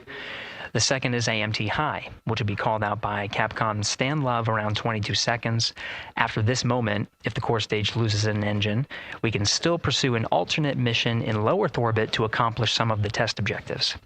And at about 5 minutes, 16 seconds into the flight, you'll hear the call 3-engine press. This is a good moment. After this point, if the core stage loses an engine, we can still make a nominal main engine cutoff and pursue a moon mission as expected. Again, these MECO targets give the flight control teams and crew an idea of what lies ahead should one main engine be lost, but assumes we are otherwise continuing to a main engine cutoff target. This differs from an abort, where the Orion capsule separates from the Space Launch System prior to the planned separation time. There are abort options at every moment that integrity is attached to the Space Launch System, from the pad to more than 3 hours into the mission. During the first 8 or so minutes of powered flight, there are 3 abort options. First is the use of the launch abort system, which you see at the very top of the rocket and here in the White Room where the hatch is open and teams are working to close it. This particular abort capability can be used from here at the pad through roughly 3 minutes and 22 seconds into the flight. Next is an untargeted abort splashdown, or UAS. This uses Orion's service module engines to escape the SLS and becomes available immediately after the launch abort system jettisons. Third is an abort once around, or AOA. You'll hear a Capcom Stan Love call AOA open around 7 minutes 30 seconds into the flight. This also uses the service module engines, but the burn profile is a bit different to aim for a splashdown in the Pacific after one trip around the Earth. NASA's expedited recovery teams are staged off the coast of San Diego to get to the crew and integrity quickly for this abort option. An AOA option continues to be available until solar arrays are deployed on the Orion service module a little more than 30 minutes into the mission. At this point, an abort to orbit, or ATO option, becomes available until separation from the upper stage around 3 hours and 23 minutes. Mission profiles can vary depending on when an ATO is executed in that window, but with power being drawn from solar arrays, it buys more time for astronauts and flight control teams to make decisions and stay in Earth orbit, return for a splashdown, or continue to the moon. The Artemis II crew and flight control teams are well trained on all of these scenarios, and the calls you'll hear to the crew on Orion to Earth may help them be in a ready state for whatever challenge may come their way. At this time, we're not tracking any significant issues here in Mission Control in Houston, Texas. That would be showstoppers for today's launch. We're continuing to, of course, monitor the countdown along the way MS1, and make sure all systems are go for when we reach T0. With that, I'll send it back to you, Megan, at the Kennedy Space Center. All right, we are ready for another reading if you are ready over there. Yes, sir. CBA is steady at 2,600 PSI. All right, copy that. And you know, the more times we ask you to do that, the closer we get to launch, so that's a good thing. Copy. You heard it there from NASA Test Director Jeff Spaulding. The more that they keep on asking her how the pressure is holding in the counterbalance assembly mechanism is a good thing, because it means we are getting closer to launch. So that's amazing news over the loops that we just heard on Orion to Earth 1. Again, that communication channel with the crew. But now I want to get back over to Daryl with the launch team. He has an update now on the flight termination system that the team was tracking. All right. Thank you very much, Megan. And we're getting an update now from the launch team as we speak.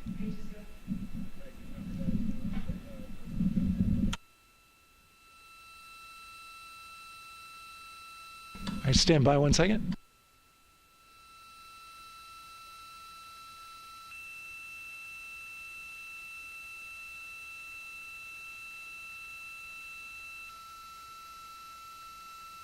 Okay. Sorry about that. We're just getting an update, in fact, about what I was about to report out on the range. And the good news is the range is go. So we reported that they were working to verify their equipment regarding the FTS system. And they asked for a little of that verification work to be done by one of the FTS engineers here in the firing room. He went out to the VAB to get some legacy hardware to help out with it. But in the end, this is a fix that the range had come up with to get clearance, to clear the range rather, and to as well work the FTS system. And so now they are go. Again, the range is go. That is no longer a constraint. And so you combine that with the fact that the rocket and the ground systems here also working, no constraints. Clear board here is great news. So again, the range is green, and we're continuing to work through the countdown. We got a weather update that came in to the launch director from Launch Weather Officer Mark Berger. He reported out that there's still a little bit of feisty weather activity that's happening up in the Titusville area. That's the city neighboring the Kennedy Space Center. Those showers had passed over Kennedy, and then now they're currently over in Titusville, currently still within that mile kind of constraint of flight through precipitation rule. But we're still far enough from the window that it looks like it won't be an issue. And in fact, we're seeing some good sunlight now breaking through onto the launch pad. As you can see, it's actually shining on the other side of the rocket here. But to the west, we're starting to see some of that clearing that was forecast. And so the launch weather officer held his forecast for 80% go for flight during our launch window tonight, which, as a reminder, is 6:24 p.m. Eastern Time until 8:24 p.m. Eastern Time.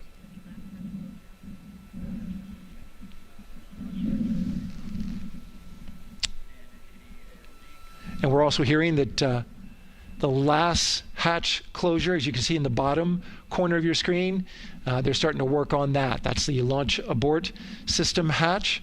There are two hatches, the crew hatch and the launch abort system hatch, and the closeout crew that you see right there, right on time with their work as they go to shut.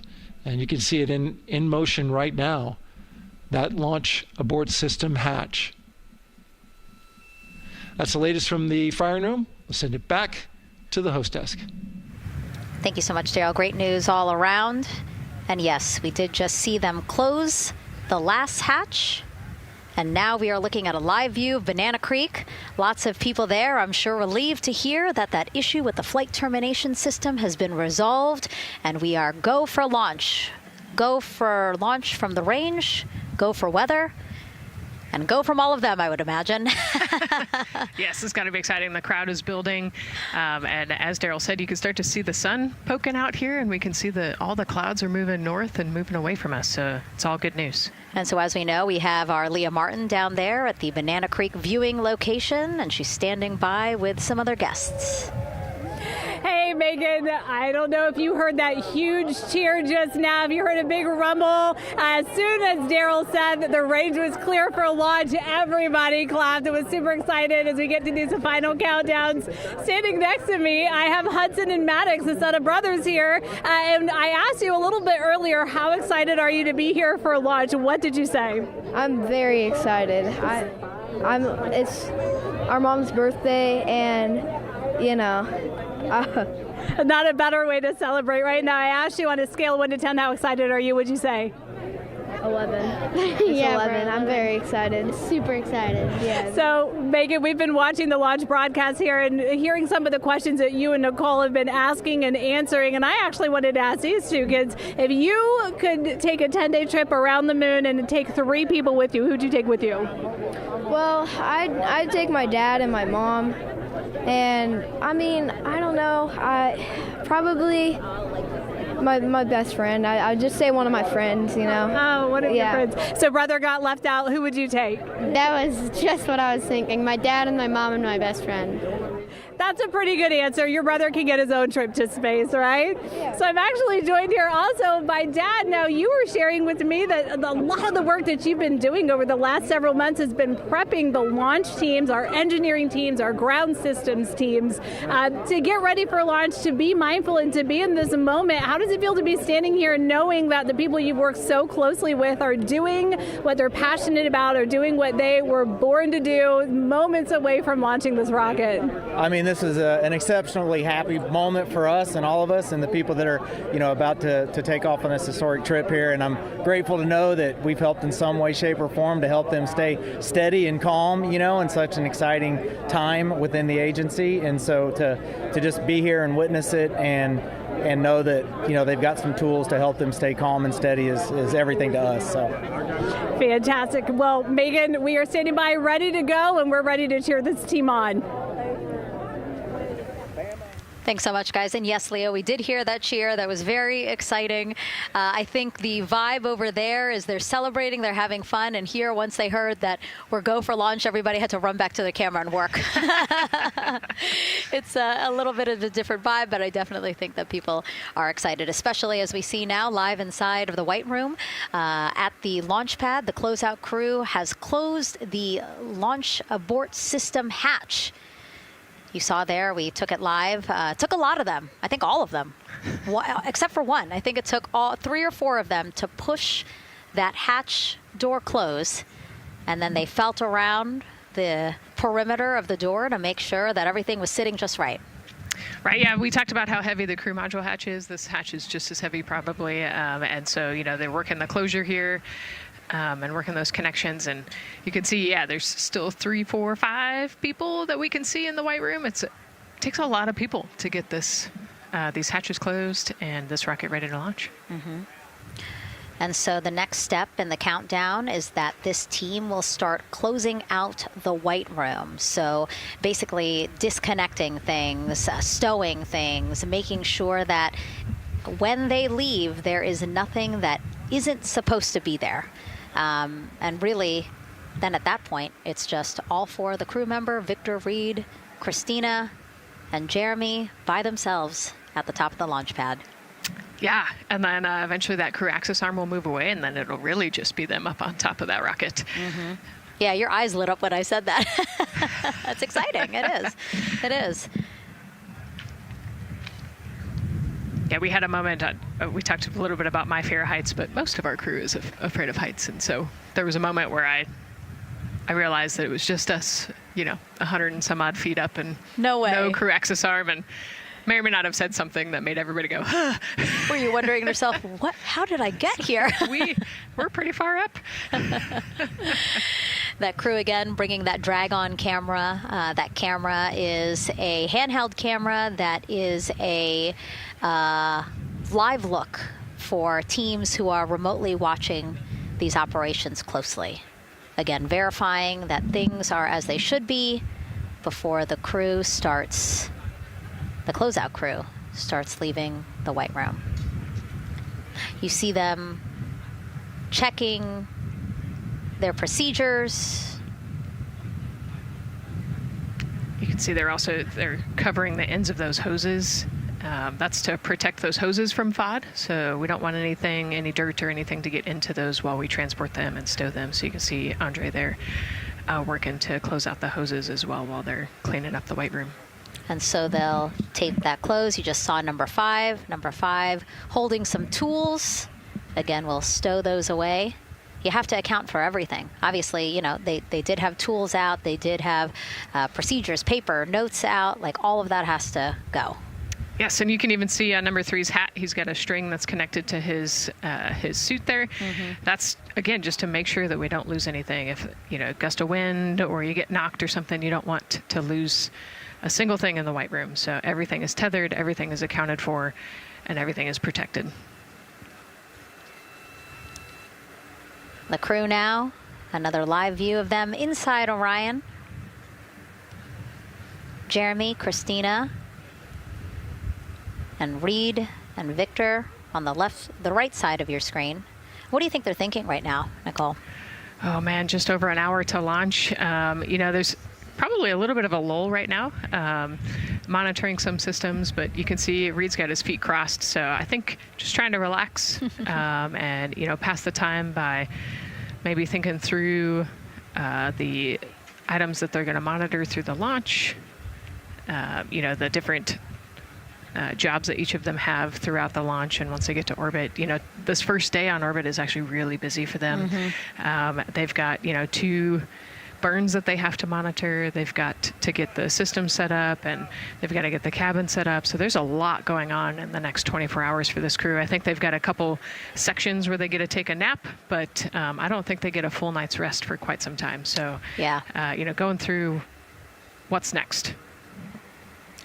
And so as we say that, imagine what it would be like to live in a spacecraft for 10 days. Let's take a look at what life will be like in Orion. Artemis II is our first crewed mission back to the moon since the Apollo program. A lot of the focus of Artemis II is really checking out systems to be sure that we're ready and well positioned for continued human exploration. My name is Susan Baggerman, and I'm the Chief Health and Performance Officer for the Orion program and the Artemis II mission. And this is 10 Days in Orion.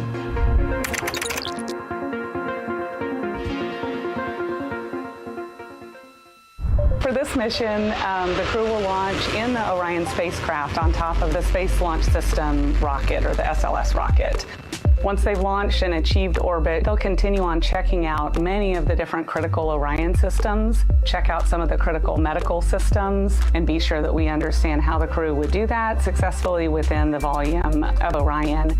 We also have, of course, systems to feed the crew. They have a potable water dispenser that they'll check out. And then we also have a food warmer, kind of looks like a suitcase that the crew can use to heat their food. They're also going to check out the flywheel system. We'll have the crew perform some initial exercises. Part of that is to ensure that the flywheel is actually working, but part of it is actually to be sure that our environmental control systems are actually working. For sleeping, the crew will sleep in sleeping bags. Some crew members like to be very tightly bound up, and some like to float very free. They'll use the toilet for the first time and be sure that it's able to flush. While they're on their journey, they'll do some testing that they quickly don their suit just to be sure that we would be ready in the future for an emergency. They'll also check out our radiation shelter. If we were to have a solar particle event, we would be asking them to take stowage out of the stowage bay and put it in some specific locations on the vehicle, basically for it to serve as shielding.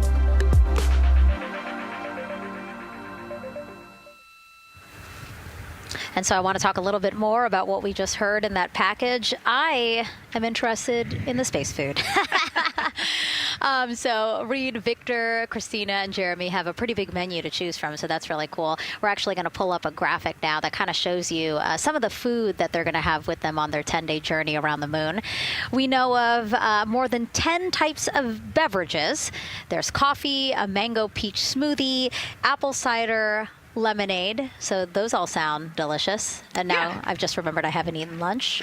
They're actually not too bad. I actually have a mango peach smoothie with me today. No way. Yeah. So you can see they come in these little packets here, but it's just kind of a dried powder that you add water to. So this would actually, you'd add 175 milliliters of water and let it sit for 2 to 5 minutes, and then you can stick a straw in it. You saw in that package they put a straw on the top septum portion there, and then you can drink it.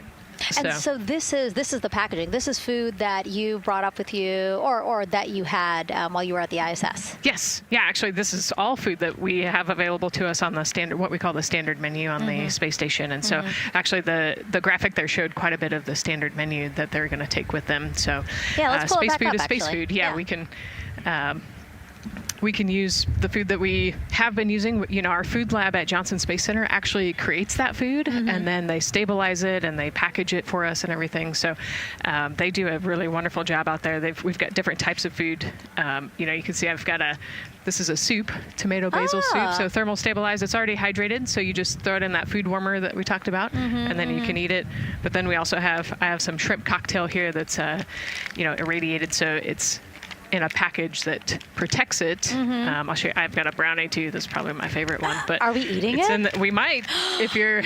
Yes. Look, see, they want us to eat. I don't know what happened, but it worked out. Yeah. With what we were saying here. So it's in an outer package to help protect it against radiation, and then it's in this inner package. And so this cosmic brownie, actually, the trick, Ann McLean, my crewmate, taught me. The trick is you got to put this in the food warmer and get it nice and warm, and then you can get it. But so what we do is we just take scissors and you open it up, and then it comes right out. So these brownies are nice because they don't have a ton of crumbs, and so you can actually just eat it pretty easily in space. You know, if you imagine, that would not happen in space.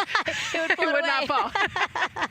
But yeah, so we've got all sorts of things that you can actually eat. The menu's pretty good and pretty diverse on the space station, and then as you saw, pretty diverse for Orion. Nice. Yeah, that's amazing. And again, here's a look at the crowd that's starting to continue to grow here as we get closer and closer to launch. We are now under an hour from the opening of our 2-hour launch window at 6:24 p.m. Eastern Time. And so let's take some questions from social media. We haven't taken some of those for a while. You put that brownie away, Nicole, or I'm going to steal it. Nicole, we have another celebrity who submitted a question. Let's take a look. Okay.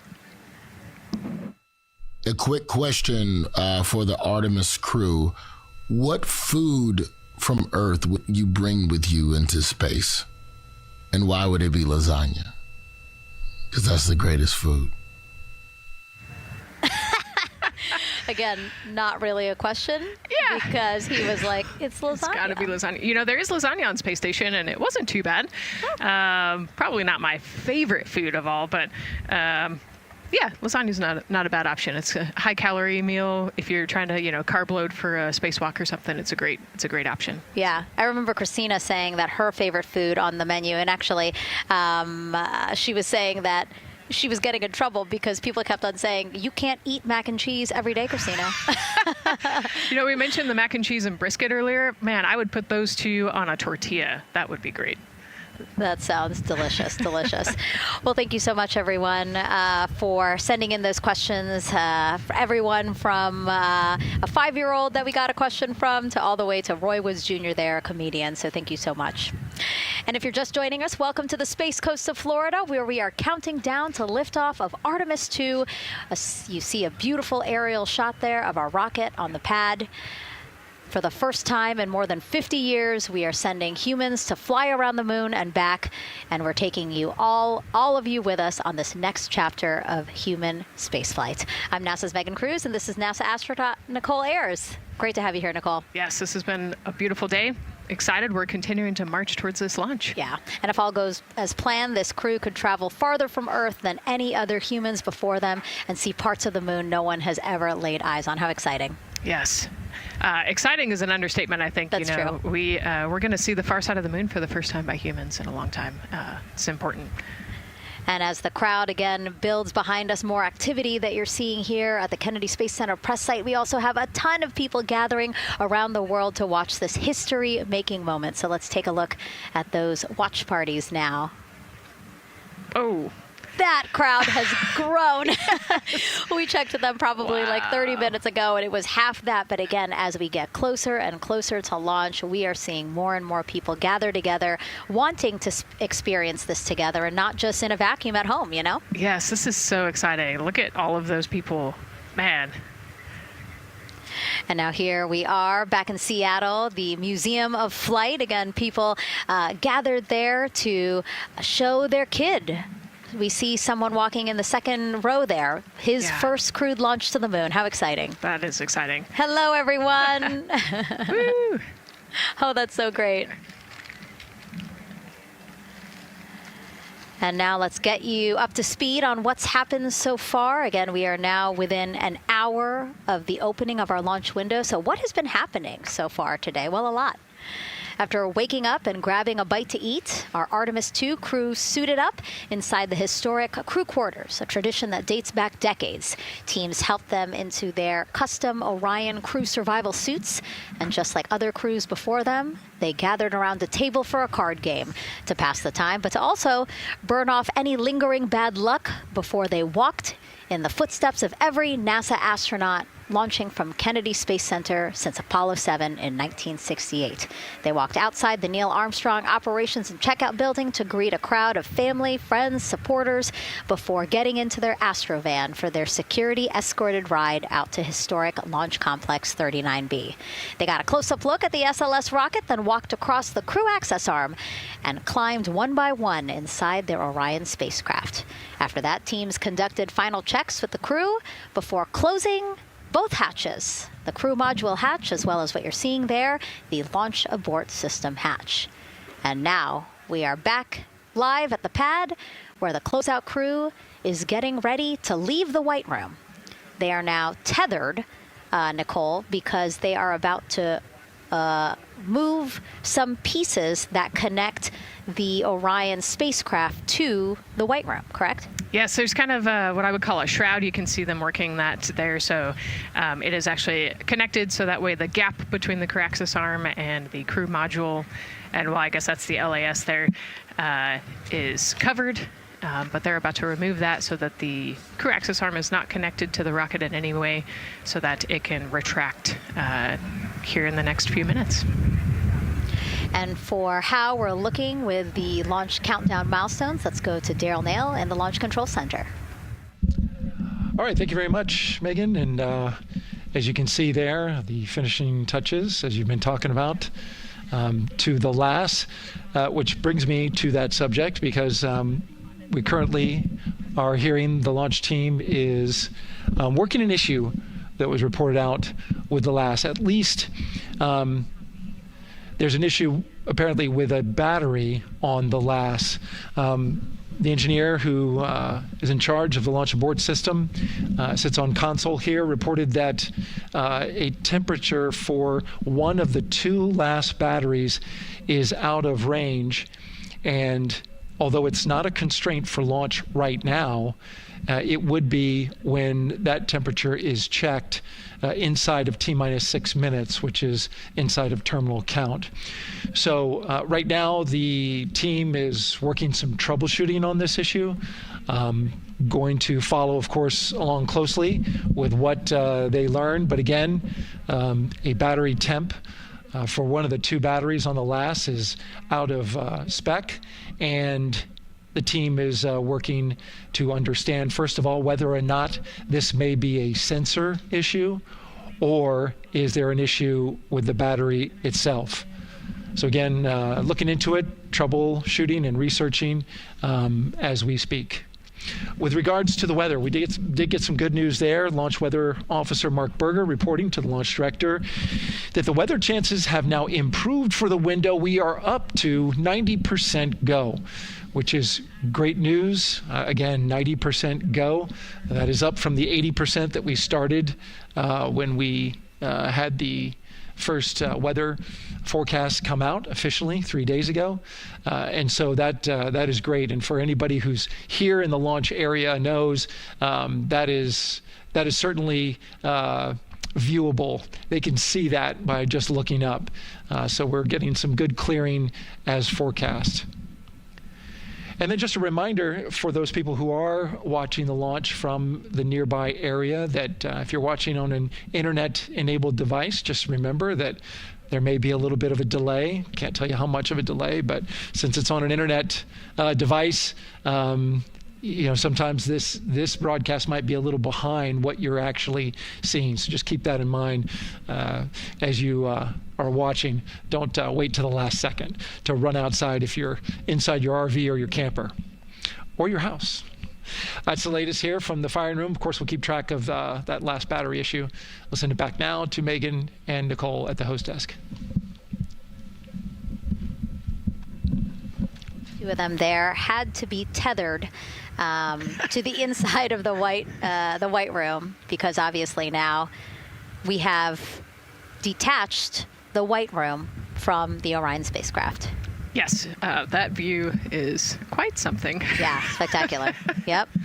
Oh, no, I'm sorry. I forgot. Nicole's scared of heights. An astronaut afraid of heights is actually not uncommon, as we've learned today.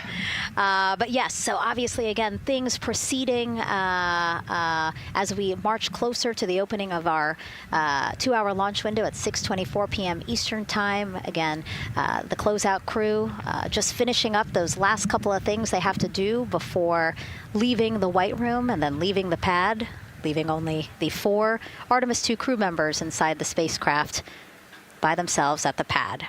Yeah, and then we'll be curious to follow the battery issue on the LAS as well. I think sometimes it's just a sensor issue, sometimes it's a battery issue. So hopefully they figure that out quickly. Mm-hmm. And so if we can take a shot of the crew inside the capsule, if one's available, why don't we talk a little bit more about each of them? So we have Artemis II Commander Reed Wiseman, Baltimore native, and he's actually, you see his feet in that shot there from inside Orion. He's been in space once before as flight engineer for Expedition 41 aboard the International Space Station from May through November 2014. During the 165-day mission, Reed and his crewmates completed more than 300 science experiments in areas like human physiology, medicine, physical science, earth science, as well as astrophysics. They actually set a milestone for station science by completing a record 82 research hours in a single week. He also served as chief of NASA's astronaut office from December 2020 to December 2022. His 2 daughters were out to wave goodbye to him as he made his way to the launch pad. And again, there's Reed's feet. Reed is the one sitting in the seat to the right, closest to our camera there. So looks like he's relaxed by the body language of his feet. Yeah, I think they're kind of in a holding pattern, if you will, or a waiting period. So it makes sense that he's a little bit relaxed. He's also kind of just a relaxed person in general. He's wicked smart, but has a demeanor that keeps everybody calm. And so I think we're seeing that here today. And so in this shot, Reed is the one sitting on the left, and to his right, Artemis II pilot Victor Glover. NASA selected the California native as an astronaut in 2013, and at the time he was actually serving as a legislative fellow in the United States Senate.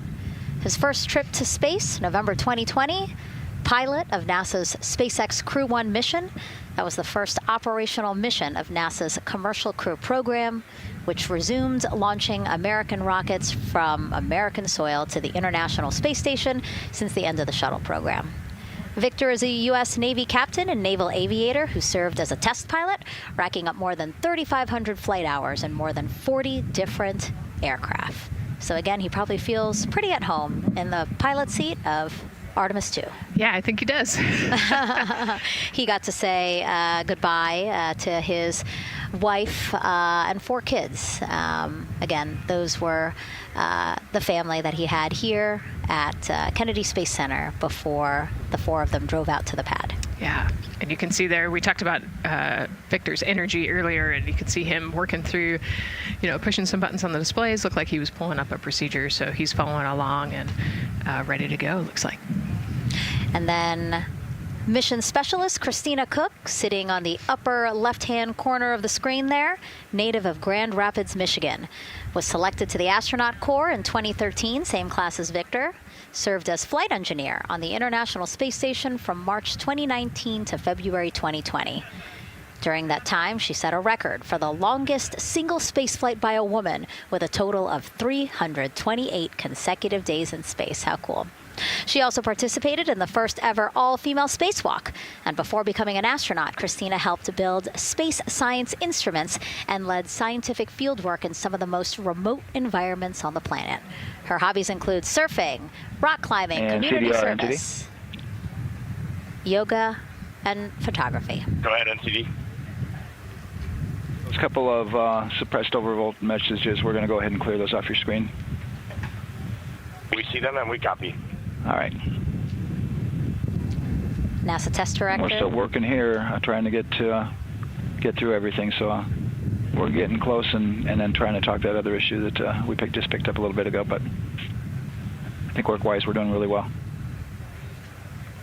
Sounds good, NCD. We're doing great on board. Glad to hear it. NASA test director giving an update to the crew. Some messages flashed on their displays. Just wanted to say that they didn't have to worry about that. We're going to clear that. And that also just reassuring the crew, again, that they are tracking and working the issue with the launch abort system battery. Yeah. All right. And then first-time flyer, Canadian Space Agency astronaut Jeremy Hansen will fly to the moon as mission specialist on the Artemis II mission. The London, Ontario native selected as an astronaut in 2009. After that, he worked as Capcom at NASA's Mission Control Center in Houston. Capcom stands for Capsule Communicator and is the sole direct voice communicating with astronauts while in space. Jeremy also participated in training exercises, really cool ones like living on the ocean floor off the coast of Florida to simulate deep space exploration for a week. In 2017, he became the first Canadian to lead a NASA astronaut class. He also enjoys getting out on a sailboat, rock climbing, and mountain biking. He has a wife and 3 children. And he's the one that you see bottom left-hand corner of your screen. I know, I'm trying to see what he's doing there. Christina's looking too. And so there is your Artemis II crew inside the Orion spacecraft. And this is actually the 7th time NASA astronauts will launch on a new NASA spacecraft designed for crew. And if you're wondering about the first 6 crewed test flights, here they are. All systems are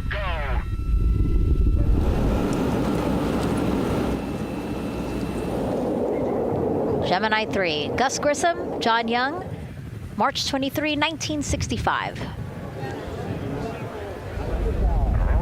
Apollo 7, Wally Schirra, Don Isley, Walt Cunningham, October 11th, 1968. Space Transportation System, or STS-1, John Young, Robert Crippen, April 12th, 1981. Then NASA's SpaceX Demo 2, Doug Hurley, Bob Behnken, May 30th, 2020, followed by NASA's Boeing crew flight tests. Butch Wilmore, Sonny Williams, June 5th, 2024. And now, Artemis II with Reed, Victor, Christina, and Jeremy. It is really surprising, honestly, to hear that through all these decades, through all these launches we've had, this is only our 7th new vehicle that we're testing for crew. Yeah, you know, we have so many different missions that we think about and we talk about, but really 7 vehicles that we've tested and that we're flying. You know, I like to think of spaceflight really as a permanent test, right? We have, you know, hundreds of missions or so. You know, an airplane that gets tested and then flown has thousands of data points. And so really spaceflight is always going to be in the test field. And I think it's important to remember that, especially as we put humans on rockets that we never have before, or for the 7th time we start a new vehicle and a new mission. Just getting word now that White Room closeouts are complete. And so the closeout crew is preparing to leave the pad. It's exciting stuff. We are making good time, and the closeout crew is doing really well. 41 minutes, 43 seconds and counting until the opening of our window. And Artemis II is a 10-day mission that will send the 4-person crew on a journey around the moon and back to Earth. It will be a critical step towards future lunar and Mars missions.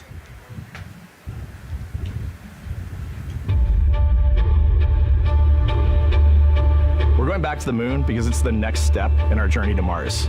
We need to go explore the moon. There's vast regions of unexplored areas with the coldest, darkest places in our solar system.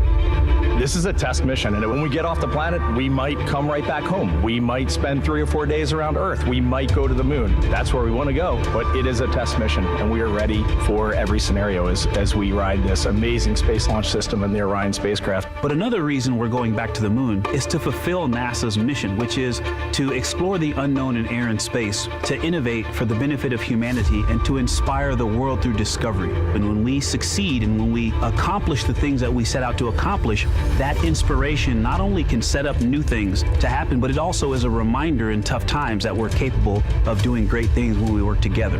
The thing I love about the moon is that it's not just a beacon for exploration and this platform of possibilities for incredible missions like this, but it has benefits. That's actually why we're racing towards it. Those benefits are really wide in nature. You have everything from innovation, technology development, not only for future missions going deeper into the solar system, but technologies that come back to Earth. You have inspiration, a whole generation of people starting this pipeline of STEM workers and manufacturers and operators that are excited to see what you can do when you work hard and you come together as a team. When I think about the 4 of us flying around the far side of the moon, seeing that Earth rise, taking images and video and sending them back to you, the feeling that I have inside is hope.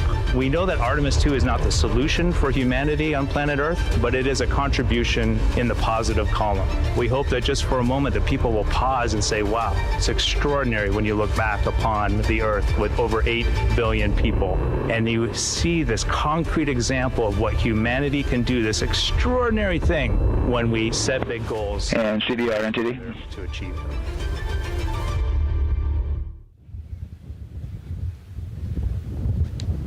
And so Mission Control Houston will control the flight of Orion after a liftoff here at Kennedy Space Center. Here's Gary Jordan, who's embedded with that team. Gary, you might have to pause because we did just hear a call out to the commander in Orion. Will do, Megan. I think that was Commander Reed Wiseman responding to prepare for some of the next steps. We are now holding at the T-minus 10-minute hold. Expected a 30-minute hold. So we are well on the countdown. We are well on the timeline to meet this L-minus time and launch towards the beginning of the window, but continuing to track progress along the way. Again, I'm here with the Artemis II flight control teams in Mission Control Houston. The team in the room behind me has been monitoring the countdown and verifying their own mission-specific launch criteria of the Space Launch System, the Orion spacecraft integrity, and its crew. During the final poll before launch, if all looks good from each of the flight controllers in this room, Flight Director Judd Freeling will report a go for launch from Houston Flight. Upon liftoff, teams here take control of the mission and communicate with the crew while they fly on the Space Launch System. This phase of flight is highly dynamic, and each console position has a dedicated and important role of looking after critical systems. You'll hear calls from Capcom and NASA astronaut Stan Love in this room to the Artemis II crew as milestones are reached during the more than 8 minutes of powered flight on the core stage. Liftoff and ascent are just the beginning. This room will be staffed around the clock over the next 10 days to oversee every moment of the mission through splashdown. Here from the Johnson Space Center, we'll be streaming the mission live 24/7 so anyone can follow the crew's journey, take peeks inside the spacecraft, and share the experience of a lunar flyby with astronauts looking down at the moon's surface. Teams here have been rehearsing tirelessly in simulations to throw every conceivable and inconceivable scenario their way. We are ready and eager to begin the Artemis II mission. Still milestones to come as we continue the countdown, but we'll be right back with you during the ascent phase of today's flight. With that, Megan, I will send it back over to you at the Space Coast. So much, Gary. Under 37 minutes until the opening of our 2-hour launch window, 6:24 p.m. Eastern. I've never been more excited for a time. But why don't we send it back over to Megan Carter with the Moon Board to learn more about what happens after ascent. Absolutely. I am definitely also getting excited. Things feel like they're starting to pick up a little pace here. A lot is about to happen within the first 10 minutes of launch, but what happens after those first 10 minutes? Let me take you over here to my mission map so we can kind of jump ahead and let me explain a few things. So, our main engine cutoff is going to stand for MECO, and that is essentially where the rocket's job is done, and it is then going to turn the propulsion duties over to our ICPS. That stands for Interim Cryogenic Propulsion Stage. Don't try and say that too many times fast, but the ICPS is going to be right here, and that's our in-space propulsion. About 50 minutes into, after about 50 minutes into launch, it is going to conduct that first burn, and that's going to be the perigee raise maneuver. Essentially, what that is going to do is going to raise the spacecraft from a lowest point of Earth just a little bit higher into space, and then they are going to conduct that nice path. It's going to set them on that nice circular path around the Earth. That's when they're going to start to be able to really check out this spacecraft. The Orion spacecraft is going to be able to, like we've talked about, be maneuvered by the crew. They're going to check out those life support systems, and communication checkout's going to be vital at that point as well, obviously. Then they will be conducting that another burn, and that's going to raise them just a little bit higher again, and then they will it'll be about time for the ICPS to separate, and they will start another lap around the Earth as well. Now the ICPS, but even after it separates, its job will not be done because they will have the opportunity to conduct something called the proximity operations demonstration, and this is going to be really important for our future lunar missions because the ICPS actually has a target on it, and the crew is going to have the opportunity to manually maneuver these spacecraft like we've mentioned and practice those docking maneuvers. Now obviously they will not be docking for this mission, but that is again going to be critical for those lunar missions in the future. Now All right, after that ICPS has separated and they've done that second lap, they're going to conduct 2 more burns. And what these burns are going to do is set them up to the high enough orbit and a fast enough speed in order to conduct the translunar injection. This is going to be that critical moment and that critical milestone where they are going to produce about 6,000 pounds of thrust. And this is that point that is going to take them out of low Earth orbit into deep space, and it's going to set them on that nice path towards that lunar flyby. And I know we have talked a little bit about why this could be a record-breaking flyby and journey to the moon. And with that, I'm going to turn it back over to Megan so she can tell us just why. Yeah, she's talking about the distance record set by the Apollo 13 astronauts in 1970. They were 248,655 miles away from Earth, and this Artemis II crew might surpass that on flight day 6 when they fly around the moon by more than 4,000 miles. Yeah, it's a long ways. It's tough to fathom 250,000 miles from Earth, right? I mean, space, the space station is only 250 miles, and so we're going, I don't want to do the public math, but we're going much further than that. But it's important, right? Because we want to get back to the moon. We want to see the surface. We want to see the far side of the moon. And the way we do that is by breaking distance records. Yeah, and the exact distance record depends on exactly when they launched, like the time, the day. So we'll learn more as we go into this 10-day mission with the Artemis II crew. But here we are, 32 minutes, 50 seconds and counting from the opening of our launch window. Feels really, really surreal here as more and more people come to gather on the press site lawn here at Kennedy Space Center. Why don't we take a look at this video that we have here? Some familiar faces who wanted to wish our Artemis II crew a safe journey. Reed, Victor, Christina, and Jeremy, you are the real deal. You're flying to the moon for all of us, and we are in awe. You're the true heroes. You are not just astronauts. You are pioneers, venturing deeper into the unknown. But you are not alone. We will be all cheering you on from planet Earth. Hey, I'm Victor Wembanyama, and I play basketball in the NBA. But I'm not only interested in shooting hoops. I'm also interested in shooting stars, dark matter, and all other types of astronomical phenomenon. And to the Artemis II astronauts who are shooting for the moon, I wish them good luck and Godspeed. Hi everybody, I'm Ryan Gosling, and I play a biologist who goes to space to save the planet in the film Project Hail Mary. But the Artemis II astronauts are going to space for real, and they will travel farther from Earth than any humans in history. Sending all our best wishes to the Artemis II crew. I just want to say how proud I am of each of you and how inspired you make me. But it's not just about me. Your mission is going to inspire future generations of scientists, engineers, athletes, and dreamers to do something that they never thought possible. Hey, it's Roy Wood Jr., and I want to wish the Artemis II crew a happy and safe journey to the moon, well, around the moon. To go around. I know what you're doing. You got to look for a parking space. This is to go around the moon, make sure somewhere to park, and then you park journey. Good luck. It's actually a really good way to explain what how this mission builds. Again, we are hoping to land astronauts on the surface of the moon in maybe 2 years. So yes, we are looking around the moon on this lunar flyby mission to see where we might park. Thank you, Roy Wood Jr. Okay, and as we look at this live view of the rocket on the pad, there is a spectacular place here at Kennedy Space Center to watch launch from, and that's the Banana Creek viewing area. Why don't we go back there where the crowd is excited, and Leah has the best assignment ever, talking to people who are super excited about being here for Artemis II.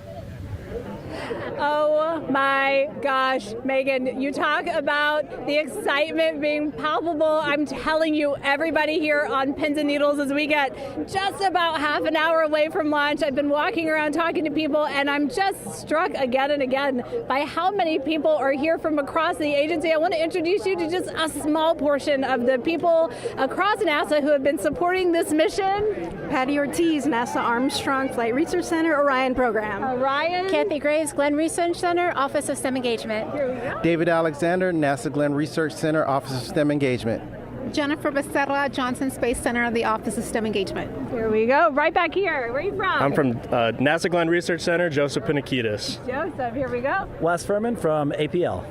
Maria Arredondo from Headquarters, Next Gen STEM.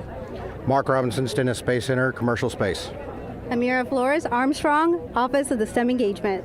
Molly Kearns, NASA Glenn, Space Communications and Navigation. Matthew Pierce, Goddard Institute for Space Studies in New York City. Here we go, and right over here, Lauren Ring, Ames Research Center, Data Integration. So we're coming together. We're one big NASA team, one big NASA family, and we have one major message before we launch tonight. Okay, guys, what are we going to say? 1, 2, 3. Go Army!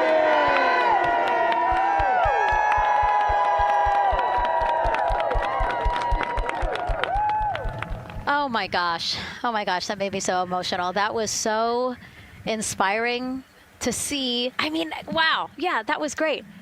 I mean, just to hear everybody say their position, what they're doing to support this mission is amazing. And I'm sure this was something that really rang true and resonated with NASA's Administrator Jared Isaacman, again, to see the workforce come together to do the work and then to be here for launch. So why don't we actually go over to him now with our Jasmine Hopkins at one of our other viewing locations. All right, Megan, thank you so much. The energy here on the balcony is honestly becoming electric as we get so close to launch. And now we are thrilled to welcome NASA Administrator Jared Isaacman.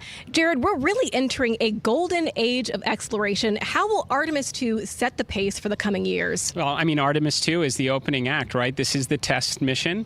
This is getting very comfortable with the SLS rocket, the Orion spacecraft. No humans have ever flown on this before, right? And we're going to put it through its paces. We'll go into Earth orbit for a little bit, make sure Orion's doing okay, and then we are sending them, right? We're going to send them farther into space than any humans might have gone before, 250,000 miles away, and it's going to set up for the subsequent missions. That's why we're going into the golden age of science and discovery right now, because you're going to see moon rocket launch in 2027 when we do our testing with the lander. We're going to go for the landing on Artemis IV in 2028, and in parallel, we're going to build the moon base, right? And that is going to be filled with science discovery and tech demonstrations that's going to support the enduring presence we're trying to create on the surface. Absolutely. So honestly, history-making years ahead of us, with Artemis 3 and 4. But first is Artemis 2. What will be our single greatest takeaway from this mission?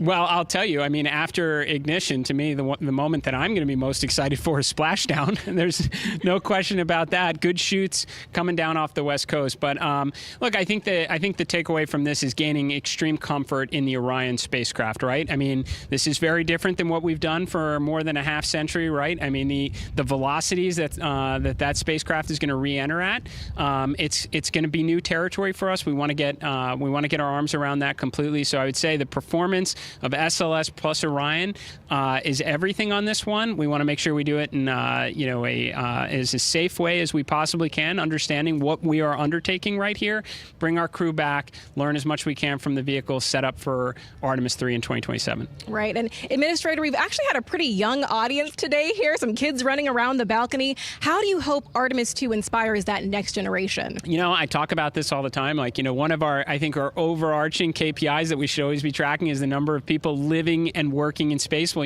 what's another strong number 2 on that one? It's the number of kids that are dressing up as astronauts for Halloween, so that they grow up, that they're inspired to want to join in this grand endeavor, whether they come work with us here at NASA or they join in industry, but they're helping humankind venture out farther, pursue all the secrets of the universe. Yeah, I think we'll see a lot of kids dressed as astronauts this year. And finally, Jared, you've really made it a personal mission to get to know the people behind the work at NASA. Do you have any final thoughts, any final words before today's history-making launch? Yeah, well, one, I want to express a lot of appreciation. I'll tell you what, the 4 astronauts on top of Artemis II know this. It takes an army to pull a mission together like this, right? Across all 10 of our centers, all of our commercial partners, the international partners that come together to make this possible. My sincere appreciation for everyone who is currently working the mission right now, so getting them ready for launch, that will be watching over them in mission control, recovering this crew when they splash down off the West Coast. I have complete trust and confidence in your abilities. And everybody else who's not directly working on Artemis II, Artemis 3 is coming up next year. When this mobile launcher gets back in the VAB, we're going to start stacking. Wow, plenty of excitement ahead of us. Jared Isaacman, thank you so much for being here. Thank you. Thanks for being here. Of course. All right. And with that, let's get back to the countdown with NASA's Megan Cruz. Under 25 minutes and counting from the opening of our 2-hour launch window, and take a look at all these people behind us. I literally, every moment I turn around and I see the clock, I am like, Oh, wow. Oh, wow. There are more people and less time. Yes, exactly, which is a great problem to have. Yes. Now, this first crewed test flight of NASA's Artemis program coincides with the 250th anniversary of our country's founders signing the Declaration of Independence. Exploration is a part of America's DNA, and it continues now with our return to the moon. 250 years ago, 13 colonies laid the foundation for the greatest and most enduring democracy in the history of the world. One driven by courage, faith, and freedom. From that moment, we became a nation defined not by where we stood, but by how far we were willing to go. We conquered vast frontiers, invented tools that shaped a modern world. We found light in the dark, and we rose from the earth. Faster, higher, farther. We pushed beyond the sky and into the unknown. We carried our courage into the cosmos, and we planted the American flag on the moon, the defining achievement of American superiority in space. Today, our curiosity stretches farther than ever. American robots search ancient rivers on Mars. New telescopes unfold to glimpse the first stars. And a new generation prepares to return to the moon, this time to stay. For 250 years, America has carried the light of humanity forward. But American exceptionalism isn't inherited, it's earned. Our greatness comes not only from what we've done, but what we're still determined to discover. Because in every era, across every horizon, America is at its best when it's reaching for something greater. America celebrates 250 years, and we are leading the world into the future. 22 minutes, 15 seconds and counting from Artemis II, NASA's boldest test flight in a generation.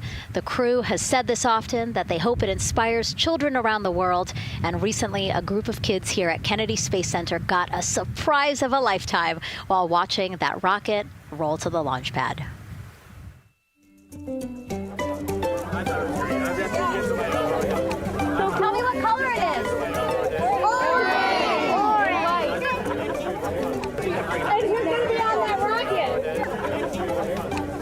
We're going to be on that rocket. I could make it a little bit longer. Did you see it? Okay, so everybody's looking at the rocket because it is kind of cool and impressive. One of the coolest things happening over there right now, though, is it's on top of a giant tractor. Doesn't all food come in like tubes? It's in these like little plastic bags, and you have to like rehydrate it. Sushi. There's not. I haven't seen sushi in space. It's probably hard to keep that back. Corrupted sushi mashed together. My favorite part was this one little girl. She had a question. She had patiently held her hand for a long time, and Christina turns to her and says, "Okay, what's your question?" She just goes, "I forgot." It was like, that's a perfect little kid moment. I just love. Wait, are you my mother's cats too, astronauts? What? Say that again? Never mind. It's a little hard to say. Go Artemis! These two? Yeah. You can put it on. Look at this one. Yeah. There you go. I like your dabbing astronaut back there. It's just so fun to see the enthusiasm, the energy, and a little bit of chaos. 3, 2, 1. Wasn't that so cute? I love kids and their excitement and, you know, even just being real. Like, I don't remember what I was know, gonna he ask. goes, but I'm glad you're here. Now here we are, Space Center Houston. The crowd has exponentially grown throughout the day. We started showing you live shots from in there probably an hour ago. And now take a look at all the people there getting ready to witness history together. It's something really special to be able to witness something like this together. Yeah, you know, we've heard from celebrities and officials and kids, and, you know, it's amazing. People from all around the world came here today to Florida to watch. So it's something, it's hard to put into words, just how much support for this mission we're seeing today. And great news, too. Remember, the team was tracking an issue with the launch abort system battery. They appear to have cleared that issue, so we are go for launch. Yes, it's exciting.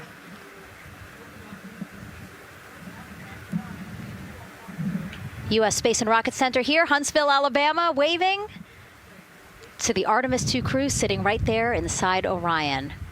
Inside of 20 minutes from the opening of our launch window, and right now we are targeting the top of that launch window, so we could be launching here in about 19 minutes, Nicole. Wow, I don't know if I expected this today. I'm excited, and I'm glad they were able to clear the problem with the battery on the LAS, and everything has gone really smoothly today. It's been great. The weather cleared up. It's a beautiful day for a launch. And so now, as we are so close to possibly launch now, just what are your final thoughts as we are about to embark on a mission back to the moon, the first time in more than 50 years? Yeah, just so proud of the crew and all of the teams here on the ground that made this happen. They are carrying the torch from the Apollo era into the Artemis era. And it's the crew likes to say they want to be the shoulders that the next generation. And let's see, GLS, can you help us with that, please?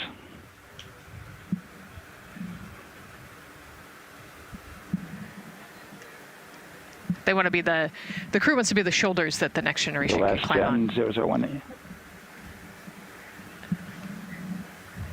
I think it's in their patch.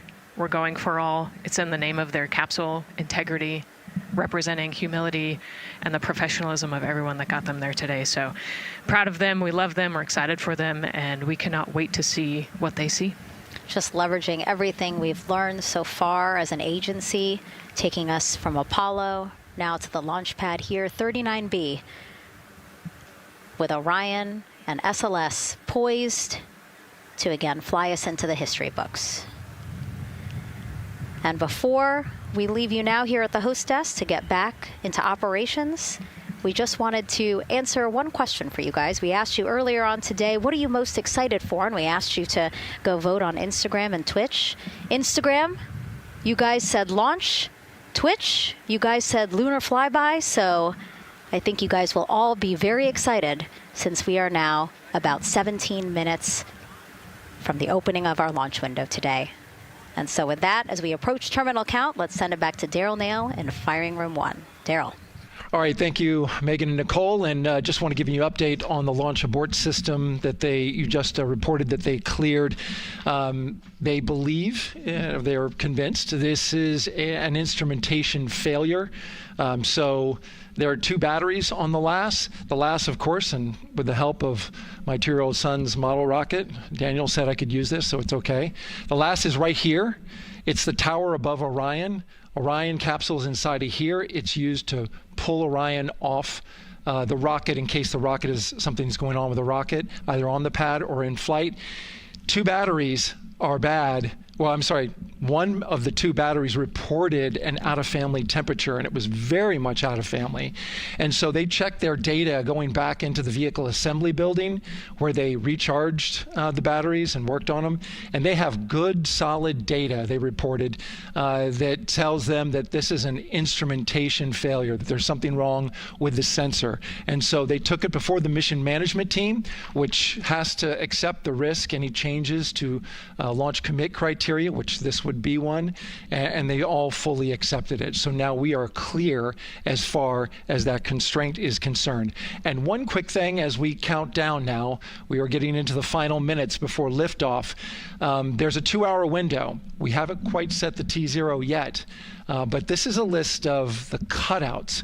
There are 150 cutouts that are included for this 2-hour launch window, and that's important. They're in very small print.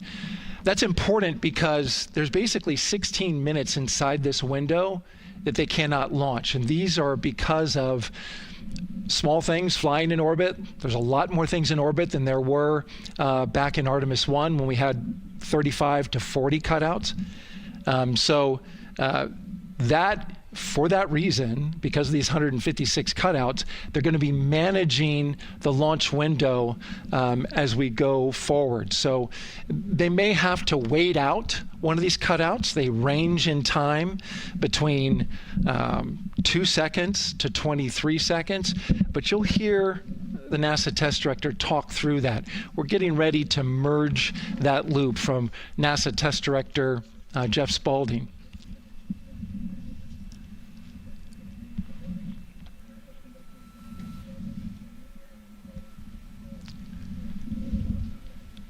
And so now I'm listening to the launch team get ready to merge their operational channel.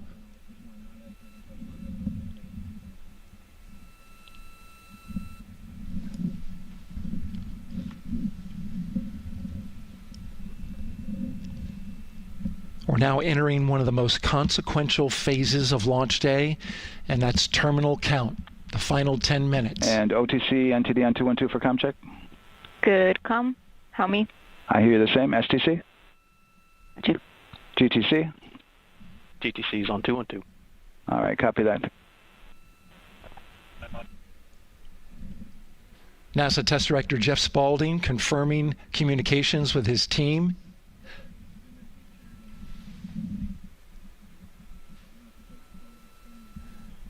There will be 2 polls that we'll hear. One from Spaulding, the NASA Test Director, confirming the ground systems and the launch team are ready to proceed. At this point, we have a clear board, no constraints, but we need confirmation from each individual on the NASA Test Director team. So we'll hear him poll his team. The other poll that we're waiting for is the poll from Launch Director Charlie Blackwell Thompson, who will take that final status from NASA management before giving the go to come out of a hold. And you're seeing the clock count down at L minus 12 minutes. CCL, OTC, Orion, RS1. CCL. Yes, sir. Reconfigure ARS primary loop ISO valves. Copy, that's in work. And CDR, OTC, Orion, RS1. Go.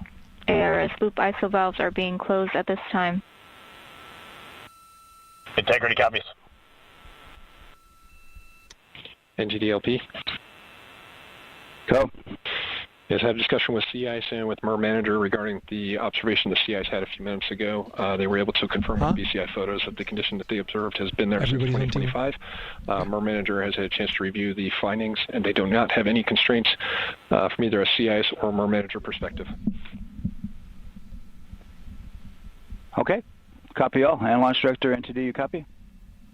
Yes, sir. I copy. That's good news. OTC, CCL 212. OTC. ARS primary loop isolation valve configuration is complete. Copy.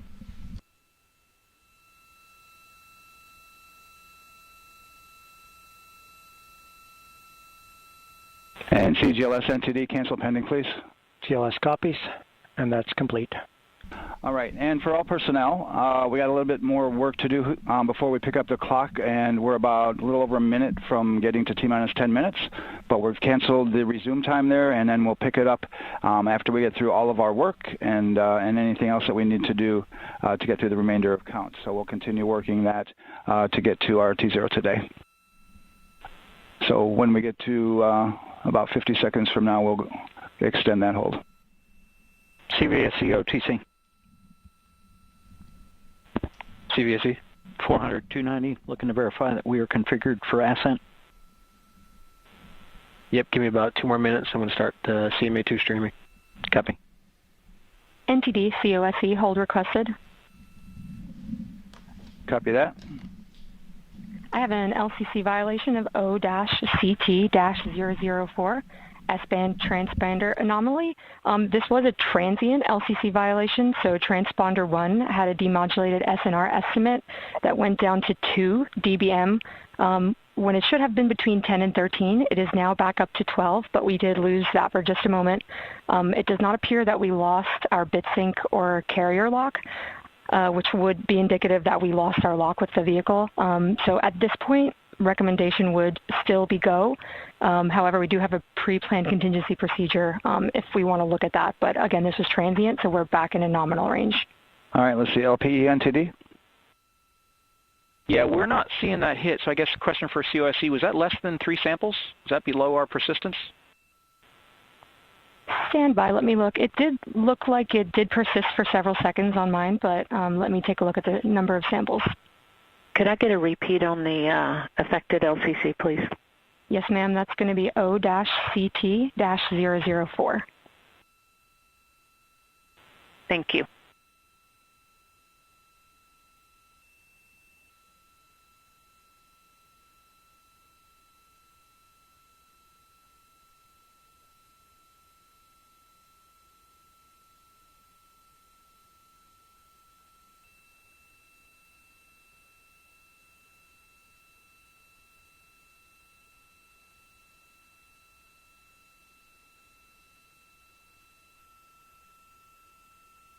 Yeah, us taking a look at the data right here, looks like that was a single sample. Yeah, copy that. RFTS does report that they also lost lock for about 5 seconds. So I would love to ask KUS and see if they also lost lock with the vehicle for any extended amount of period.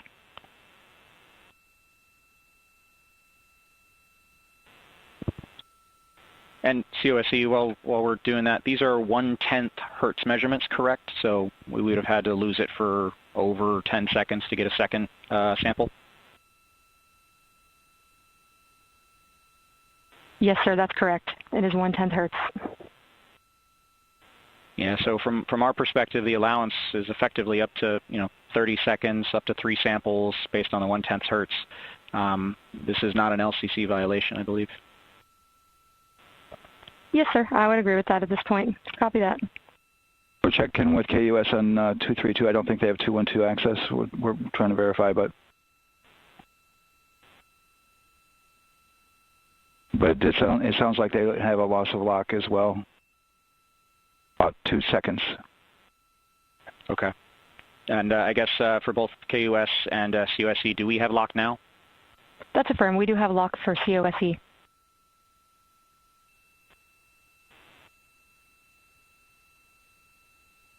Yeah, so from the integration console perspective, we did have a temporary loss there within the allowable, and per the requirement, let's go. And this is Houston Flight. We have lock and we have good telemetry here in GSE.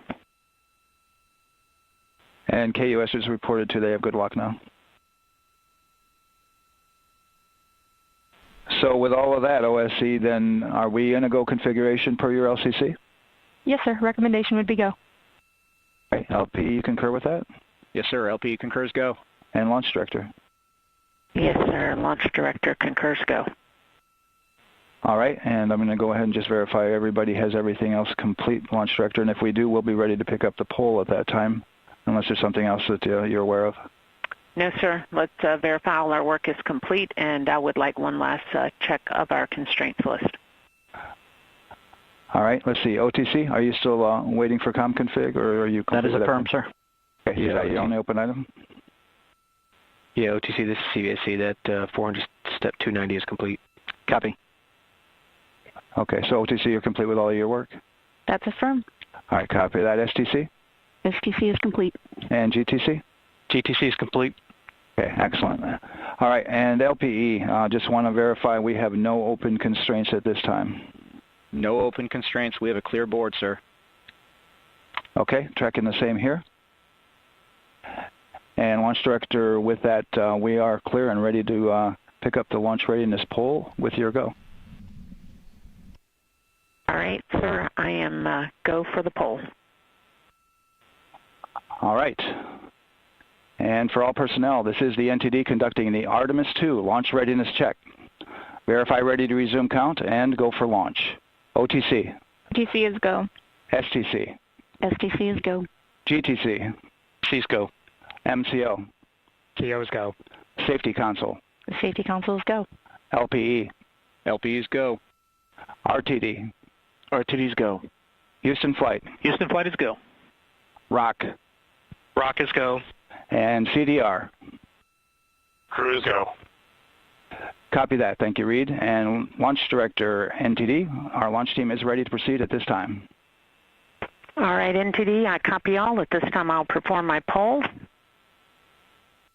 Attention on the net. This is the Launch Director performing the final poll for launch. Verify no constraints and go for launch.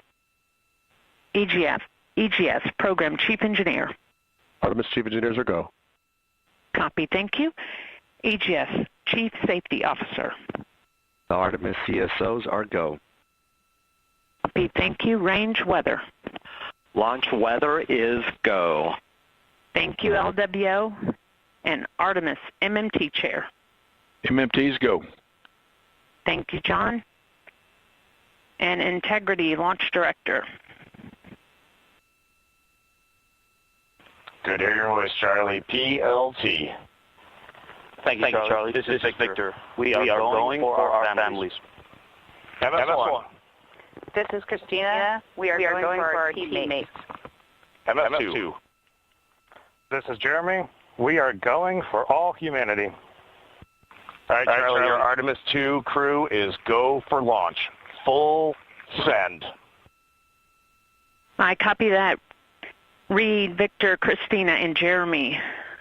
On this historic mission, you take with you the heart of this Artemis team, the daring spirit of the American people and our partners across the globe, and the hopes and dreams of a new generation.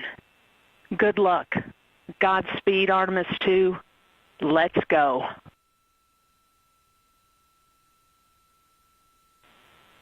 And NTD Launch Director. Go ahead, Launch Director. Yes, sir. You have a go to proceed with countdown. Copy that. I'll put it in work. CDR, NTD. Go. Your risers and initiate short purge per your EPROC 10.1.1, steps 8 and 9. 10.1.1, 8 and 9 going to work. Copy. CVSE NTD, start and verify recordings of our Orion cameras. Copy. Okay. Well, there you heard it. RSR NTD. RSR. They're getting ready to start terminal count. SNA arm rotation enable at this time, please. It's currently at T-minus 10 minutes. Once we wrap up this last bit of work, SNA arm rotation enable complete. We're going to start that clock. Copy that. Thank you. Integrity crew, close and lock visors.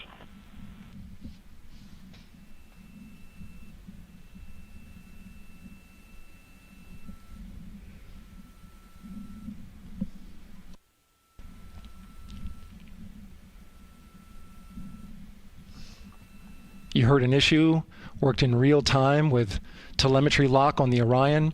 It was transitory. It was very short. They checked the data, confirmed that they had a good lock.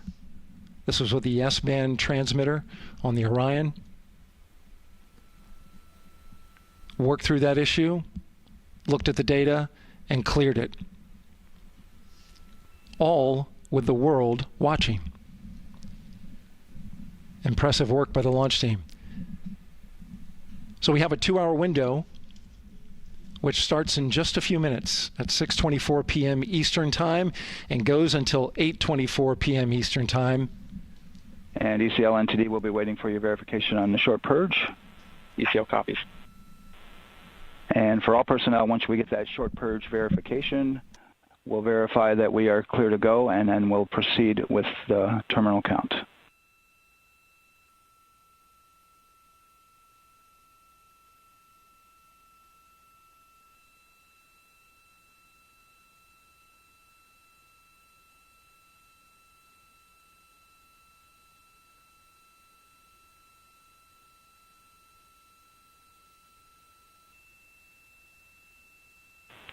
ECL time estimate?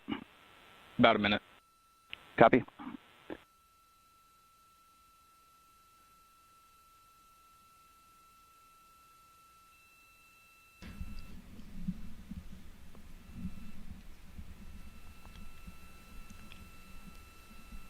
So we're going into the launch window, but not by much, it looks like.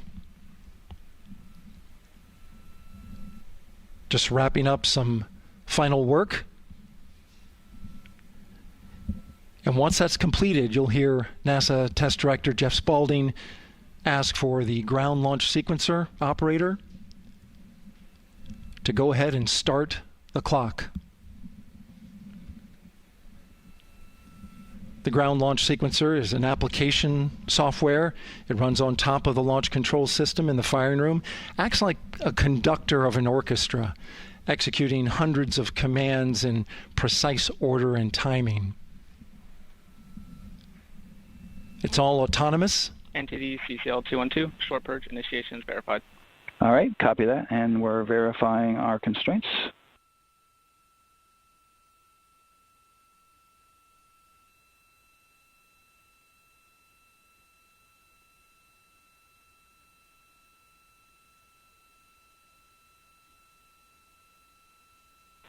All right, and we're clear from cutouts.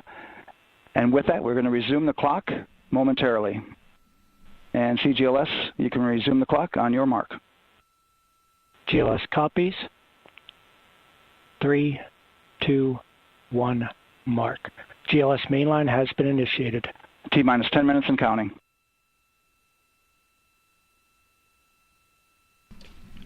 And that begins terminal count. Our new T0 is 6:35 p.m. Eastern Time.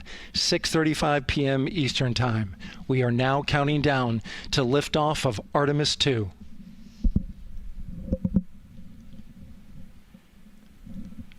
From now on, you're going to hear two voices on the loops.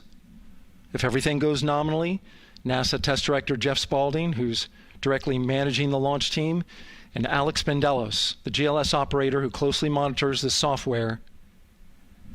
He has the ability to stop and restart the countdown.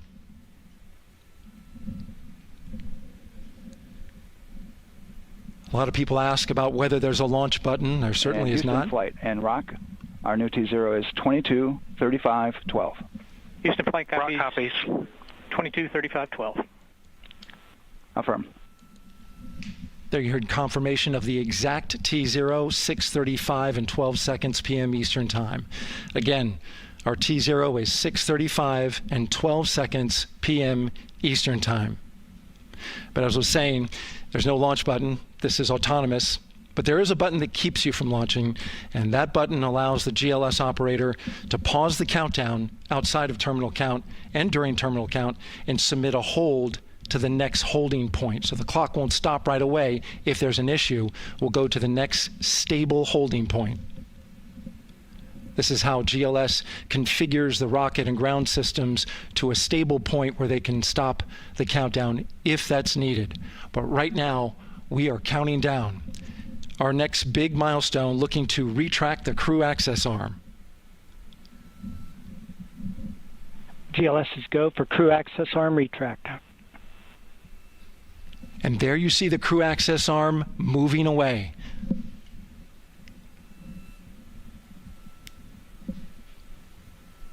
That's the path that the astronauts took to ingress into the rocket.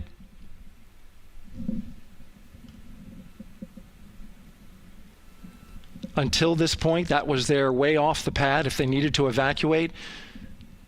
But now with that arm retracting, the backup transitions to a launch abort system, and they'll begin arming that shortly.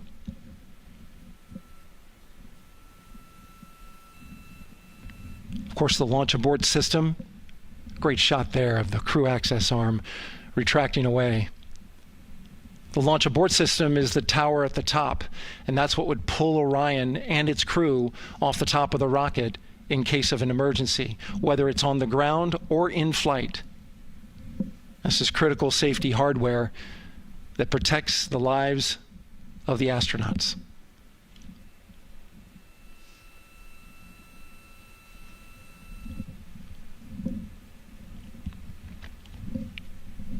Starting at T-minus 6 minutes, the GLS will start bringing that and other high-energy systems online, starting with core stage pressurization.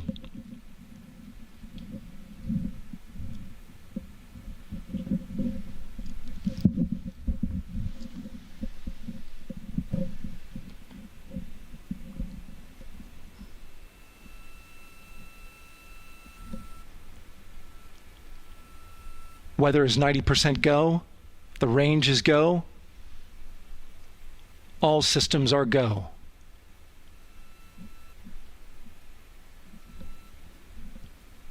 GLS is go for core stage tank pressurization.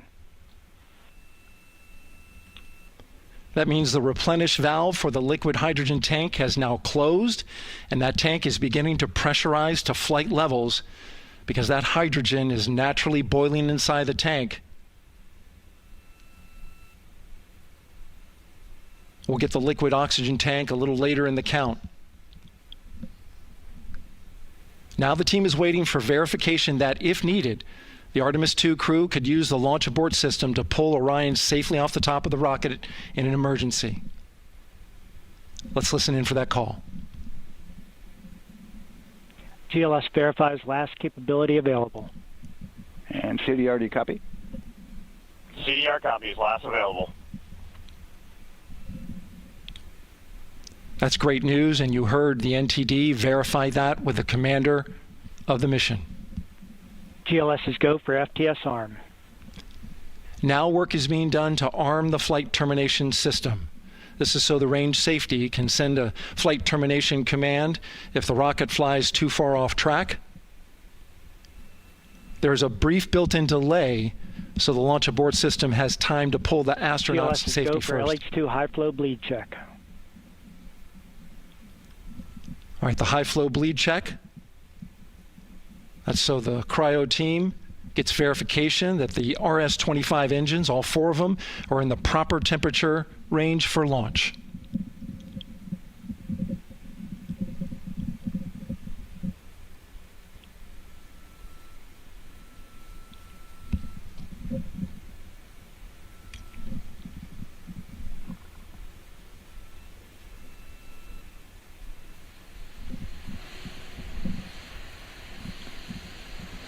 GLS is go for core stage APU start. Core stage APUs start. Those are auxiliary power units, high-speed turbines which provide pressure to hydraulic pumps that steer the RS-25 engines. We're going to see a gimbal test a little later at T-minus 2 minutes and 30 seconds. This is what allows that to happen.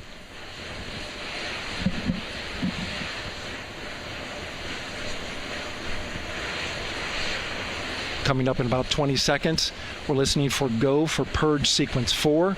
That's a helium purge of the 4 core stage engines downstream of the propellant valve. This gets all the air and moisture out of there.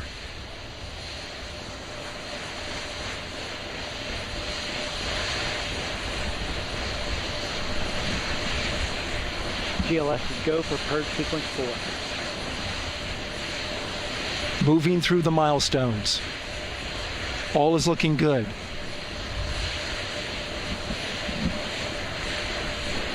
Coming up in just a few seconds, we're going to get that thrust vector control actuator test. This is a gimbaling of the engines.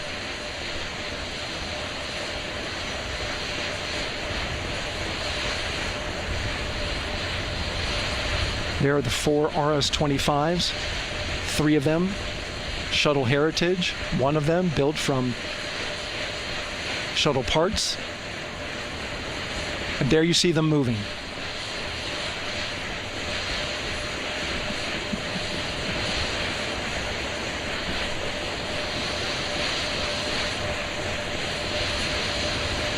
Now we're going to start moving the power from both the upper stage and the lower stage of the rocket to internal, taking ground power away and now going to battery power. GLS is go for upper stage to internal power. All right, power is removed from the rocket's upper stage, the ICPS, and it's been switched to battery. Same milestone for the lower core stage coming up at T-minus 1 minute and 30 seconds. Right now, the 4-person Artemis II crew is 248,000 miles away from the moon. And if all goes well, they will fly by it in 6 days. GLS is go for core stage to internal power. All right, there's the rocket's core stage, which houses 3 flight computers, is now on its own power.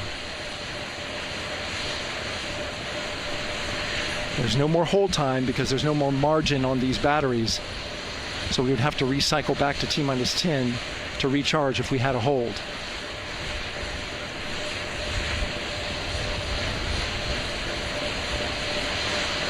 One minute. Right now, the rocket does not know what the T0 is, but coming up at T-minus 33 seconds, control shifts from the ground launch sequencer to the rocket's onboard autonomous launch sequencer, or ALS. The rocket will count itself down, but honor any holds that could come from the ground. Now, shortly after liftoff, Houston will take control of the rocket, and my colleague Gary Jordan will take over commentary. GLS, go for ALS. Great call out. The rocket is on its own. 4 brave explorers ready to ride the most powerful rocket NASA has ever launched. Sound suppression water is flowing. 15. And here we go.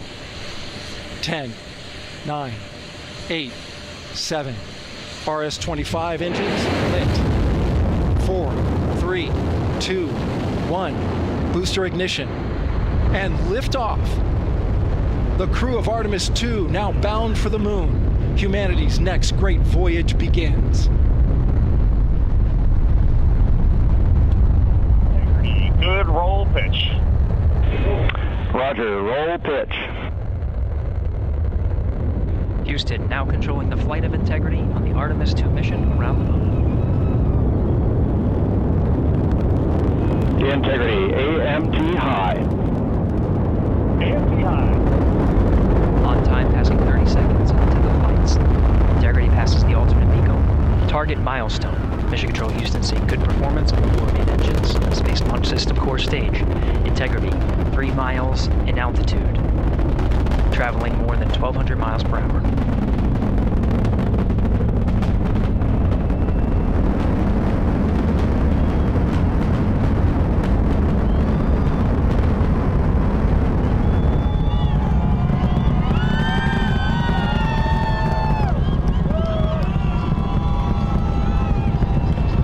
Mission elapsed time, passing 1 minute, approaching max Q. On, Ponce de Leon.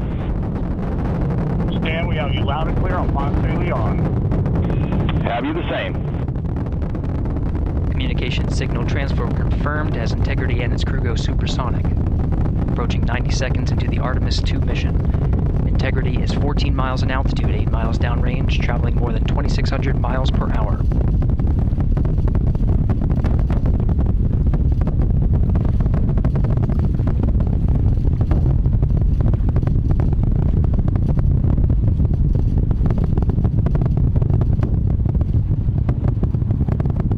Minute 50 seconds of mission elapsed time, standing by for main engine throttle down to 85%, ahead of solid rocket booster separation expected at the 2-minute 9-second mark. We see throttle down.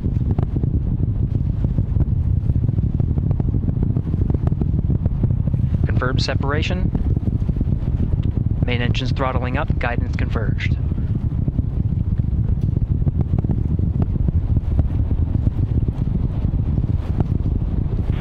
Integrity, guidance converged, performance nominal, upper stage RCS ready. Copy all, Stan. Integrity, SM priming complete. SM priming complete. 2 minutes 45 seconds of mission elapsed time into the Artemis II mission. Thrusters on Integrity and upper stage confirmed in a ready state ahead of service module fairing separation.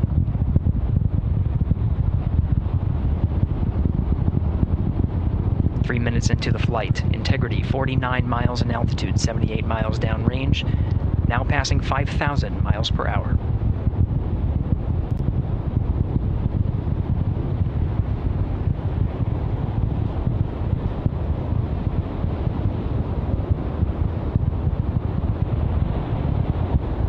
Standing by for launch abort system jettison. Houston Integrity, good last jettison, great view. Copy jettison, Team Eco 8+02. We see the same on board, Stan. And Houston has you loud and clear on Tidris at the Carmen line. Outstanding, Stan. We have you the same. 3 minutes 50 seconds into the flight of Artemis II, Wiseman, Glover, Cook, and Hansen cross the boundary to space with good comm checks. GPS signals acquired after last jettison now working on internal checks to verify accuracy. Flight Dynamics Officer analyzed the time of main engine cutoff, confirmed at 8 minutes 2 seconds, time of MECO.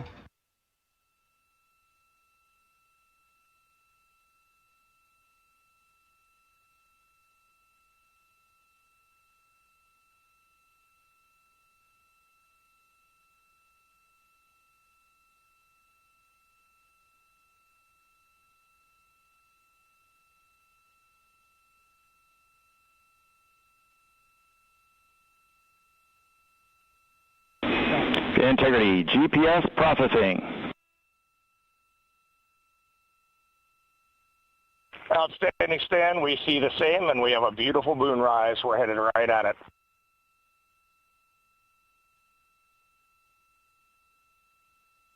Approaching 5 minutes into the flight, Commander Reed Wiseman confirms he has visuals of his destination. GPS guidance, navigation, and control software finishes internal checks and sends to navigation channels. Integrity, 3 engine press.